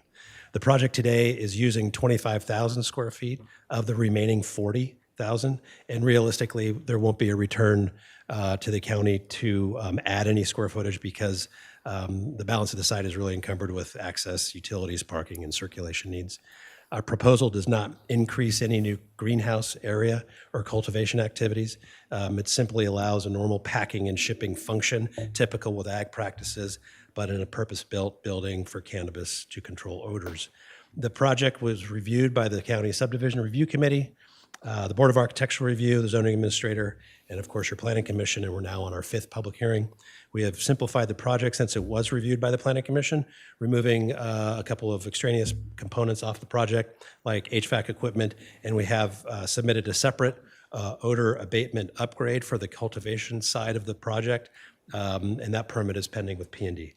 The odor abatement plan for the warehouse is solely related to the negative pressure carbon scrubber tech, and within the airtight warehouse, and that plan has been reviewed and approved by our hygienist, of course, and we've also included what is now a standard set by the coalition and the industry to include the Model OAP odor complaint tracking, weather monitoring, tiered response and corrective actions, and have several team members present if there's questions about that plan or the technology. We've adapted where we can to the appellant's wishes, but there are some fundamental ordinance issues in her appeal that are really outside the scope of our project. With that, we urge you to recognize the entitlement rights on this parcel for more greenhouses, but that the applicant is not doing that. The project in context as a sealed, purpose-built building is a net benefit, or at least neutral with respect to odors, that the applicant is not trying to shoehorn processing into existing greenhouses or old metal buildings. I'm going to answer your question in a second, and that the project improves in context, traffic, and tax revenue picture for the county. So we do hope that you approve the project today. With respect to your question about processing, Graham may correct me if I'm wrong, but there are processing license spaces in the greenhouses. That's a state licensed activity, but there is no drying or curing or trimming happening anywhere on the parcel. So point of distinction with license lingo. But we have some members here that can address questions, the rest of our team. Thank you very much. Okay, Supervisor Williams. Well, with the processing facility on site, would that reduce the amount of time that a flowering plant would be in the greenhouses? It doesn't reduce the amount of time that it takes to grow the plant, but what it would do is it allow the harvest to take place within the sealed building, which would limit the exposure and the odor that it would produce because it would happen inside. Got it. Supervisor Lavanito. Thank you. A question about, is this just for to process just your product, or would it be available to other cultivators to come and process there? The intent is to use it for our 2 farms in Carpinteria. We don't have any plans to process for third parties. This would be just enough to cover what we grow ourselves. Okay. And I had a question. Mr. Higgins spoke rather quickly, and I didn't quite catch. There's an odor control system that allows you to identify the source of the odor. Did I hear something like that? Go ahead. I think maybe what that was in reference to is because the building is sealed, it would have specific exit vents for scrubbed carbon filtered air where you could measure it right at the vent, so you could have a specific measurement of what if anything was coming out of the building. And so how much odor would that contribute, or how do we know? I mean, the expectation really this is what the folks in the community who have been asking for things have been asking for. This is a sealed building with, I don't know if we have the plans, but in the plan set, I want to say there's something like 19 carbon filters in this building. Every single room has one. It's built right into the HVAC, and they calculated the air exchanges, so it's doing multiple an hour. So really there should be no odor emission coming because it's a sealed building with carbon filtration on all the internal areas. And can you talk about the energy requirements? Yeah, it's very similar to what you would find in a general, I think, office building type development. It's HVAC. There's no particular, there's nothing that's particularly inefficient. It's an HVAC system that has carbon filtration integrated into it. So I don't know. I'm not quite sure how to quantify that in kilowatts, but I think it would be on par with what you'd find with a, office development type of building. And do you have backup generators, or? We included backup generators in this. It's strictly for backup, nothing that would be used for primary source power, but I believe there are 2 backup generators just to keep the systems running in case of a power outage. Just a question. Can you use solar on this processing facility, and could you use battery backup, or? The building, we did design it solar ready, so it has all the conduit and wiring for it. We don't currently have solar panels proposed to go on the roof of the building, but that is something that the building is designed so it could be added later. Thank you. Sure. Yes, please. Thank you, Chair Hartman. Staff just wanted to clarify one thing. The project description does allow for up to 50% of product from offsite. So that is built into the project. I just wanted to clarify that for the record. One note on that, we have 2 farms, and so that's primarily designed to be for our other farm. Thank you, Mr. Seward.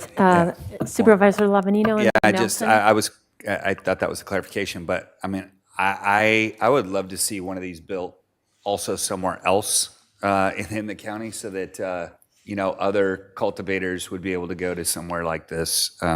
This is kind of what I've been looking for. Supervisor Nelson? Yes, thank you, Chairman Hartman. So I want to make sure I understand the process. So you said that it will be harvested in the location, so the plants will be brought So can you walk me through that a little bit? I didn't quite Sure. get So that. it's a little bit confusing sometimes because the state uses somewhat different terminology than we use locally here. So what happens now in the greenhouse is the plants are grown and they're harvested and then loaded on a cart that then leaves the site. What this would allow to happen is the plants would grow just as they do now in the greenhouses, and then the harvesting process, a majority of it would be able to happen inside this building. So rather than having to be loaded up, transported, and taken off site, they'd be harvested and just moved from one of the greenhouses, whatever that is, 100 feet or so into the buildings. So you'd move the plants into the building Yeah. and then you trim could and do the and cut harvesting. in Yeah. there. So the way that it works, it's a pretty neat system where they come Yeah. in and there's dry rooms, and the dry rooms have a door on each side. So the plants are loaded in one side, fresh from the greenhouses, and then when they're finished drying, the door on the other side is open, so they never actually have to be moved outside at all, anywhere from when they were growing until they're sealed in a bag. It's all done within the processing building. And then Jay mentioned there's odor abatement upgrades happening on the cultivation site that are in permit. Can you speak to that? Yeah, so what we did there is the cultivation site, which is already approved and separate from this project, and as part of Carp Growers, we are a signer to the Coalition MOU, which upgrades the standard with action plans and odor detection thresholds. Some of that work is ongoing. There's actually testing happening right now at one of the other carp farms with the Infinity scrubbers. And what we did is we agreed that our already entitled cultivation would be covered under that same coalition MOU. So once we have the results of the testing of that, know that the units are effective and know the sizing, how many units you need per acre, we've already agreed that we would upgrade our existing and entitled cultivation to match that. Okay. Thank you. I did have a question. I think it's for Mr. Wilson. I believe I heard you to say that the site has not been shown solely to be the cause of odor in the area. And I just wonder if you could elaborate on that. What is required? I don't think we can deny that there are odors and odor complaints from this area. And that's why the people who live there are really kind of at their wits' end. So I just would like you to put it in a context. What kind of complaints and what kind of investigations are we doing out there? Madam Chair, members of the board, to clarify, we do have a list and we record every complaint that comes in. We have received several complaints. Looking at the records, I think we first started logging them back to like 2019. I know the appellant said 2015, but our records show 2019. But there it was this site and a variety of other sites. Under the permit compliance, we're still getting calls, if not daily, about this site. Each time those calls come in, the complaints, our permit compliance staff is responding, contacting the operator, addressing those complaints. What are they doing? The problem that we've talked about not only today but in other hearings is currently staff is unable to say where those odors are coming from because of the close proximity of other operations and the movement of odor and terpenes, and not to go into depth on that. And so staff hasn't said there is an odor problem here. Staff does respond. We do monitor that they are operating their odor abatement system, that it's functioning, and that they aren't in violation of what their permit conditions are in regards to odor. Our permit compliance staff has been out there regularly. If there are issues, there was a complaint about lighting, contact the operator and they self-correct it. So that's what the pattern that we've seen here. If there are issues, the applicant has talked about improving their odor abatement system, and that's one of the things that we've worked with our permit compliance staff to go through the proper permit channels to do that, to improve that. They had done that ahead of time. We said, you got to get the right permits for that. But they are aggressive as self-correcting any issues that we've seen out there. So I hope that provides some framework as far as what we're trying to do. To go a little bit further, staff has tried on a couple times, or the department, to get a independent contractor on board to help us with the odor abatement monitoring. The first two attempts were not successful. We are currently trying to meet the purchasing requirements as far as bringing an independent contractor on board. The goal is to release a request for proposals early next week to bring an independent contractor on board or consultant to help us with the odor monitoring, and to be able to do that on a quarterly basis as that condition of approval requires. As more of these operations get permitted and we have the consultant on board, it's going to help us identify more clearly where there are odor issues and how to address those. So that's what the hope is and the goal is moving forward on odor abatement. So is the technology available for a third-party consultant to be able to identify where the odor is coming from? Or is the best we can do to look at the odor control system and see that it's running appropriately? Madam Chair, that's a good question. The goal of the consultants or that service is one, first, to make sure that what they proposed works. Then to monitor it to say, okay, it's not working, you need to make adjustments. We're identifying odors. I'm not an expert to talk about whether or not the technology is available to actually pinpoint definitively. I've seen presentations, I've heard that there are companies out there trying to do that. I'm not equipped to be able to answer that. The goal first is to make sure what they're proposing is adequate, is working, and then we'll be able to do ongoing monitoring for that. And I had one final question for Mr. Farrar. Did I hear you say that if this works, you would go back to your other greenhouses and upgrade those?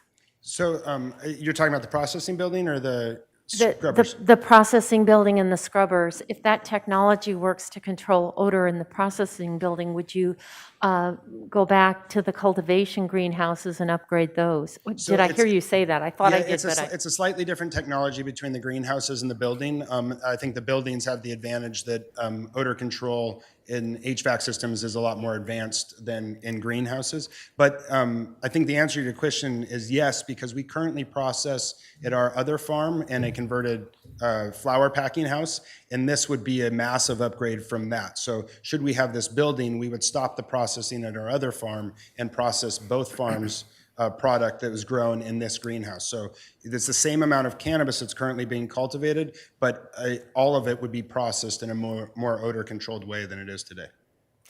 and the cultivation would be in better buildings? The cultivation is slightly different. So what's happening there's a number of programs that we're working on there. Carp Growers has funded a handful, I think it's 11 meteorological stations within the Carpinteria Valley, one of which sits directly in front of the site here for this project, so that we can measure and learn about how the wind moves, so that we can better track and identify the odors, to your question to staff there, so we can find out where things are located. It's worth noting that there is a farm just on the other side of the creek from this proposed project site that is currently, I think, the subject of an enforcement action for illegal cultivation. So there's still quite a bit of that. I'd say it's less than 10% of the farms that have their land use entitlement. And I think we're either the only one or one of two that actually have the full business license permit in Carpinteria. So we're still making progress, but early in that progress. In the greenhouses, the current work that's being done is on a scrubber system that's called an Invinity. The Invinity scrubbers just arrived and are actually, I think, literally being tested as we speak. The nice thing about them is because they're actually removing they're cleaning, scrubbing the air, you can measure what's going in and you can measure what's going out. And if you get to a point where you can calculate what's coming out of them and how much they're removing, you could get to the point where you could see how many of those scrubbers you would need, usually on a per acre basis, to have the air scrubbed before it came out of the greenhouses, which would mean you didn't have to replace the structures, which I don't think anybody would actually like to see 186 acres of greenhouse rebuilt and turned into warehouses. Thank you. Mm-hmm. Supervisor Williams? Yeah, I just want to indicate, first of all,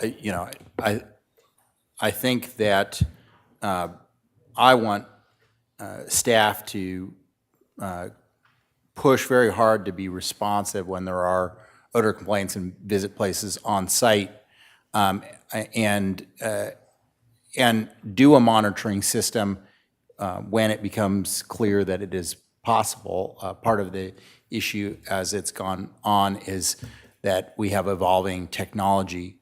But I want to push back against some of your line of questioning, because it plays into a truly false narrative about what is happening in our town.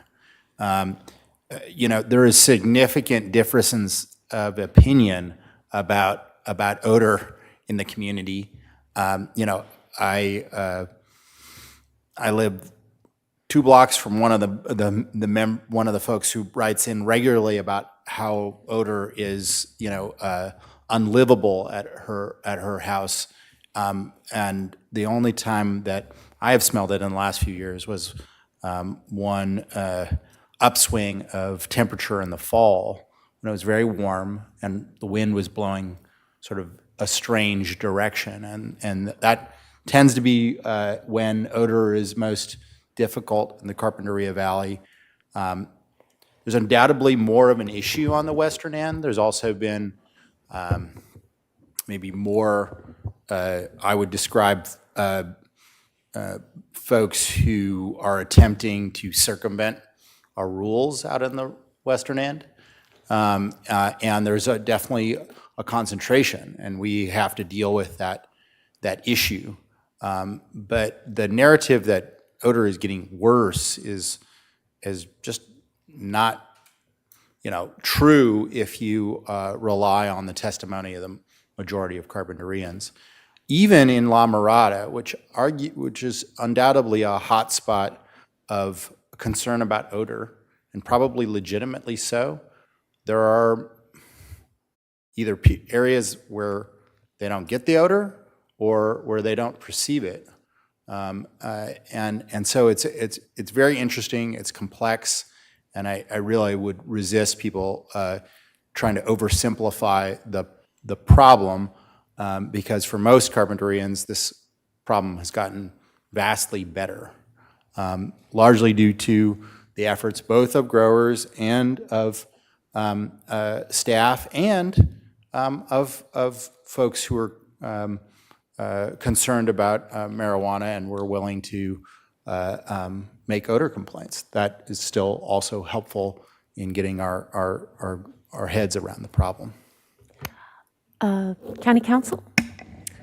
Madam Chair, members of the board, if you're done with your questions for the applicant, I just recommend you move on to public comment. I was just about to go there. So we have 4 public commenters.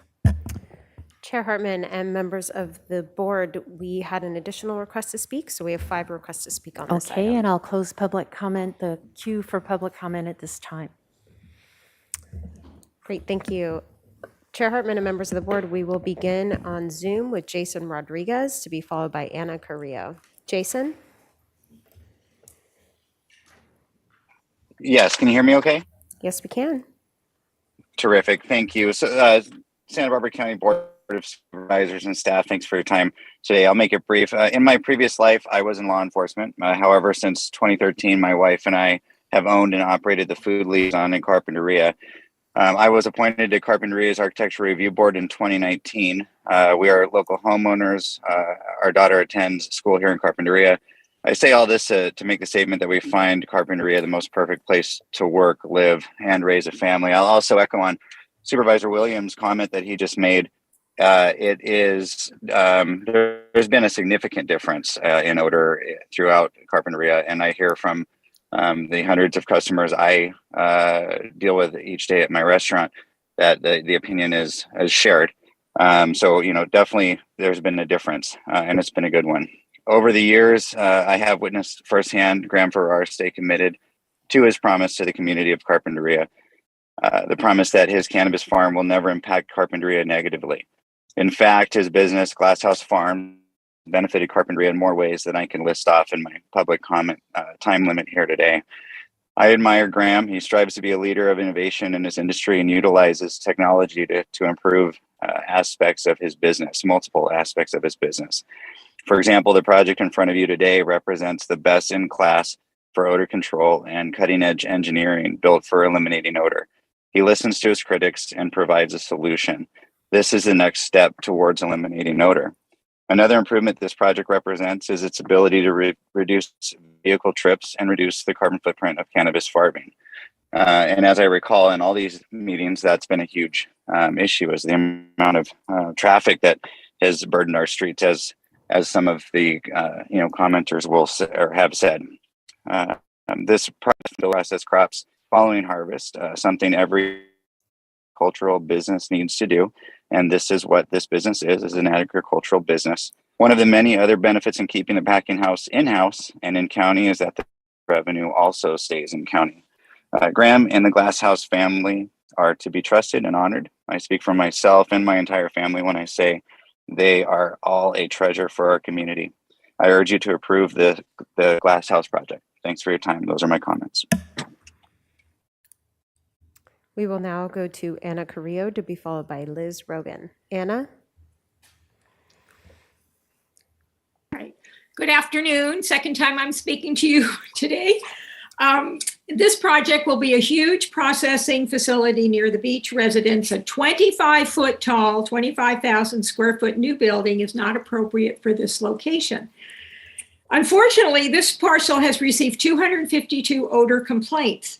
This is one of only 2 fully permitted cannabis projects in the Carpinteria Valley, and though there have been way over 3 complaints per 365 days, nothing has been done.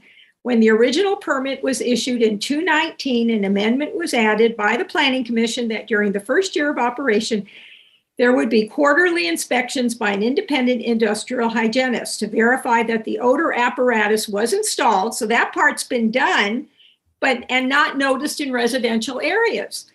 It may have been mechanically checked out, but P&D has not been able to identify the source of the odor issues for nearby residents of La Mirada, the Polo Field, and Padero Lane EDRNs. I had been told that once the 3 other nearby permits were issued, P&D would be able to identify the source. But that number now is at least there's 7 other permits in that area that have already been issued, and still there is no way the source can be identified. One cannot identify the source when projects are next to each other. I admire and thank you for Wilson for telling us that there's somebody maybe coming on board next week. Because of the lack of proper odor control, one definitely smells it driving or biking by. This operator should not be allowed to add something more to his 8.17 acres cultivation project without better improved odor management on the cultivation side. And I don't know, I still don't understand, is there processing going on in this project? I know there's the other project has it now, but when talking to the planner, it sounded like there is processing. I know there's a processing permit, but I don't know, yes or no, if there's any processing actually going on at this site. The odors from the cannabis and the EcoSorb are very offensive to many people and are known to cause health issues for some. It's not fair that cannabis odors cause local residents not to be able to enjoy opening their windows or sitting outside their homes or use the beach for their recreation. If the county isn't capable of identifying which operation is the source of the odor problem, then how is the neighbor who has to instigate the complaint even know whom to call?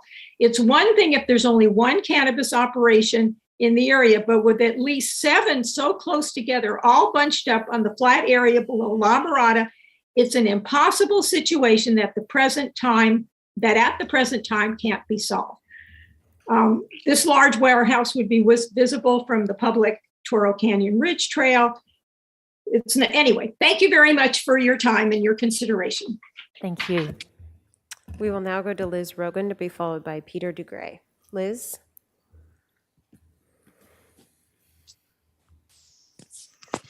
Thank you. Hi, my name is Liz Rogan. I'm a cannabis consultant and educator. I focus on educating the public about the science of cannabis. I'm here to ask the Board of Supervisors to approve the Glass House project as it brings a plethora of benefits for the health and wealth of our community. Graham has been an exemplary operator. Both Graham and Glass House team have been incredible community partners, supporting many other businesses in the area throughout the last 2 years of this challenging pandemic. Did you know that they also grow vegetables in addition to cannabis? I understand the applicant's concerns regarding odor, but as previously stated, the packing house will not increase odor. Instead, it will actually decrease the odor by allowing for a faster harvest overall, and it is engineered for odor abatement using negative pressure, as Graham mentioned, in the sealed building. They use molecular carbon scrubbers, recirculating HVAC system, and as a member of the carp growers, Graham and Glasshouse are committed to the best practices in odor abatement. Agricultural businesses need the ability to process their crops following harvest. The proposed packing house uses just 1/2 of the square footage allowed under the current zoning on the agriculturally zoned property. Currently, cannabis is harvested and processed, then shipped out of the county to be processed, which brings in traffic and with larger vehicles. The carbon footprint of cannabis farming would be greatly reduced by this project. Capturing more cannabis taxes within the county by not making farms process elsewhere is helpful. Having a packing house at the farm will capture more county tax revenue for all residents. It also provides more full-time jobs and supports other ancillary businesses. This is really important for our residents, maintaining the health and wealth of our community. And this is Liz Rogan. Thank you for your time today. We will now go on to Peter DeGray, to be followed by Joe Armendariz back here in Santa Barbara. Peter? Hi, good afternoon, everyone. It's a gorgeous day in Carpinteria today. My name is Peter DeGray, Executive Director of Carp Growers, which is the association with 10 members operating 23 cannabis farm projects in Carpinteria Valley. Since 2018, the organization has been committed to setting the highest standards in cannabis farming and to farm in a way that is completely transparent and accountable to all stakeholders. Glasshouse Farms is a founding Carp Growers member, and Graham Farrar is a current board member, and he was the past president and great leader for the association in local cannabis farming. We ask that the Board of Supervisors reject the appeal and approve the new packing house proposed by Glasshouse at its Padero property, and as the Planning Commission has already recommended to approve. This purpose-built agricultural facility will further eliminate odors and also will encourage local processing of cannabis that reduces the overall carbon footprint of the crop. Neighbors in the valley have long expressed concerns over cannabis odors, and our membership of Carp Growers have been really good listeners. Members like Glasshouse have continuously advanced the science and technology needed to resolve the odor problem. The state-of-the-art packing house that Glasshouse proposes is another really productive and important stride in the valley-wide mission to eliminate all cannabis odors. Odor abatement engineering proposed in the facility includes negative pressure and sealed building that uses molecular carbon scrubbers and a recirculating HVAC system. Neighbors for years have asked for this exact type of system, and this project delivers in a way that will eliminate the odors during drying and processing, as we've heard mentioned in this meeting several times, the most odorous phases of cannabis farming. Glasshouse is an outstanding local company with dozens and dozens of employees. And these are at local farms that are, these are stable year-round jobs offering competitive benefits. In the community of Carpinteria, Glasshouse and its team have been just really great players and contributors and valuable partners to an array of community-serving nonprofits in the areas of environmental sustainability, food, and home insecurity, and among other really important causes. This appeal today represents another step in the years-long conversation that we've all had about local cannabis farming. By now, all stakeholders have an ample opportunity to weigh in. And really, this process is what has made local cannabis farming better. Cannabis in Carpinteria Valley is really setting standards for the statewide market, and farmers have been incredibly responsive every step of the way. Projects like this Glasshouse proposal are the result of listening and being proactive. And of the county's foresight and planning in its cannabis program that's really led to incredible improvements all along the ag belt in Carpinteria Valley. Cannabis farming is, subject to such strict review and careful planning, and I think all residents can appreciate that. Oh, thank you. And we will now return to Santa Barbara for Joe Armendariz. Joe? I'm rusty. I haven't done this in a long time. Good afternoon, members of the board. I'm Joe Armendariz. I'm kind of without portfolio. I'm a recovering watchdog, politician.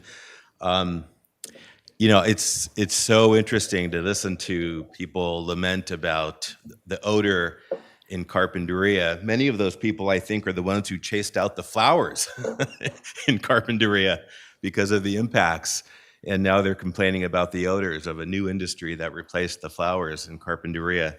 It was really interesting to listen to the resolution earlier about the wine industry, because I'm reminded about 7 years ago that the board rejected a 1,100 square foot tasting room in the San Ynez Valley because it was incompatible as a use in Santa Ynez Valley. Wine was incompatible in Santa Ynez 7 years ago, and now it's the most important industry in Santa Barbara County. So, I guess there's always going to be a constituency that's against things. Well, today we get to be for things. And I think we should be for cannabis, because cannabis is a value-added industry. And by the way, it's interesting to be with Graham. Usually you have to go on LinkedIn to see Graham. And what a pioneer, what a great cheerleader for an industry. And I'm going to steal something that he says, because all the great ideas I've ever had, I stole. Graham says that champagne comes from France, tequila comes from Mexico, cannabis comes from California. And here we have in Santa Barbara County an opportunity to really take advantage of that. And so this board, with the leadership of Steve and Doss, you guys have really borne out an industry that creates something really special. And these guys are doing it really in a way that's just fantastic. And it's really put this county on the map in terms of this new incredible industry. And you're creating jobs, you're creating value, you're creating revenue. The processing, by making it so that you can do it here in the county at the same time you're doing cultivation, is capturing that revenue. It allows you to fully fund programs and services, public safety, parks, streets, all the things that the taxpayers of this county are entitled to have. And by the way, and I know, Doss, this is close to your heart, it's good for the environment. You're not putting the trucks on the road and doing it in such a way that you're creating less emissions. So it's a good thing all the way around. It's just, it's the right thing to do. And so do it and reject the appeal. By the way, the redundancy of these appeals with the programmatic EIR, I was looking at slide 6, all of the same things that were brought up in the Busy Bee case. Come on, let's stop it already. Let's just get these projects approved through the pipeline so we can start to create, more value for the taxpayers. Thank you. Okay. And that concludes public comment on this item. Okay, so we'll go first then to appellant rebuttal and 4 minutes and 20 seconds. Hi. Just for the record, I wanted to just say I love flowers, love the wine industry, love housing. I love these things because they build our economy and they do it without hurting others in the process. I want to also point out that it's been 3 years since the initial project for the cannabis greenhouses at the site were approved. And in those 3 years, we are still at ground floor where we started, where the county cannot effectively pinpoint the source of odors being experienced in residential zones. And the reality is us residents end up holding the bag when that happens. It essentially shifts the suffering to us as opposed to making it the operator's issue. Why would we add to that problem until we've solved it as exists to the already excruciating amount of density that already exists? To me, just stepping back and looking at this is an example of legislation for our cannabis ordinance per Chapter 50 that were put in place prior to validating the sufficiency of the technologies we have and good processes, systems, controls, and governance to ensure workable enforcement. I also really take issue with the narrative that it doesn't smell anymore in CARP, because believe me, it does. And all you have to do is look at the odor complaints that residents have filed to see that. So, I really take issue with that. I wanted to recap the requirements that the county has for approving a CUP, as this project is requiring that.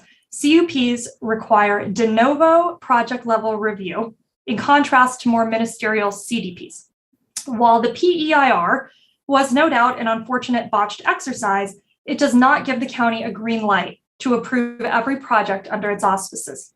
Under Article 2, to approve a CUP, you must be able to make de novo project level findings that, among other things, the site for a project is adequate in size, shape, location, and physical characteristics to accommodate the type of use and level of development proposed, that adverse environmental impacts are mitigated to the maximum extent feasible, that the project will not be detrimental to health, safety, comfort, convenience, and general welfare of the neighborhood, and will not be incompatible with the surrounding area, that the project is in conformance with the applicable provisions and policies of Article 2 and the Coastal Land Use Plan, that in rural areas, the use is compatible with and subordinate to the scenic and rural character of the area, and that the use is not inconsistent with the intent of the zone district in addition to other factors. It is disappointing to see the county's disinterest today in protecting residents in terms of its decision today to gut the cap by ushering more processing in outside of its auspices. There is not a reasonable way to make the required CUP findings for this project in light of the intensity and density of use on the parcel itself and in the surrounding area of the Nadeber rectangle, as well as the existing severe nuisance with poor operator track record. Why should we believe them? And significant environmental concerns. If this project is approved today, we should all be worried about another type of gutting. That is the gutting of the meaning of what a CUP is and what this portends for other genuine land use considerations in this county requiring a CUP. The point of a CUP is to ensure that a project will not cause havoc or damage to a neighborhood or community. Please kindly remember that as you vote today. Please consider the impacts on those of us who live here. Thank you very much. And turning to the applicant.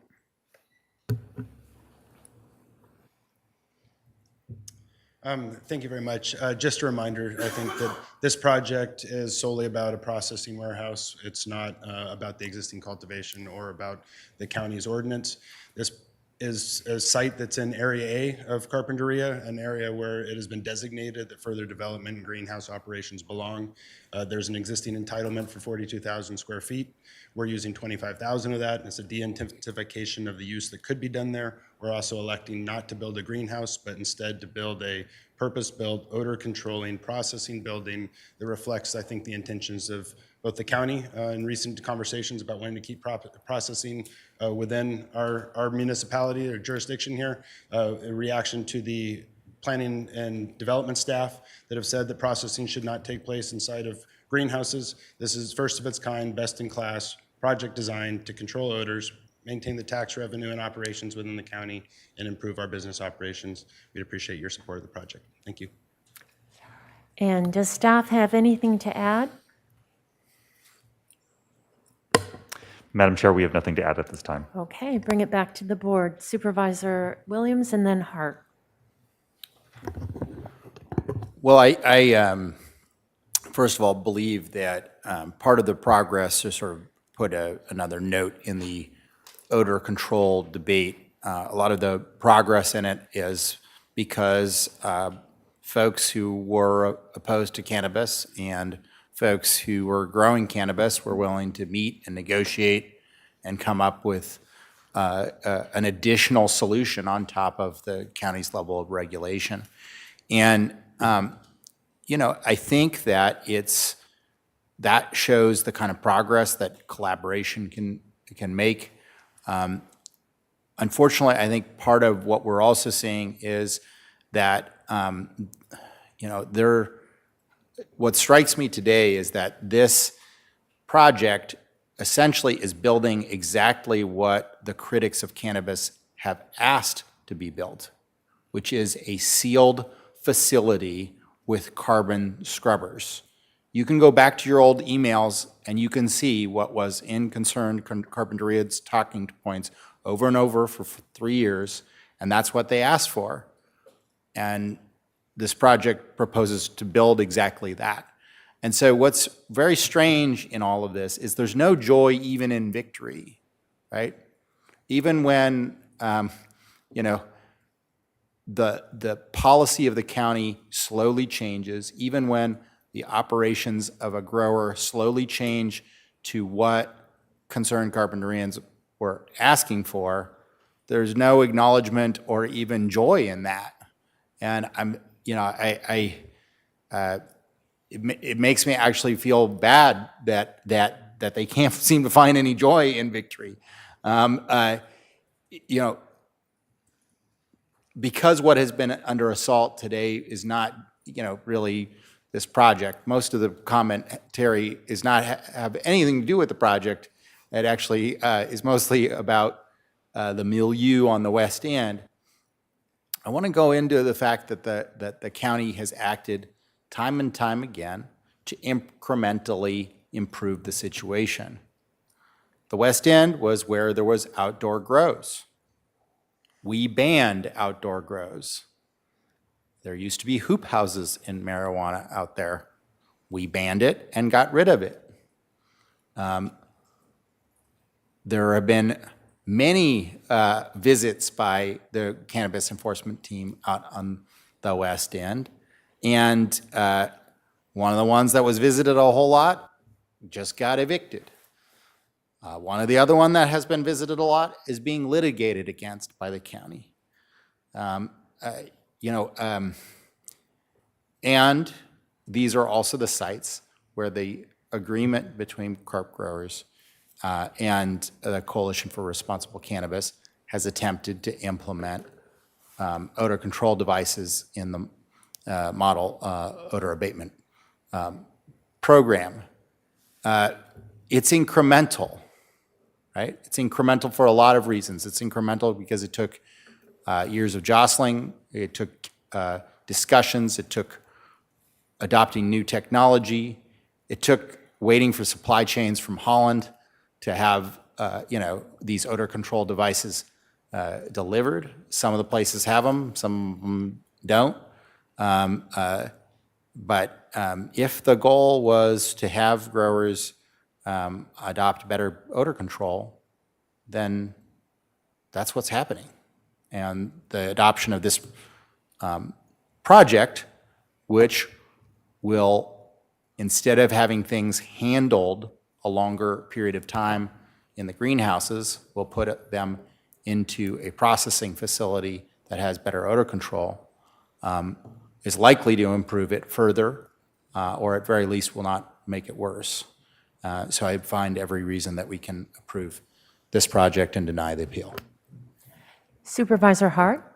Yeah, I think it is really important to focus very specifically on what this application is today.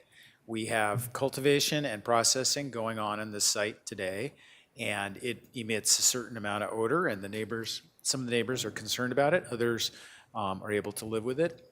I think it's very subjective, but objectively, this particular project is going to take the processing that is currently, in a leaky greenhouse and put it in a sealed, negative pressure, carbon scrubbed environment that will reduce odors significantly. I think, physics would tell you probably eliminate those odors. We can't say that for certain because this is the first of its kind. This is a historic day. We're approving a project that is intentionally investing the resources to effectively bring those processing odors to zero.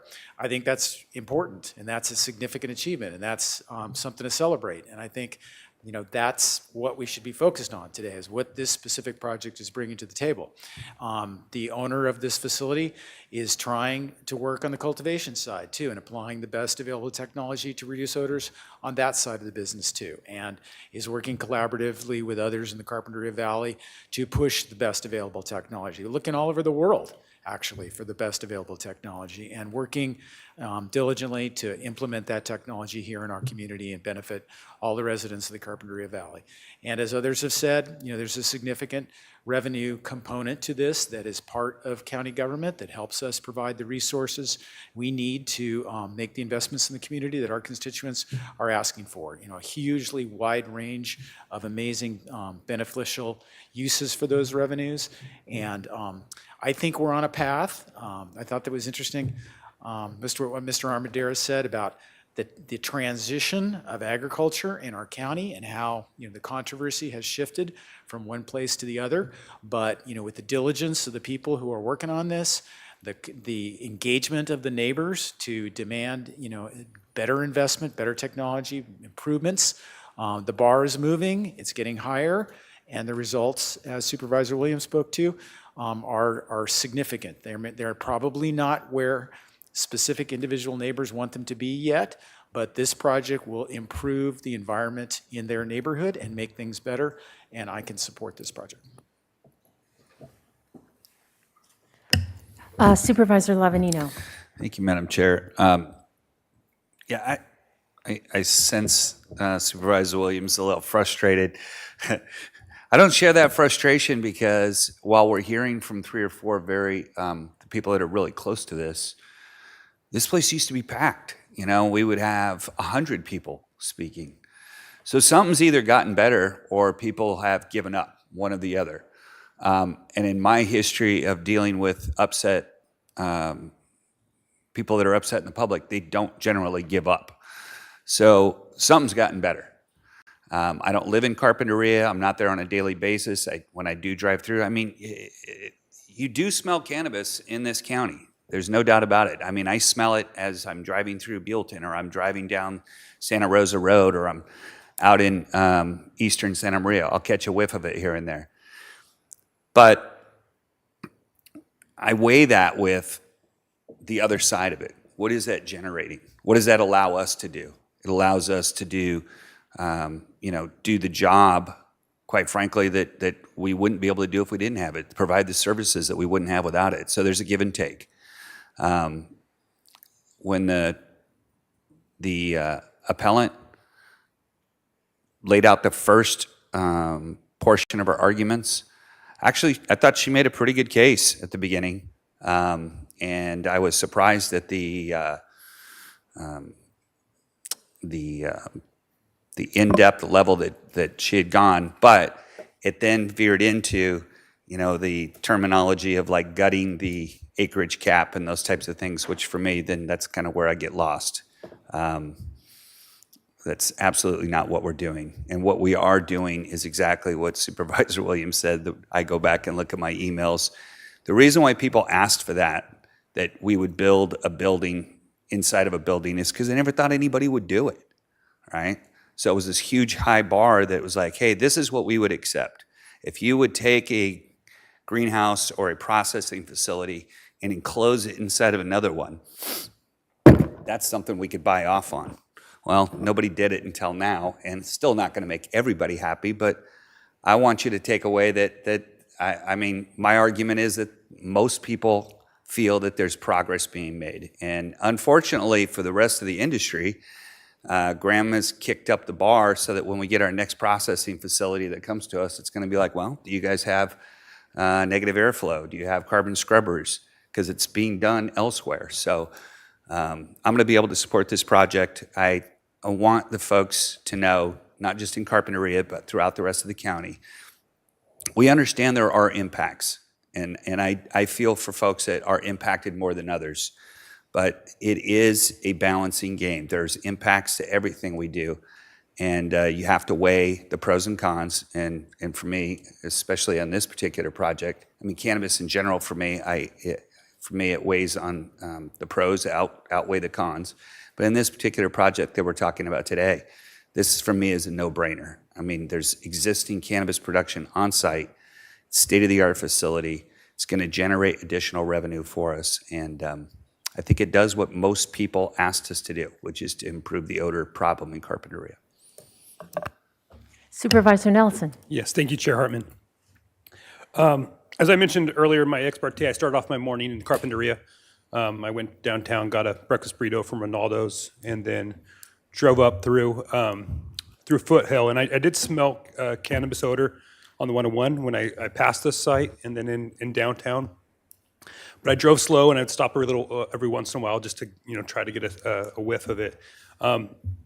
Strangely, one of the places I did not smell it was at this site, which was kind of odd. And I know that that's just one morning on one day, and so I don't think that that's necessarily what exists out there. But it was interesting. It wasn't overpowering, and the vents were up.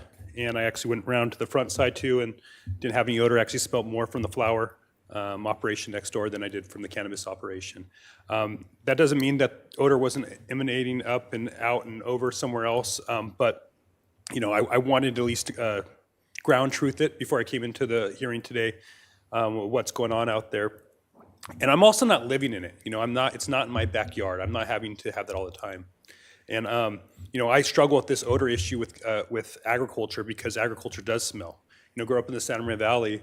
Back when the sugar factory was going, the smell of the sugar beets was quite pungent.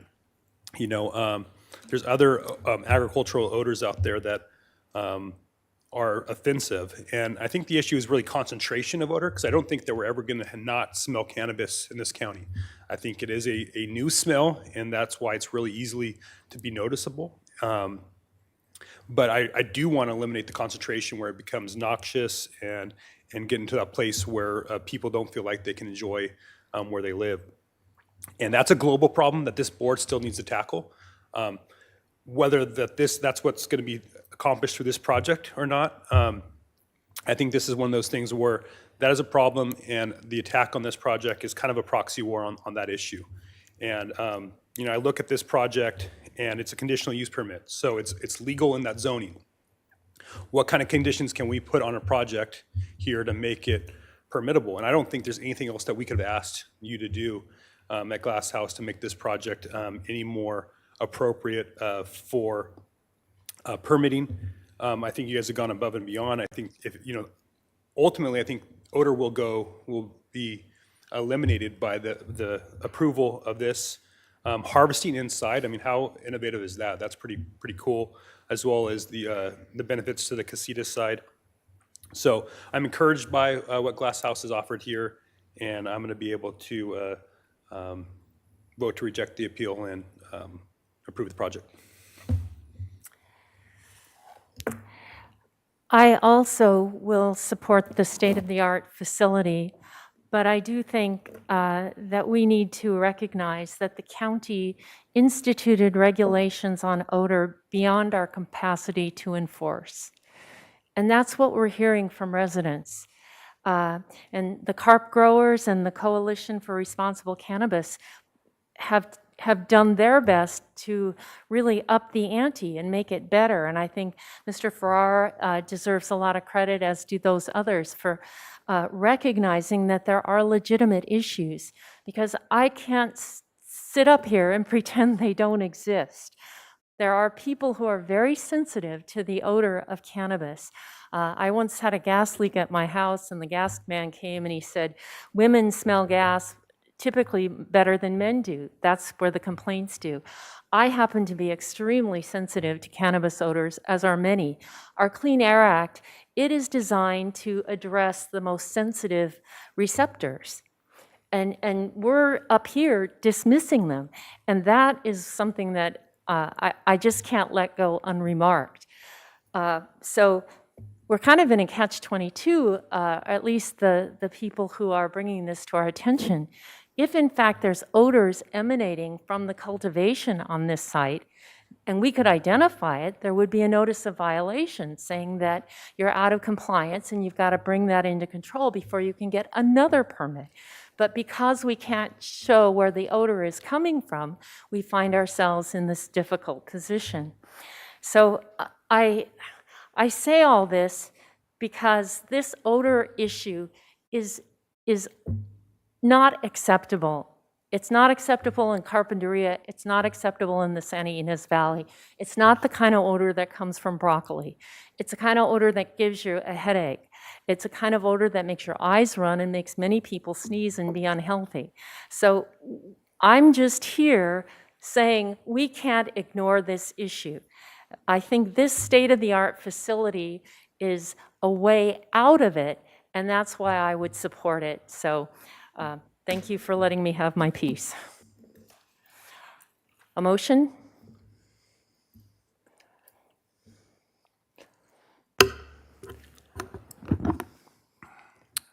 I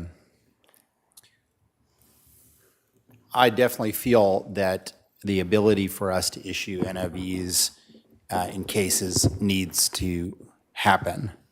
And I think that there is not a single one of your colleagues who's dismissing the fact that there may be people with more sensitivity to marijuana. It is just simply that when there is a rhetoric as if the county has been doing nothing, and we have had a very active sheriff's enforcement team, and we have been litigating against a facility stone's throw away, visited repeatedly bad actors, and banned outdoor cultivation right around this, which is at literally the next door facility, that it is just incorrect the way that it is being characterized. The county, both B&D, sheriffs, and the board has had their mind on the issue out here. And it is more difficult with concentration to differentiate who are the bad actors and who are the ones who are trying to do the rules. But, it is just incorrect to validate the sort of departure from reality in rhetoric that has become all too common in our society right now, but needs to be corrected. With that, I move that we deny the appeal and de novo approve the project. Second, Supervisor Lavanino? Second. And all those in favor of the motion say aye. Aye. Aye. Any opposed? Motion passes unanimously. So with that, we finished our agenda for today, and we are adjourned until Tuesday, March 8th in Chair. Santa Maria. Chair Hartman and members of the board, Yes. my apologies for the interruption, but can I get a confirmation that that was to approve staff recommendations A through D? Yes. Yes, I will clarify that that is A, as I mentioned, denying the appeal, make the required findings for approval under B, C, determine the previously certified programmatic, the PEIR, and D, grant de novo approval to the project. Staff recommendations. Thank you. Supervisor Nelson, did you have some final word? All right, meeting adjourned.